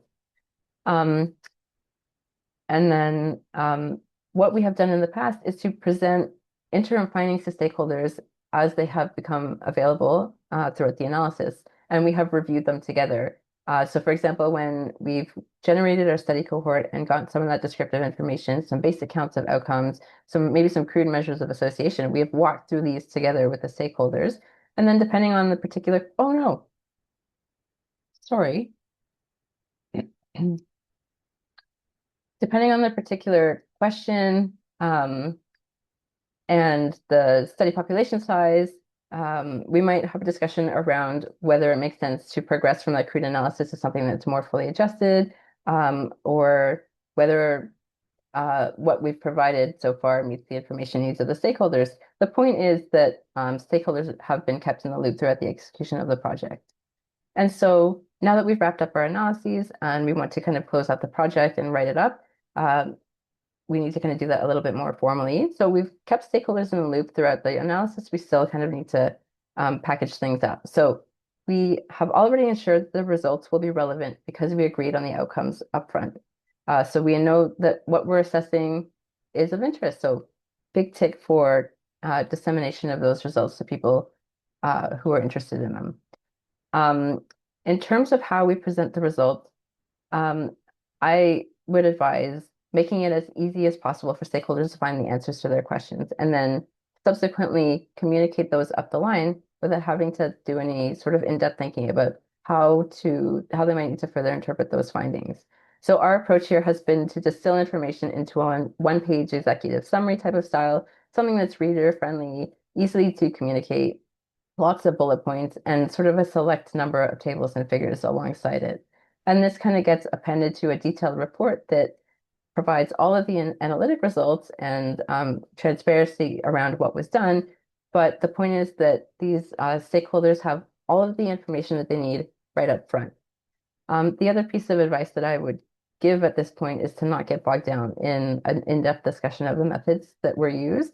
Like I said earlier, stakeholders kind of know that we know the data, we know how to analyze it appropriately, and we know how to interpret the results. Yes, there needs to be transparency on what was done, but at the very least, I would suggest that it shouldn't necessarily come before the findings to make things as easy as possible for these stakeholders. And it is difficult, but maybe try your best to avoid technical jargon as much as possible. I think of this kind of like an elevator pitch. This is maybe more obvious now, now that more and more journals are requesting plain language summaries and summaries of key findings when papers get accepted. But at least 15 years ago, when we started doing this, it was definitely not typical to think about presenting your findings this way. So I thought I'd share some key takeaways from my experience in the past. My first piece of advice is to keep it simple. Many stakeholders don't necessarily need any complex analyses, and sometimes even basic counts are all that is needed. So, for example, counts of populations or services or adverse events. For example, in the medicines policy space, if you find that very small numbers of people are exposed to a medicine or that there were very few outcomes in an exposed cohort, that's really informative from a public health standpoint. Or if you find that an event rate in the exposed population compared to an event rate in the general population is low, then this suggests that there probably isn't a real safety issue, even though you weren't necessarily able to conduct sort of a big controlled analysis. Or from the health system planning perspective, I have in the past provided local health areas with just simple counts of the number of people accessing services broken down by geographic region. It was really straightforward and really descriptive, but basically we had data and they did not have any visibility on what was being provided. And so just this basic descriptive information was enough to highlight where there might be a need to make more investments or in service provision, or where there might need to be to raise awareness of the services that were available. These types of simple queries have the added benefit of being quick to resolve, and they often provide all the information that stakeholders may want, keeps them happy, and maybe keeps them coming back. My second piece of advice would be to be brave about keeping methods simple. We researchers are really tempted by the hot new method of the day. Right now, in my field anyways, it is target trial emulation. A couple of years ago, is all about machine learning approaches. But the thing is that these approaches can often be more difficult to interpret, especially for policy audiences or bureaucrats who don't have in-depth training in statistical or epi methods. There's definitely still a place for the complex methodology, but honestly, if there's an option to go with a relatively straightforward measure of association, like a risk ratio or an odds ratio that's easy to interpret and that people are familiar with, my advice would be to go that route. I appreciate that it does take more time to co-design studies with stakeholders and feedback results as they become available, but I would say that it's worth it because, as I mentioned, you'll ensure the relevance of your results, facilitate uptake, and dissemination of your findings. And as I kind of alluded to earlier, the more that you answer stakeholder questions and present them in a way that's easy for them to digest, I think the more likely that they will be to approach you the next time they have a question, and this can lead to some really productive partnerships. That's at least what I have found in the past. And lastly, I just wanted to touch on that for those of us working in academic settings, there can sometimes be this tension between traditional performance metrics like peer-reviewed publications and grants, that sort of thing, and this collaborative work with stakeholders, which is seen kind of more as having a service lens. I would argue that the two are not mutually exclusive and that both parties can get something out of it. Quite a lot of the stakeholder work that I have done has resulted in conference presentations or publications or both. It's just been more of an issue of prioritizing dissemination of the results to stakeholders, given the time that it can take to get something published and the format that publication often needs to take. And so disseminate first and then pursue the academic output afterwards.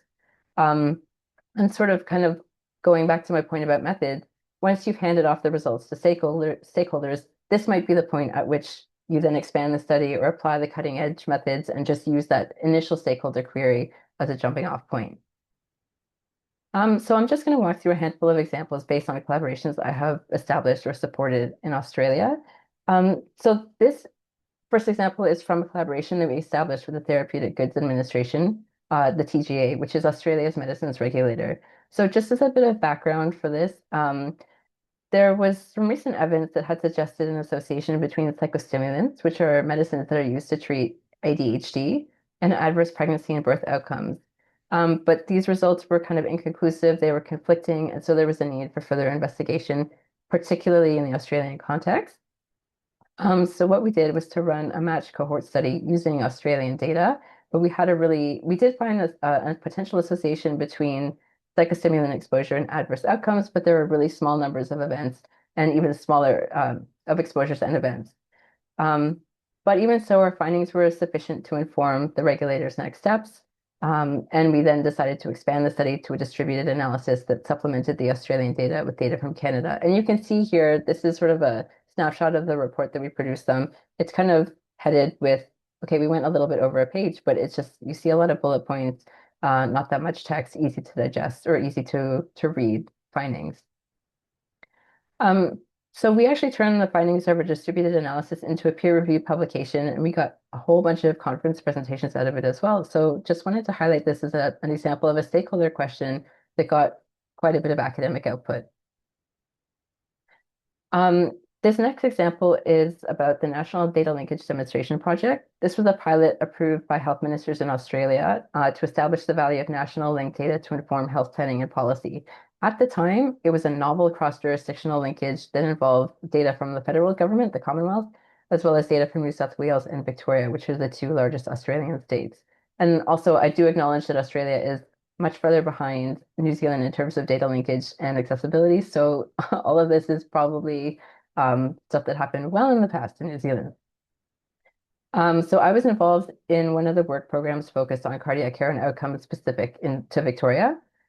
So what we did was to quantify hospital admissions and readmissions for heart failure. We described characteristics of people with heart failure, examined outcomes, and explored potential drivers of readmission. So again, high-level descriptive information.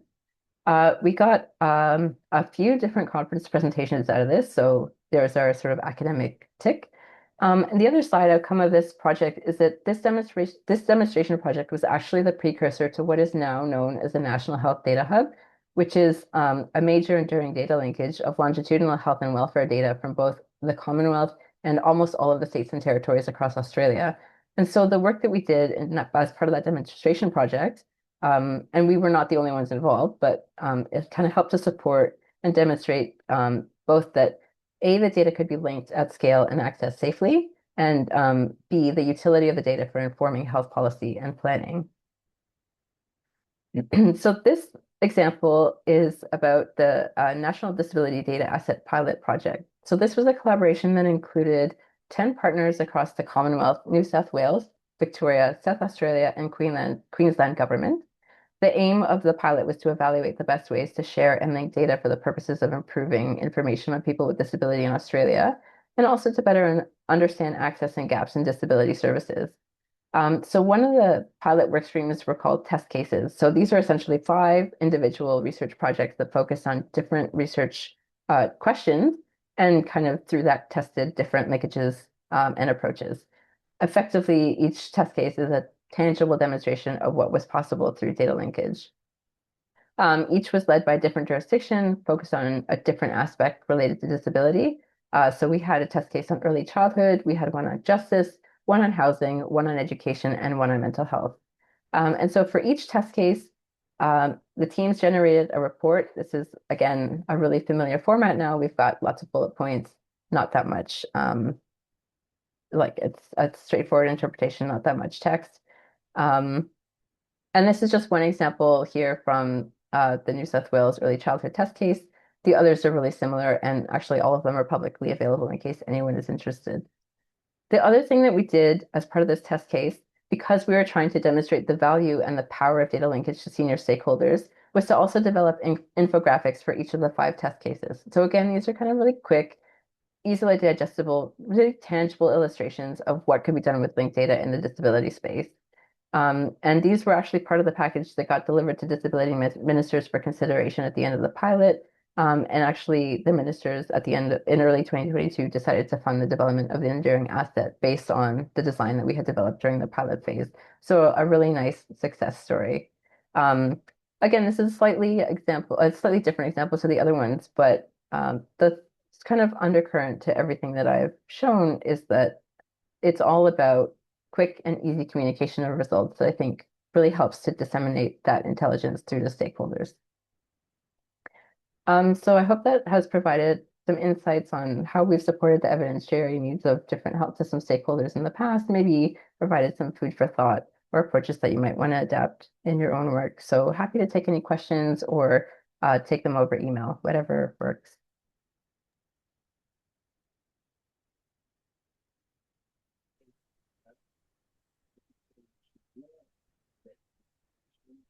I think we are.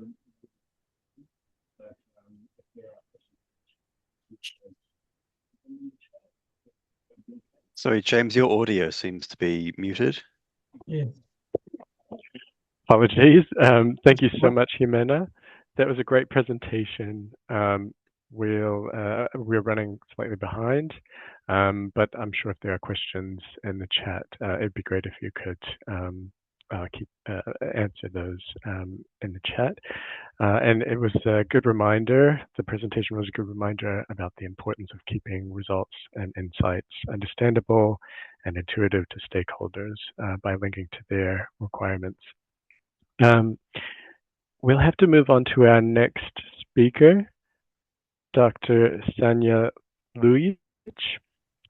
Sanja is a senior lecturer in biostatistics and director of teaching at the Centre for Big Data Research in Health, the University of New South Wales.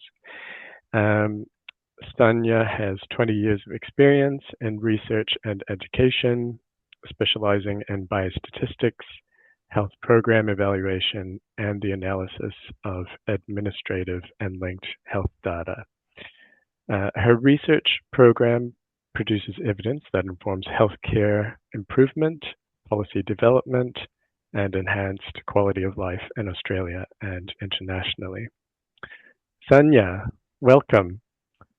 Over to you. James. Thank you. Like Ximena, I am also a Teams user, so bear with me while I share my presentation. And while I do that, I'll just say a big hello from Bidjigal country, on which UNSW campus is located. So I think I'm just putting it in the presentation mode. There we go, and I can see everybody. Oh, I think I like Zoom better than Teams. Oh, that's a first. Thank you, Barry, for the invitation. So I think my presentation follows nicely from Ximena's work, because what you'll see here, despite the complexities to evaluate a complex program, my results are going to look a bit plain, with a purpose in mind.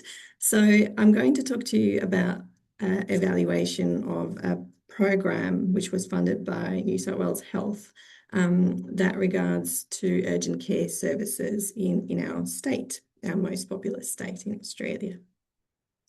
So I'm sure you in New Zealand are probably grappling with the same issue that we are here, and people internationally, about emergency departments overcrowding, and it's a big pressure point on emergency departments across the world and nationally in Australia as well, where services now are trying to be delivered and kind of rerouted to be arranged in primary care setting for low acuity cases, which could be dealt in the primary care setting more efficiently, both from the patient's perspective and from a system perspective. So a lot of these urgent care centres, clinics, however you want to call them, are popping up around the globe, with probably mixed levels of evidence internationally. So there was some scoping review done in 2024, predominantly from international settings, again, showing mixed bag evaluation of such services. But Australia pressed on in New South Wales now. We are not only having the state-based services, which were starting up in 2021, but we have federal kind of national services that are propping up still as we speak. So what I'm here to discuss with you today is the body of work which was undertaken under a program called Collaborative Commissioning in New South Wales. And it was reaching one of the regions in Sydney called the Western Sydney, where they opened up urgent care clinics, which are denoted in blue, kind of in the areas around where the hospitals are located in red here on this map. The bits in green that you see spread out throughout the region are actually Commonwealth-funded urgent care clinics, which are funded separately, but they serve the same purpose. So these state-based services, we had access to their data, and that is the premise of my presentation today. There were 6 of them, and we were lucky enough to get that information out so we could analyse it. So how did we actually evaluate this? So I'm a biostatistician and I do love my data, and this could be analysed really in a complex fashion. But this is not just the task of a biostatistician. It did involve a whole range of people and personnel with different skills. So we did employ a range of methods. Some of them are kind of more in a theory of change space, which is out of my depth of expertise to talk to you about today. Where I'm going to be centering my presentation for the next couple of minutes will be in that second bullet point about the program level monitoring data, which has been collected from the services or these urgent care clinics. And I'll touch on what lessons we learned in the process, and how important it is to actually be mindful when evaluating services or setting up services of this nature, to pre-plan and make sure that the data actually flows efficiently to be able to evaluate the services accurately. The last point here on the slide I'm not going to speak to today, but this is the method that we use. It's one of the more complex methods. It's called a synthetic control, where we were looking at the evaluation of the rates of emergency presentation before and after the introduction of urgent care clinics at the population or area level. But I can talk to you about that, or you can email me separately to discuss that point. So I'll quickly go through the results. I had my very skilled health data scientist produce beautiful plots in R. She did also produce a nice visuals for the whole presentation. So with my educator hat on, I very much advocate for health data scientists and their role in the public health space. So this graph shows daily uptake or presentations to 6 urgent care clinics, and the dashed lines that you see here is different clinics being opened at different points in time. So there were 3 clinics initially that kind of started being operational in the first 3 months of the program, and then midway through the program, another 2 clinics were opened. And over that course of about 2 years' time, there were 5,000 or just over 5,800 presentations to urgent care clinics for number of patients.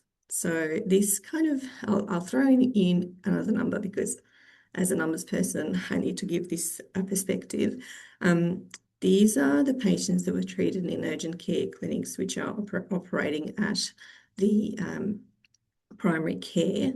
But what we would see in emergency departments in the same region over this whole period would amount to about 100,000 presentations of cases, possible cases that could have been treated in urgent care, because these are potential cases that could be deemed as treatable, let's say treatable in non-emergency departments because they're low acuity cases. Very briefly, we had 6 practices, as I said, and the uptake and presentation frequency varied markedly between these 6 practices. We had 2 practices which seemed to have absorbed quite a lot of these patients. So one of the key take-home messages from this is that to be able to sustain this high-level implementation, we kind of need maybe more promotion and more visibility of what these services are about to patients. In terms of patient characteristics and how they differed to patients that generally see the urgent care clinics and those that go to emergency departments. In this instance, we did see a lot of patients being young kids. So that's kind of probably an encouraging thing to note. And a lot of them were actually presenting, speaking English other than language, English, other language at home. I might knock that up. So with the other caveat being that a lot of these patients, or two-thirds of them, were actually known to the practice. So these practices are operating as normal GP practices, and when an urgent care case comes through, they obviously take priority. So it just goes to show that if patients knew about service being provided by their local GPs, they would go back to that GP for this treatment instead of going to ED. When did the patients visit the clinics? So this varied, obviously, between clinics. Only one clinic was open on the weekend, so we can see that. That's practice number 1 on the top left-hand corner. But there's not really any trends that you could draw from any particular day that seems to be more or less busy. And then in the panel B, it's showing kind of this nice bimodal distribution between opening and closing times of each centre and how frequently the patients would show up. You might be asking why the patients are visiting. So obviously we knew that the reasons had to be related to something that is managed in primary care. The top contender there was injuries, as we would be expecting, and that was kind of broken down from a free text code into a couple of categories, and then followed by the non-infectious diseases of different body systems, and then infections after that. So again, as expected, with injuries, as I said, as the leading cause. The good news for patients, if you have to go to ED, usually the wait times are quite long. So in this case, if they go to primary care, urgent care clinic, their median consultation time is about 20 minutes, and they wait on average about 7 minutes for that treatment to start. So I think that's a good news story there, but again, not to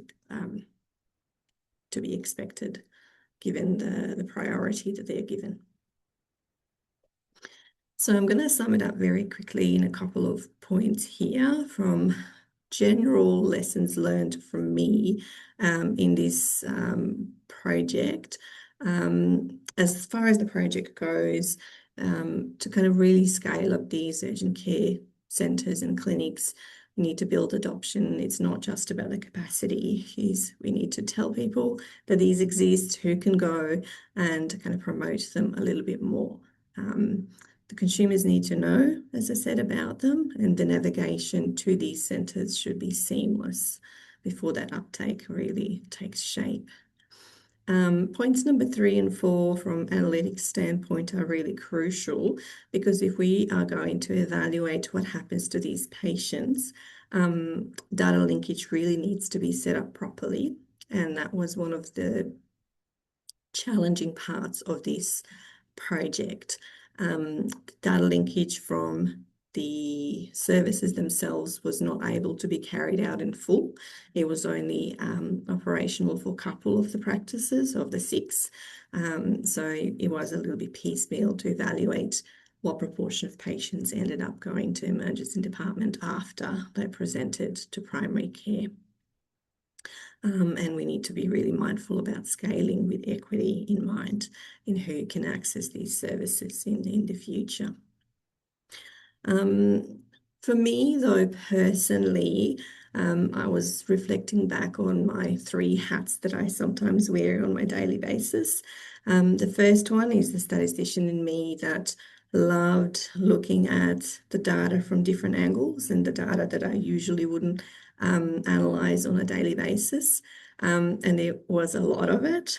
And then, of course, learning new methods as you go through this whole process.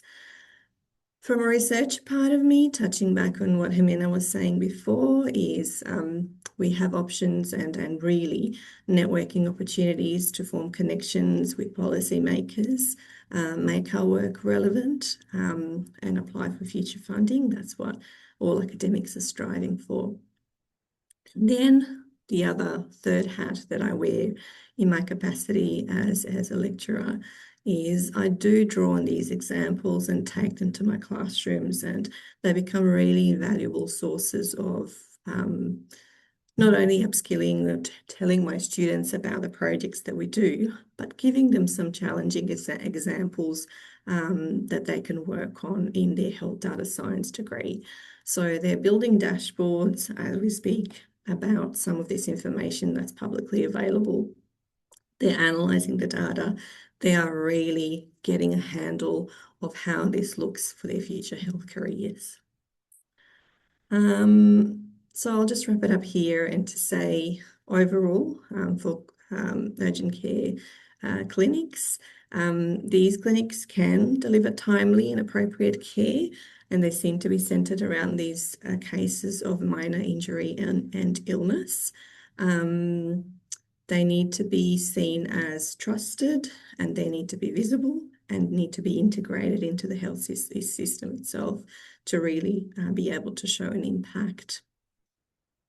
And when it comes to evaluation of such endeavours, we need to be mindful that we shouldn't not just only measure presentations, but we should have this continuity, equity, and downstream outcomes all linked in together in the program to be able to evaluate the program effectively. And that's it from me. Happy to take questions or just take them offline. Thank you, Sanja. Thank you so much. That was an excellent talk. It highlights the relationship between ED presentations and primary care access barriers. That's an important equity theme for Australia and New Zealand. We're still running behind time, so in the interests of time, hopefully you can respond to questions in the Q&A if they come up. But in the interest of time, I have to go to the next speaker, Dr. Jim Black. Jim is a public health physician and epidemiologist. Jim has had a long and varied career, including clinical medicine in Australia, England, and Mozambique, and the Victorian Infectious Diseases Service and the Royal Melbourne Hospital, and the Nossal Institute for Global Health at the University of Melbourne. Well, since 2020, he's been working in the Department of Health in the Australian state of Victoria, focusing on the SynServe syndromic surveillance project. Welcome, Jim. Thanks Over to very you. much. I hope that you're seeing my screen. Can I just check that you're hearing me and seeing my screen? Yes, It looked we like a can thumbs up. hear and Excellent, see. thank you. Brilliant, thank you. Thanks for this opportunity to talk about my favourite subject, syndromic surveillance. I'm aware it's not everybody else's. But first I'd like to acknowledge that I'm joining in today from the land of the Wurundjeri people, and their traditional lands are pretty much mostly covered by Melbourne nowadays in the southeastern Australian state of Victoria.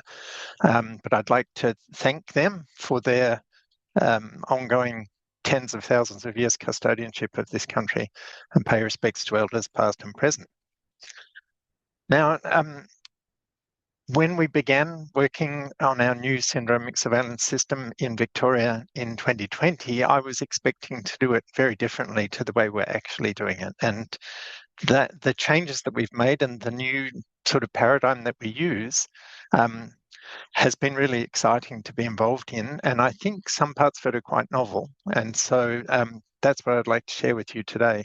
And we've given it this descriptive name of a hazard event vulnerability paradigm for syndromic surveillance. So by way of reminder, this is a stylized timeline. So I want you to imagine that a person is exposed to an infectious agent or an environmental hazard. They get sick, there's some time before the symptoms begin, and then some further time before they seek care, and any tests are done, test results, and so on.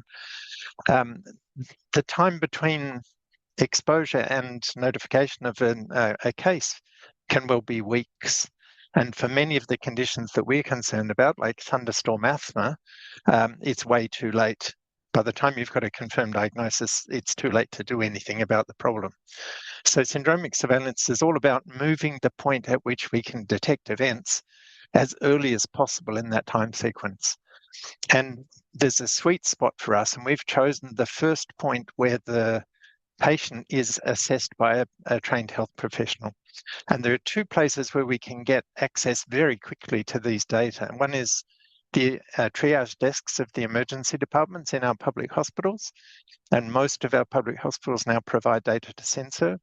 And the other place we can get nurses' assessments of patients is the nurse on call publicly available advice line, where people can call in and ask for health-related information. We generally get that information 5 to 15 minutes after the patient is assessed. So for the emergency departments, the patient's usually still sitting in the waiting room for many of the cases, and it's already in our system.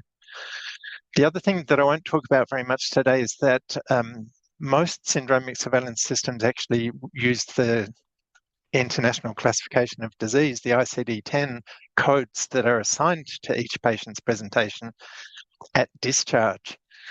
We've jumped a lot further in time by using the triage notes, the freehand notes that are made by the nurses when they assess the patient, and they're wonderfully rich semi-structured, but still freehand, and we use reasonably advanced artificial intelligence methods to read those notes and assign the patients to our syndromes of interest. I won't say anything more about the AI system that we use because that would be a topic for a completely different talk, but just to say that we're now able to get an assessment of whether a patient probably is presenting with asthma or a heat-related illness or one of the other conditions we're interested in within a quarter of an hour after them turning up or being assessed by the health service. That's been a really useful big step forward for us.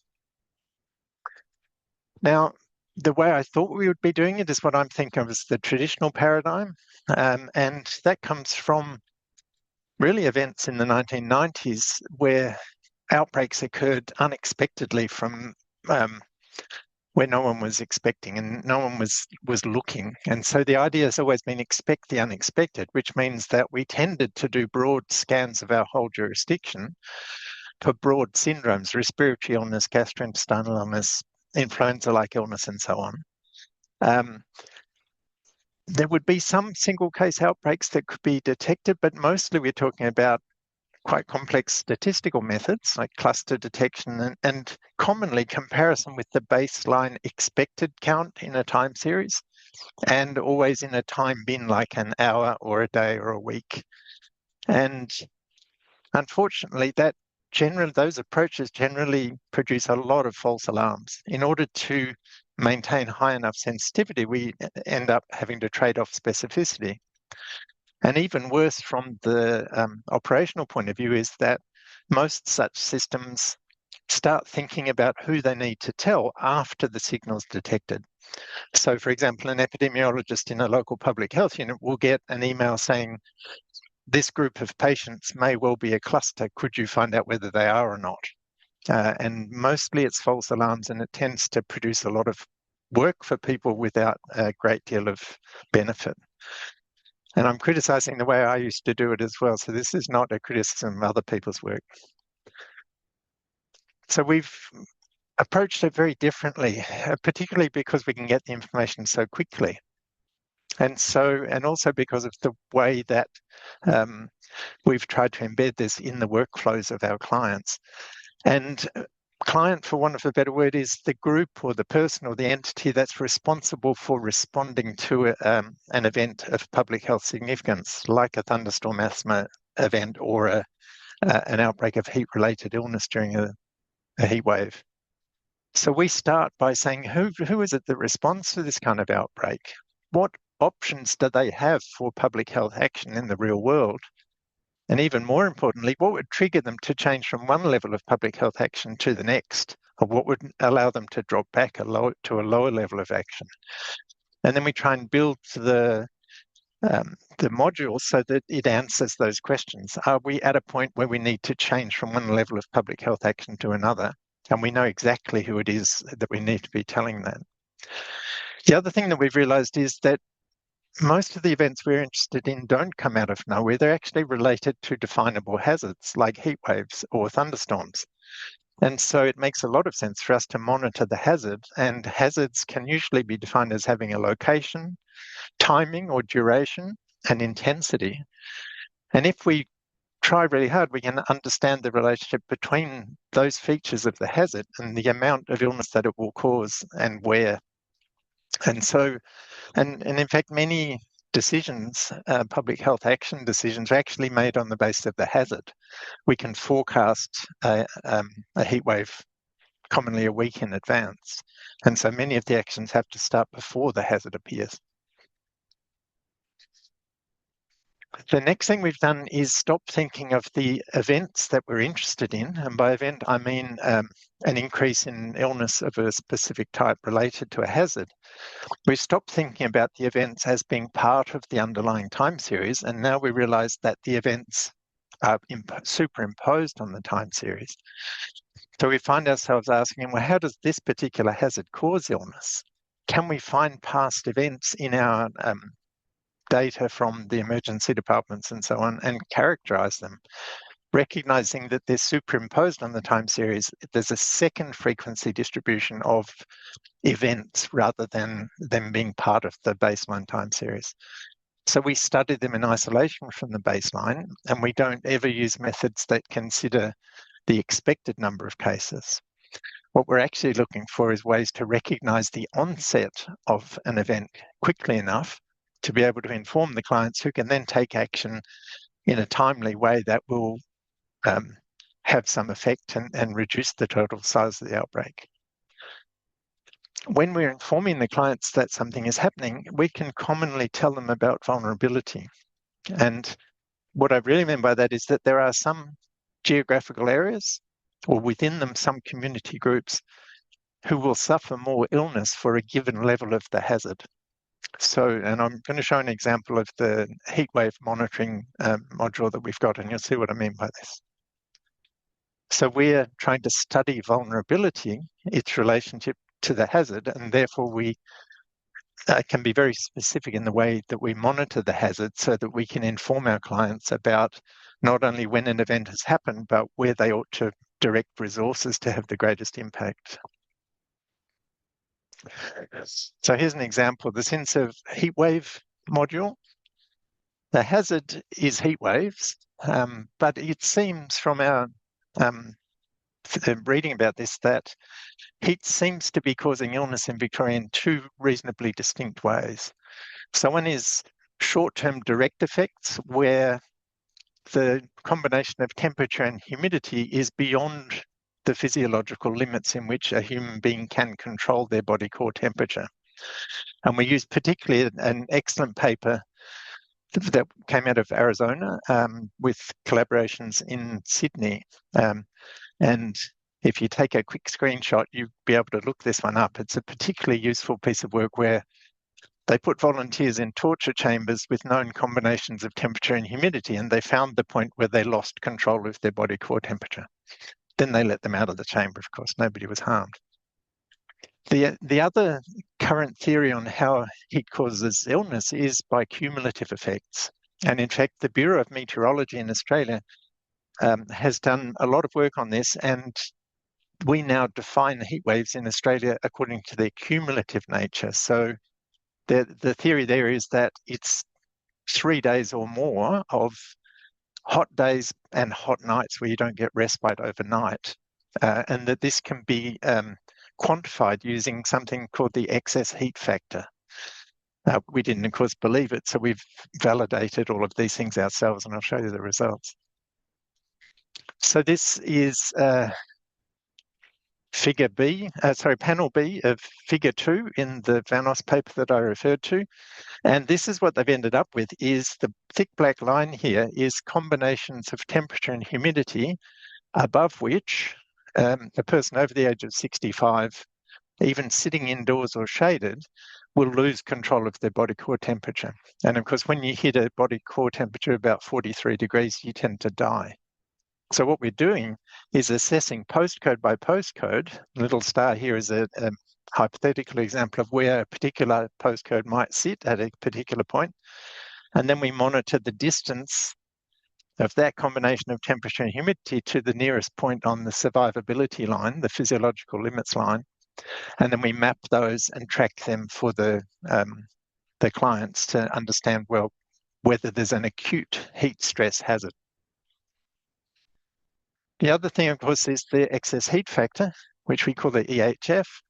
And we took all of the emergency department presentations for all of the summers between 2007-08 and 2024-25. And then we calculated the incidence density. In other words, presentations with a heat-related illness per 100,000 person days of exposure to each of the levels of the excess heat factor. And it turns out that it is a pretty good predictor of how much illness there will be given the temperature conditions. And so that has convinced us that it's actually very useful as a way of assessing heat hazard. Luckily for us, excess heat factor above 6 is relatively uncommon. So here's an example. I've taken the daily count of all-cause mortality in Victoria for the summer of 2008-2009 which was, of course, the year in which we had dreadful fires in Victoria and lost 173 people directly due to the fires. But what's not well known is that the week before was a lethal heat wave. And if you total the excess mortality during that week of heat wave, it's actually equal to or greater than the number of people who died in the fires. Now, I've color-coded these according to the excess heat factor in the deceased's postcode of residence on the day that they died. It shows pretty starkly how much the mortality in Victoria in summer seems to be driven by these very high excess heat factor levels. The other thing I mentioned about was measuring vulnerability to heat, and our number one thing is power outages, because basically if the power's off, then you don't have access to fans or air conditioning, and that's really when the physiological limits issue of acute heat stress comes into play. So we get an hourly snapshot from the power companies in Victoria that tells us how many customers are off power, off the grid, and how long it's likely to last for. And then there's a second way of assessing vulnerability by small geographical area. We mostly use postcode, and that's an index, a numerical index developed by our Australian Bureau of Statistics that they call the Heat Health Risk Index. It predicts how much heat-related illness there would be for a given level of heatwave severity. It combines 11 different component indices, and it's mostly based on long-term measurements through censuses of things like access to health services, the built environment, socioeconomic status, and so on. It has a value from 0 to 1. The higher it is, the more illness you might expect there to be given for a given level of heat wave. Of course, we don't believe these things, so we assessed it ourselves with that same set of data from the last 18 summers. But this time we worked out the incidence density, the number of heat-related presentations to an emergency department per 100,000 person days of exposure to the different levels of heat wave, but this time dividing all of the 700 or so postcodes in Victoria into quintiles according to the Heat Health Risk Index. And you can see there's not much difference across the postcodes when there's no heat wave, but as soon as we have even a low intensity heat wave, we start to see a gradient. And when the heat wave level is extreme, there's clearly a gradient across the different quintiles, to the extent that the worst off postcodes in Victoria have about twice the incidence density of a heat-related illness for an extreme heat wave that the best off postcodes have. So we validate, and we're happy that these are quite useful ways of evaluating the vulnerability of the people of Victoria to heat waves. And for those who know Victoria, here's a map by postcode, and the darker the area on the map, the worst off that postcode will be in a heat wave. It's no surprise to know that the poorer, drier and hotter northwest of the state tends to have a higher measure of the Heat Health Risk Index. And for those who know Melbourne, it's no surprise either that the northwestern suburbs and the southeastern suburbs tend to be worse off on all of the measures that we use. And it turns out that they too are at much greater vulnerability to heat waves. Now, I'd just like to show you what the clients see, and these are some screenshots from the 27th of January this year when we had record high temperatures in the northwest of the state. And so you can see we're showing the hazard on the right-hand side with temperature and distance to the physiological limits. And by 12:30, we were just beginning to see a couple of postcodes where we'd crossed over and conditions were becoming unsurvivable for people over 65. Luckily, they're very lightly populated areas, and we didn't see an increase in, or not a substantial increase in heat-related illness presentations. And we didn't see any forecast districts that crossed our threshold using our novel statistical method we call the K-sum. So By 2:30, quite a bit of the state was in unsurvivable conditions for people over 65. It went on for the rest of the day. Here's 3:30. By 3:30, here's a plot where we actually plot each of the postcodes against that survivability limit with the same sort of plot as in the Vanos paper.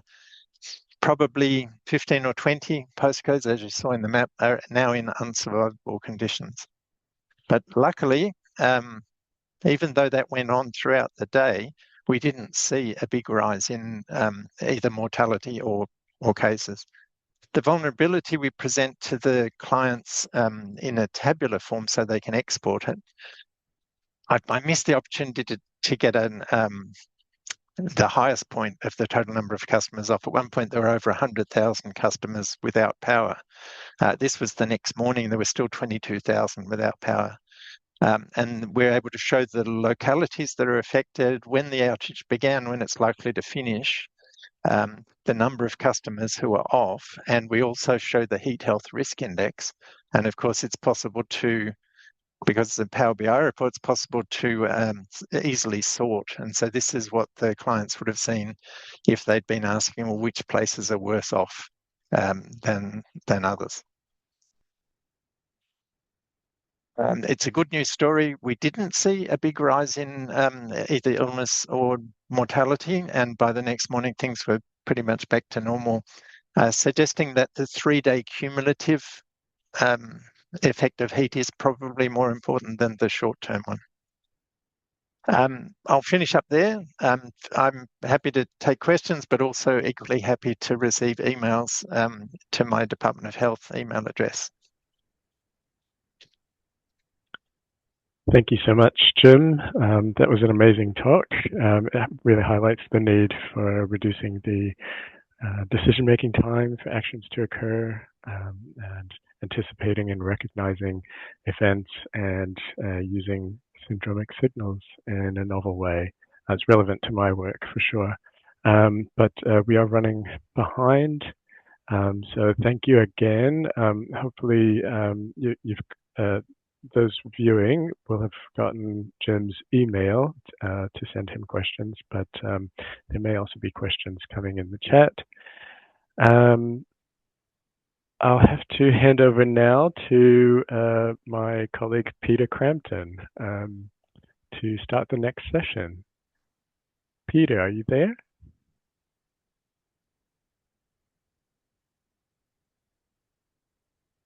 Hello, Peter.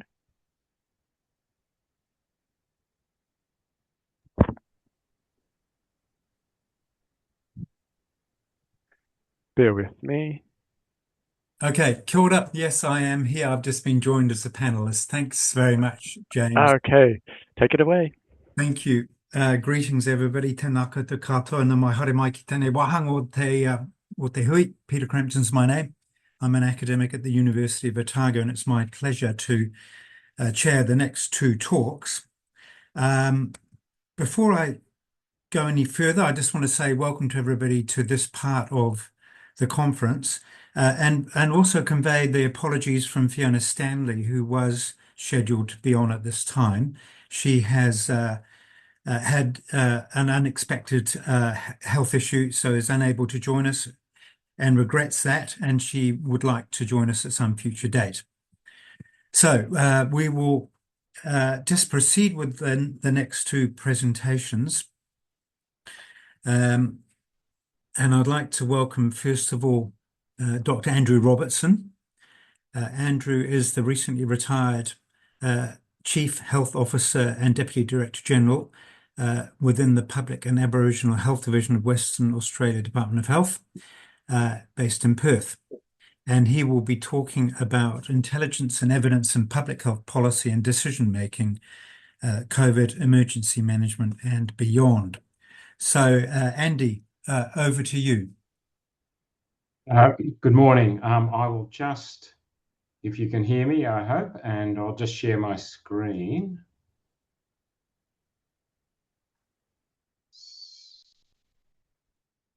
If I can do that.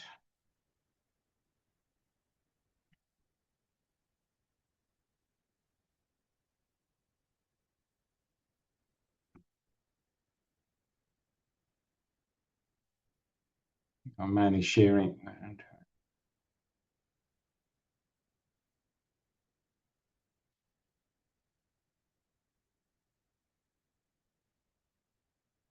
So hopefully you can now see my slides. Yes, we can. Thank you. Good. Okay. So it's a little difficult when you're doing it on virtually.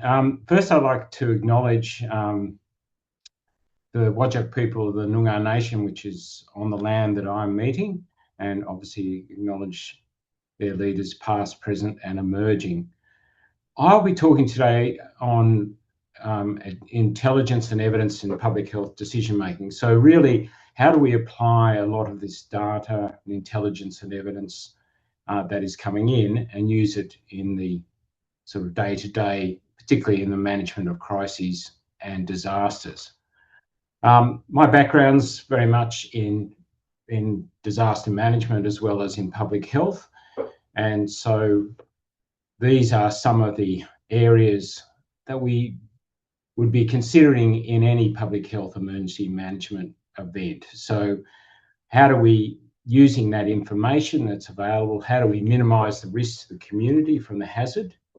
How do we identify events likely to give rise to public health threat? And that's where some of the evidence and intelligence obviously comes in. What do we do from a preventative activity point of view? How do we mitigate the impact of those emergencies when they occur? So what are the measures based on evidence and intelligence that we can use to mitigate the impacts? And obviously, how do we make sure we've actually got the expertise? One of the real challenges is that, you know, particularly in the early phases of any major incident, whether it be COVID, whether it be a disaster response, is that there is going to be a lot of ambiguity, a lot of uncertainty. And really, public health emergencies generally will force action long before we have complete evidence. The precautionary principle becomes quite critical at this stage. And really making decisions using the precautionary principle at an early stage with limited knowledge. As the event progresses and we get more evidence, we get modelling, linked data's mature, we can actually then calibrate our response to make sure it's more evidence-based risk approach. The sources become quite critical. So if we look at COVID-19, we relied on very much multiple surveillance sources. They varied from our state and national notifiable disease surveillance systems. So that brought us a lot of information about what was happening, not only at a regional and local area, but ultimately as a country as a whole. The modelling became more and more critical, certainly some of the modelling from Doherty Institute, which was done at a national level, but there was also a lot of state and university modelling that really helped to inform us as to what the likely next steps were going to be in the development. And that, you know, particularly occurred as we moved from different strains and their likely impacts. We saw the growth of state-based wastewater surveillance, and that really did provide us some good indicators, and that has continued to play an important part in the detection of subsequent illnesses, including giving us fair warning of things like influenza and RSV. The AusTracker pathogen genomics program or platform, that was obviously fed by the public health laboratories during that period, but that gave us some real-time sharing both across Australian states but also New Zealand, and it also gave us quite early indicators of what was happening with the strains, what was likely to be the next steps. We ran COVID-19 registers. They became quite critical, particularly as we started to look at the impacts of vaccination on those registers, where some of the vulnerable groups were. And then obviously we worked at a national level through AHPC, Australian Health Protection Committee, and ultimately through the Commonwealth to the World Health Organization. So to make that decision making, there had to be obviously there were various decision criteria that became quite critical in that. One, obviously, any of the decisions that we made, one would hope were effective, but equity became a key point, particularly as we had some quite vulnerable groups during COVID, as you'd imagine, both in aged care, within some of our Aboriginal and Torres Strait Islander populations, but there were other groups with major medical issues as well. Feasibility, can we do it? Affordability, that became an issue, but is it? And then can we sustain it if we do move down this path? And things like decisions around vaccination programs, around borders, all fell into these kind of decision making. And then the general acceptability to the population, what its risk appetite, what government's risk appetite would be. And this was around this deliberative process around how do we gather, appraise, deliberate, and then ultimately decide and evaluate the decision making going forward. Number of things came to mind as we did this.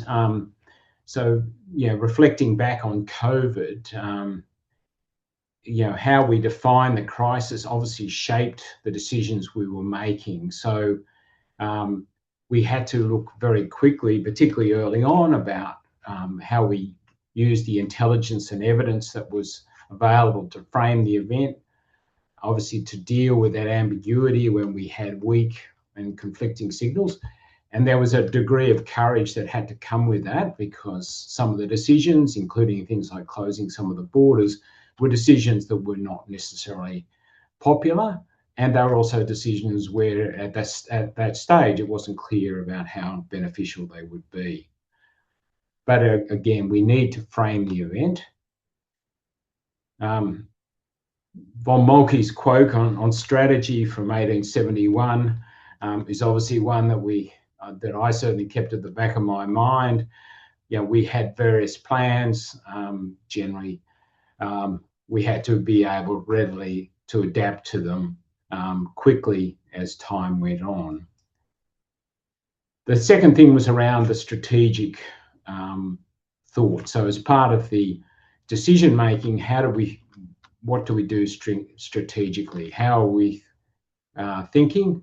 It is very easy to get lost in the operational frenzy, particularly in things like COVID, but we need to keep the bigger picture and the longer term issues. And things like the Australian Health Protection Committee were quite useful in enabling us to look strategically while acting locally. But it also became, to do that, we had to be situationally aware, and that required a lot of intelligence, information, and evidence. It was about managing teams.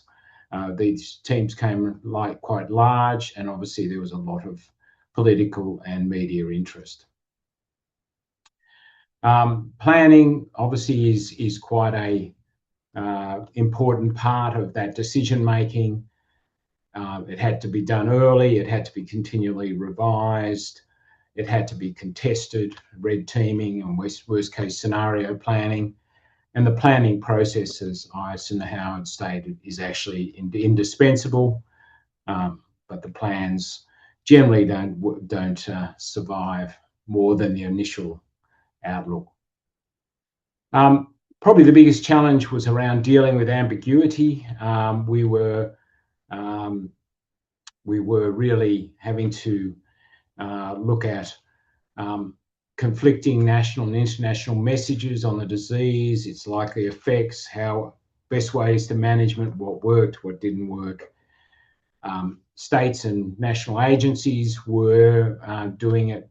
While there was a lot of collaboration and a lot of general approaches, there were differences, and we had to work with that, and we had to work closely with our executive teams and other agencies to make sure that these occurred, and that so they understood both why the decision was being made, but also the ambiguity around it.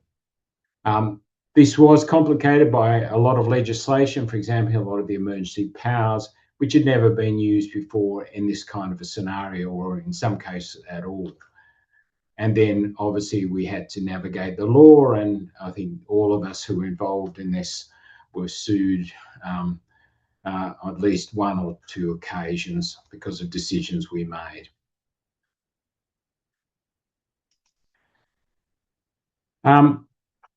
The third part, the next part was really, we've had to use the precaution, but as we got more evidence, we had to have a willingness to make decisions based on risk. So the risk assessment, management, and appetite became quite critical parts of the decision making. They needed to be evidence-based. There needed to be an understanding of the risk appetite of governments and agencies, and now obviously to make sure they were understood how we'd made the risk assessment and how we intended to manage it. Obviously, there could be cognitive biases, and we needed to manage those, and we needed to manage our critics going forward. And we needed to, again, make sure that we did have the operational decisions versus health advice. We had to make sure we got that balance right. This is just looking at the governance, as you people will be aware of this. Obviously, during COVID-19, this was a model with the National Cabinet, the Australian Health Protection Committee, which provided that decision-making and public health advice to the National Cabinet. And that was obviously facilitated by the Chief Health Officers in the respective jurisdictions with him. And obviously New Zealand also sat on the Australian Health Protection Committee. So it had that link in with New Zealand, obviously through the Australian government with other countries as well. One of the things we have been able to reflect on is really how did our data systems work? So we saw a number of systems, linked data sets were built during this period across Commonwealth states and territories. We saw some very good modelling and surveillance guided which helped guide some of our more proportionate restrictions. And we were able to provide, through AHPC, some unified evidence base. But there were problems. Some of the systems still were largely paper-based. Some of the early reliance on overseas data was not appropriate for our setting, and we had a number of fragmented systems that made the national picture less adequate. If I use another example, this was the Black Summer bushfires. Again, these are useful for just showing what happens in these kind of events when the information and the evidence systems don't work. So we saw in the Black Summer fires some incompatible radio systems, leaving problems across state lines, and no national picture of risk, resources or shared impact data, and some inconsistent warnings and fragmented coordination. So they did contribute to a less than optimal response, but it also led to a number of reforms, particularly around the National Emergency Management Agency, the Disaster Ready Fund to enable further mitigation, and the National Risk Information being more consistent. Similarly, if we look back, this was a West Australian response, largely West Australian Northern Territory, the 2009 Ashmore Reef explosion. So this was a remote mass casualty response. This was on board a refugee vessel off the northwest coast, a long way from anywhere. There was a fire and explosion on board. 5 people unfortunately died at the time. Around 49 people were then evacuated. A number of those patients went to the National Critical Care and Trauma Response Centre. Many of the severe burns went to Royal Darwin and Royal Perth hospitals. It worked well. The plans worked well, and all of the patients were in optimal care within 24 hours, which, given the distances, was quite good. But it does show, but there were some real challenges around getting data, getting evidence, and getting an overall situational awareness. So there are a number of threads. If we look at both the fires and at Ashmore Reef, is around some of the threads that run through in after action reviews is interoperable data, fragmented silo systems delaying the national picture. Again, that comes out as an issue again and again. So linked real-time data is going to be the foundation going forward. We have to be careful about generic responses. Often they fail the most vulnerable. So we have to identify and reach out to some of the higher risk populations. Coordination. We are a federated country in Australia. There is role blur across levels of government, and that can cause confusion. And then public trust. And this comes from our response and how much we bring the people along with that response. It is around how do we build the intelligence systems for the next crisis. So if we look back to 2023, we saw obviously the NEMA coming on board and the Disaster Ready Fund providing some of that money for resilience, the establishment of the interim Australian CDC, and then the Australian CDC established in 2026, and then looking forward to the development of the national surveillance system, the near real time to replace a number of fragmented legacy reporting. And I think Jacob Madden will be talking about this further on Friday. The Australian CDC is obviously, from a state point of view, is really something around becoming permanent. Is a very good step forward. It has a remit in the communicable disease, pandemic preparedness and emergency response space. And certainly the development of public health surveillance systems, wastewater surveillance programs, which are already in train, will be a good step forward in ensuring we have that information. Just to use WA as an example, decision making around vaccinations and this was the notifications of WA in 2025 was one of our record years. We run quite extensive systems, but again, we need to use them to get the responses we're after. Obviously, there are a number of principles that if we're making public health, particularly in the emergency management space, using precautionary principles early becomes fairly critical because we often don't have that information. We need to have the linked systems. That is critical. We need to make sure we have built equity into those systems to address the more vulnerable populations, and those vulnerable populations can alter. We need to make sure our coordination systems are good, and certainly AHPC and the National Cabinet has worked well at times. And then we have to be transparent. One of the things that we did in WA was to actually publish all of our decisions around COVID and the reasons for making those decisions. And that was useful in maintaining trust. So just a couple of key takeaways, which will bring me to an end. Evidence is only ever going to be as good as the system that delivers it.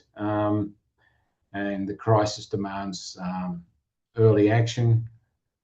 We have had, the Ashmore Reef COVID showed some of the similar challenges. We are seeing some good reforms coming, and we need to continue to work on those. And I might leave it there. Thank you. Thank you very much, Andrew. Very, very interesting and so crucial. The development of and use of intelligence for decision making in contexts which are complex, dynamic, and often and usually riven with uncertainty. So thank you for that. Look, we have one question come through the Q&A, which we will see if we can just address now before we move on to the next speaker. Len Cook asks, could the CDC model work well if it was a joint New Zealand-Australian entity? What's your view on that? Look, I think it would be very useful. We already have good links through the Australian Health Protection Committee. There's obviously quite close links across government. So it would be, I think it could be useful across both of them. We obviously have it in place in some other areas like food safety through FSANZ. So I think the model could be useful, but I do appreciate that given the different political systems and different legal systems, that may take a lot longer than any of us would like. But I think it is something that we certainly should, either develop closer links with the New Zealand system, or having an integrated system would be good. Thank you very much, Andrew, and thank you for that tremendous presentation. We're now going to move on to the second speaker in this section, and it's my pleasure to welcome Mark Hanley, who's a senior lecturer and applied social statistician in the Centre for Big Data Research in Health at the University of New South Wales. And the topic of Mark's presentation is the Community Prevention Initiatives Dashboard, developing an accessible online evidence base of what works in community drug and alcohol prevention. Thank you very much for joining us, Mark. Over to you.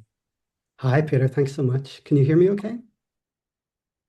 Yes, yeah, all good. Yeah. Fab. I'm going to share my slides. And hopefully you're seeing my slides now. We are, thank you. Okay. And you know what? If you give me 2 ticks, I'm going to see if I can turn on presenter view. When I do that, do you see the presenter view? We can see the slides still. But not the notes? No. Okay, doke. Well, thank you so much for the introduction, and thank you for the opportunity to come and present today. Just to acknowledge that I'm joining you from Wangal land, so I'm here in the inner west of Sydney. It's a beautiful sunny day. It's cold but gorgeous. These are the unceded lands of the Wangal people, and I pay my respects to their elders past and present, and extend that respect to any Indigenous people attending the conference. Okie doke, so here's the short overview of my talk, in case you have to run off early. In essence, we built a dashboard to support community groups to find evidence-based initiatives for alcohol and other drug prevention strategies. This is an example of what I call the data gap. So that's the gap between what we produce as researchers and how people who consume that research and evidence in practice. And, using digital tools to kind of build that gap between evidence and consumers is something that I'm very interested in. So I wanted to share my experience of doing this. I'm trained as a statistician, so I'm kind of stepping out of my world a little bit when I do this. But I must say, I really think that this kind of last stage of the research pipeline is a key thing that we underemphasize in epidemiology and biostatistics. So I want to use the talk to describe why we did this. Why did we build a dashboard? How we did it, a bit about the methods, and then I'll just demonstrate to you what we've built and talk a little bit about what we're going to do next. Before getting into it, I should acknowledge that my role in this project comes right at the end of a much larger project, which was led by colleagues at the National Drug and Alcohol Research Centre and supported by David Kelly from the Community Drug Action Team. Okie doke, so part 1, why did we do this? Why did we need a dashboard? Well, just to set the scene, it won't be a surprise to any of you that tobacco, alcohol, and other illicit drugs are a major public health issue. And that's true here in Australia and internationally. Just to give you a sense of the scale of that, I've dug up some statistics in terms of the attributable burden of disease. This is from Australia in 2024. And to set the scale, for example, you can see that overweight and obesity contributes 8.3% to the attributable burden. This, by the way, is measured in terms of disability-adjusted life years. So if I was in the classroom right now, I'd ask students, where do they think tobacco, alcohol, and illicit drugs sits? Maybe for this online conference, you can just write it down in the privacy of your mind. And what's the answer? Well, it's way in excess of overweight and obesity. 14.6% of the attributable burden of disease is attributable to tobacco, alcohol, and other drugs. And in fact, the biggest component of that is tobacco, which is about 7%, about half of the total 14.6%. So efforts to address this kind of focus on demand, supply, and reducing harm. In Australia, the National Drug Strategy sets out a series of priorities for addressing these harms. And a big part of those priorities are the one on screen here, which is community. Initiatives put in place by community is a big part of the strategy for addressing these harms. So what is that community action? These are grassroots processes where communities identify their needs and they use partnerships to implement prevention activities directly in the community. We can consider these varying across things like setting, provider, receiver, and the actual activity. In terms of setting, these interventions could be delivered in schools, workplaces, health services, and so on. The provider could be community members directly, or it could be institutions like police, teachers, and so on. The receiver can vary, so these interventions could be targeted at parents, at children, at students, at the broader community. And the actual range of activities that are involved are quite wide, and they include things like policy targets, media, and activities like dry events that de-emphasize drug and alcohol. In terms of who delivers these activities, an example from here in New South Wales are the community drug action teams. So these are informal networks involving community members, not-for-profits, government agencies, and other community organizations. Of course, there are challenges to implementing this kind of community action. And one of the major things is that, there's an enormous evidence base about what works. There are hundreds and thousands of published evaluations and studies looking at what works in this space. But that evidence is difficult to access, especially for people outside of academia where there may be firewalls involved. The quality of evidence is highly variable. And the other thing is that the evidence varies by context. So what works well in one setting might not work well in another. As I mentioned earlier, this is an example of what I think of as the data gap. The data gap is that gap between what we produce as researchers in terms of data, evidence, or experience of implementing these kind of programs. And on the other side is the people who actually need or consume that information. So policymakers, practitioners, community members. And this idea of digital tools to fill that gap is something that I'm very interested in. So this project started with building the evidence base. And this was an evidence review led by my colleagues at the National Drug and Alcohol Research Centre. And they looked at 91 systematic reviews, over 600 evaluations, and they extracted all the information from these studies in terms of what was undertaken in the intervention, barriers and facilitators to that, the type of outcomes that were measured, and the actual effectiveness and quality of those studies. And this is where the final part comes in, the bit where I'm involved, is the CUPID dashboard. And what the CUPID dashboard was aimed to be was kind of like a front end that sits on top of this large evidence base. So we've got this big evidence base, the results of all this systematic review, and we need to make this digestible, accessible to the community. And I've actually copied in a line from the very first email where I got involved here. And you can see that the information was sitting in a Word document, but they had this recognized need to make it digestible and show it to communities. So I'm going to show you the dashboard, but I'll talk a little bit first about the approach to building this. So that's part 2, how we went about building the dashboard.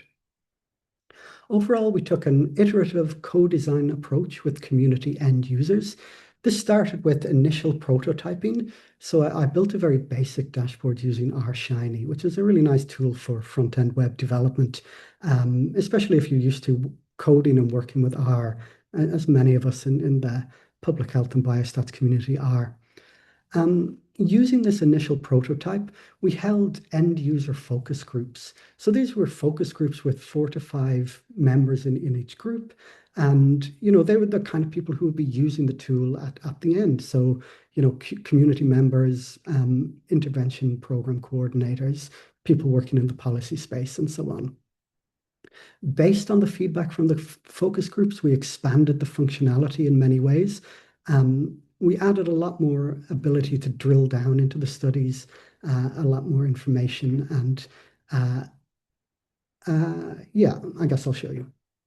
And after that round of review, we did some more individual user testing. So we had one-on-one interviews with users who are using the tool live and getting their feedback, and we further refined the product based on that feedback. In terms of the functionality of the tool, the main kind of unit of analysis are those initiatives, the things that people might actually be implementing in the community. There are in total 45 activity types, and these are clustered into 11 major groups. And these are the things that people might be doing. So things like dry events, roadside checkpoints, community education. Now, because the context is so important, something that the users requested was the ability to filter. So they might want to filter by drug type, if they are particularly targeting alcohol in their community or smoking or vaping in their school, they can filter by the drug type. They can also filter by the setting because different things work well in different places, whether they're in high schools, universities, the broader community. And then they can filter by the participant or the target details. So if they're targeting a particular age group or perhaps particular priority communities. In terms of the actual outcomes, there were 4 drug-specific outcomes involved. They were use, harm, behavior, and economic outcomes. So those are the things that the study might be targeting and that the user might be interested in targeting. And then these were aggregated to one study level outcome. And finally, there was a quality index developed. And this was a kind of a 1 to 4 star system based on 26 study attributes that took in things like the study design, was it an RCT or observational? Was there appropriate controls? The study duration, the quality of reporting, and so on. Just to take a moment to describe to you the technology stack, it starts out with REDCap, which was the tool where coders would extract information from the manuscripts and enter it into the database. Cleaning was undertaken in RStudio, so we prepared the data to make it suitable for visualization. The actual front-end tool was developed using Svelte, which is a web development framework, particularly adept for data visualization. And the final part was deployment. So the actual CUPID tool is deployed as a website that you can just access online, and that's done using Netlify. With the exception of REDCap, these are all open source tools. So it's very close to being a totally open source technology stack. Just to take a moment to think critically about dashboards, there are a lot of tools available these days to produce dashboards, things like Tableau, R-Shiny, Power BI. And in fact, when I dug up those statistics that I showed you earlier from the burden of disease study, they were presented as a dashboard. But a little bit of what I find is that the tools and the ability to create these things have kind of produced a glut of dashboards, many of which aren't useful. There's kind of a sense of dashboard fatigue when I talk to people about this. And I know myself, I can put my hand up that I'm guilty of producing dashboards that people don't particularly want to look at. But it kind of begs the question, what makes a useful dashboard? I think these have to be dynamic. So something where the background data is constantly refreshing. And it's things which are actionable. A dashboard is useful when it's informing immediate decisions. I was coming through the airport at the weekend and I was thinking about this talk, and I just took a photograph of this. This is a perfect example of a brilliant dashboard. This is the screen you look at when you get off the plane, and it tells you what belt you have to go to pick up your bag. This is dynamic. This is changing every 10 minutes, and it's actionable. It's going to inform what you do immediately. With that in mind, CUPID, like the D in CUPID stands for dashboard. But on reflection, it's not really a dashboard. It's more like an index, a repository of information, or an inventory. And trying to think of a mental analogy for this, my mind was brought to these mathematics tables. So if you're a similar vintage or older than me, you might remember having a copy of these log tables. This is the kind of thing that would sit in my school bag for most of the year. But when you had to look something up in this, it was indispensable. So these kind of repositories for, digital repositories for research information are highly useful. Okie doke. With an eye on time, I'll jump over and just give you a very quick demo. This means that I'll have to stop sharing and share again. So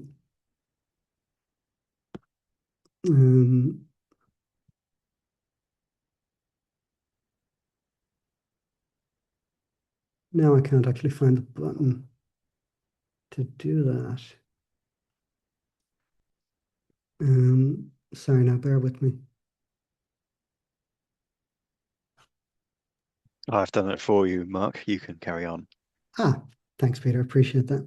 Or Patrick.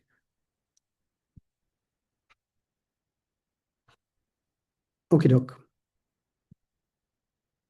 So hopefully you're now seeing my screen again, and this is just the CUPID dashboard currently in development. I should flag, so it's not finished.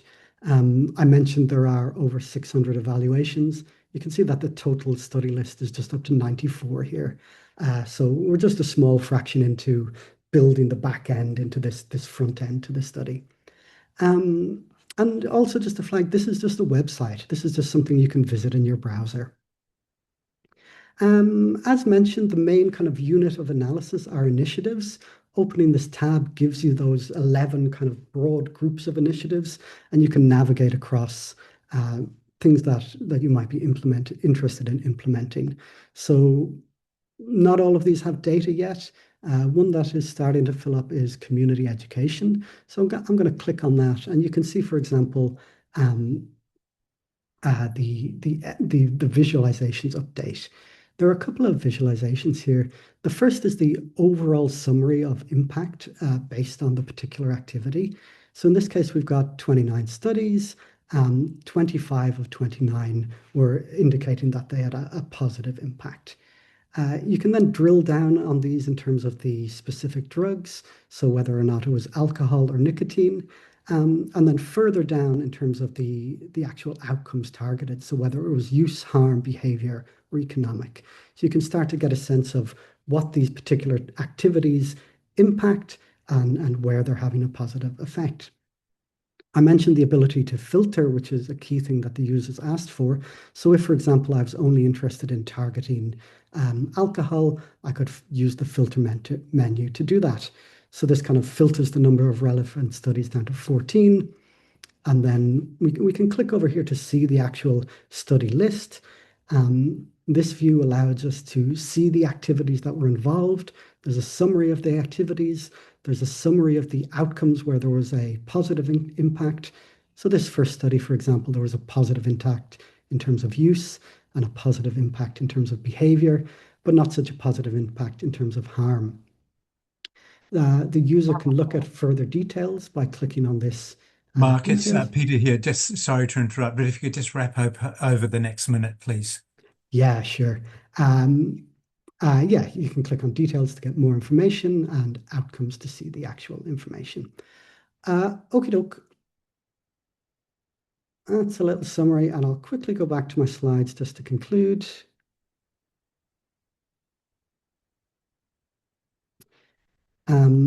So what's next for us? So final steps for the current phase is going to fill out that back end. So all of the studies are going to be filled in to animate and hydrate that dashboard. We're going to develop documentation and user support, including short videos to show users how to use the tool. And then the final step will be thinking about future projects building on the current phase. So two major things are planned. One is that the work of extracting all this information from the manuscripts has given us a big database that we can use to train large language models. So that extraction would no longer be manual. It's quite possible now to be able to automate large segments of that to get the information automatically. And we've got a big database to train models to do that. The other thing we're going to implement are the ability for community organizations to upload their evidence directly. So not everything is going to be published in a peer-reviewed journal. Users will be able to enter information directly into the REDCap database, and then that will populate the tool at the front end. Okie doke. Thanks so much for the opportunity to present. Very welcome to take questions, and I've popped my email up there. So if you're interested in this this idea of using digital tools to bridge the data gap, you're very welcome to reach out to me. Thank you. Thank you very much, Mark. That was tremendous, and it is such a wonderful example of how to translate evidence and masses of it, I might say, into a usable format in community-based settings in a way that community groups and others and public health workers within communities can use that information for and intelligence for action. So thank you very much. Do we have any questions for Mark? We've probably got time for just one. If anybody wants to put something in the Q&A or unmute themselves and ask a question.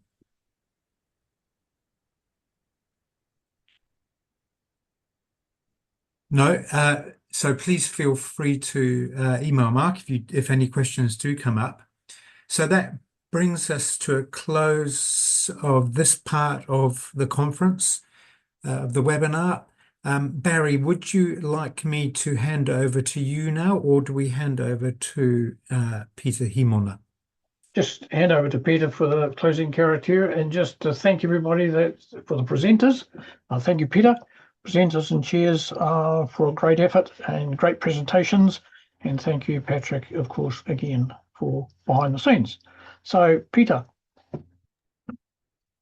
Thank you, Barry. Kia tai, kia tātai katoa, te ata whautu tātai are ki o he karati, me te aro te ata, me te whiwhinga tai ki te waira tapu, ake, amene. Thank you. Thank you, everyone. And for those of you, we've got a full program tomorrow, so see you back bright and early at 9 o'clock. Thank you to the presenters, and thank you, Mark.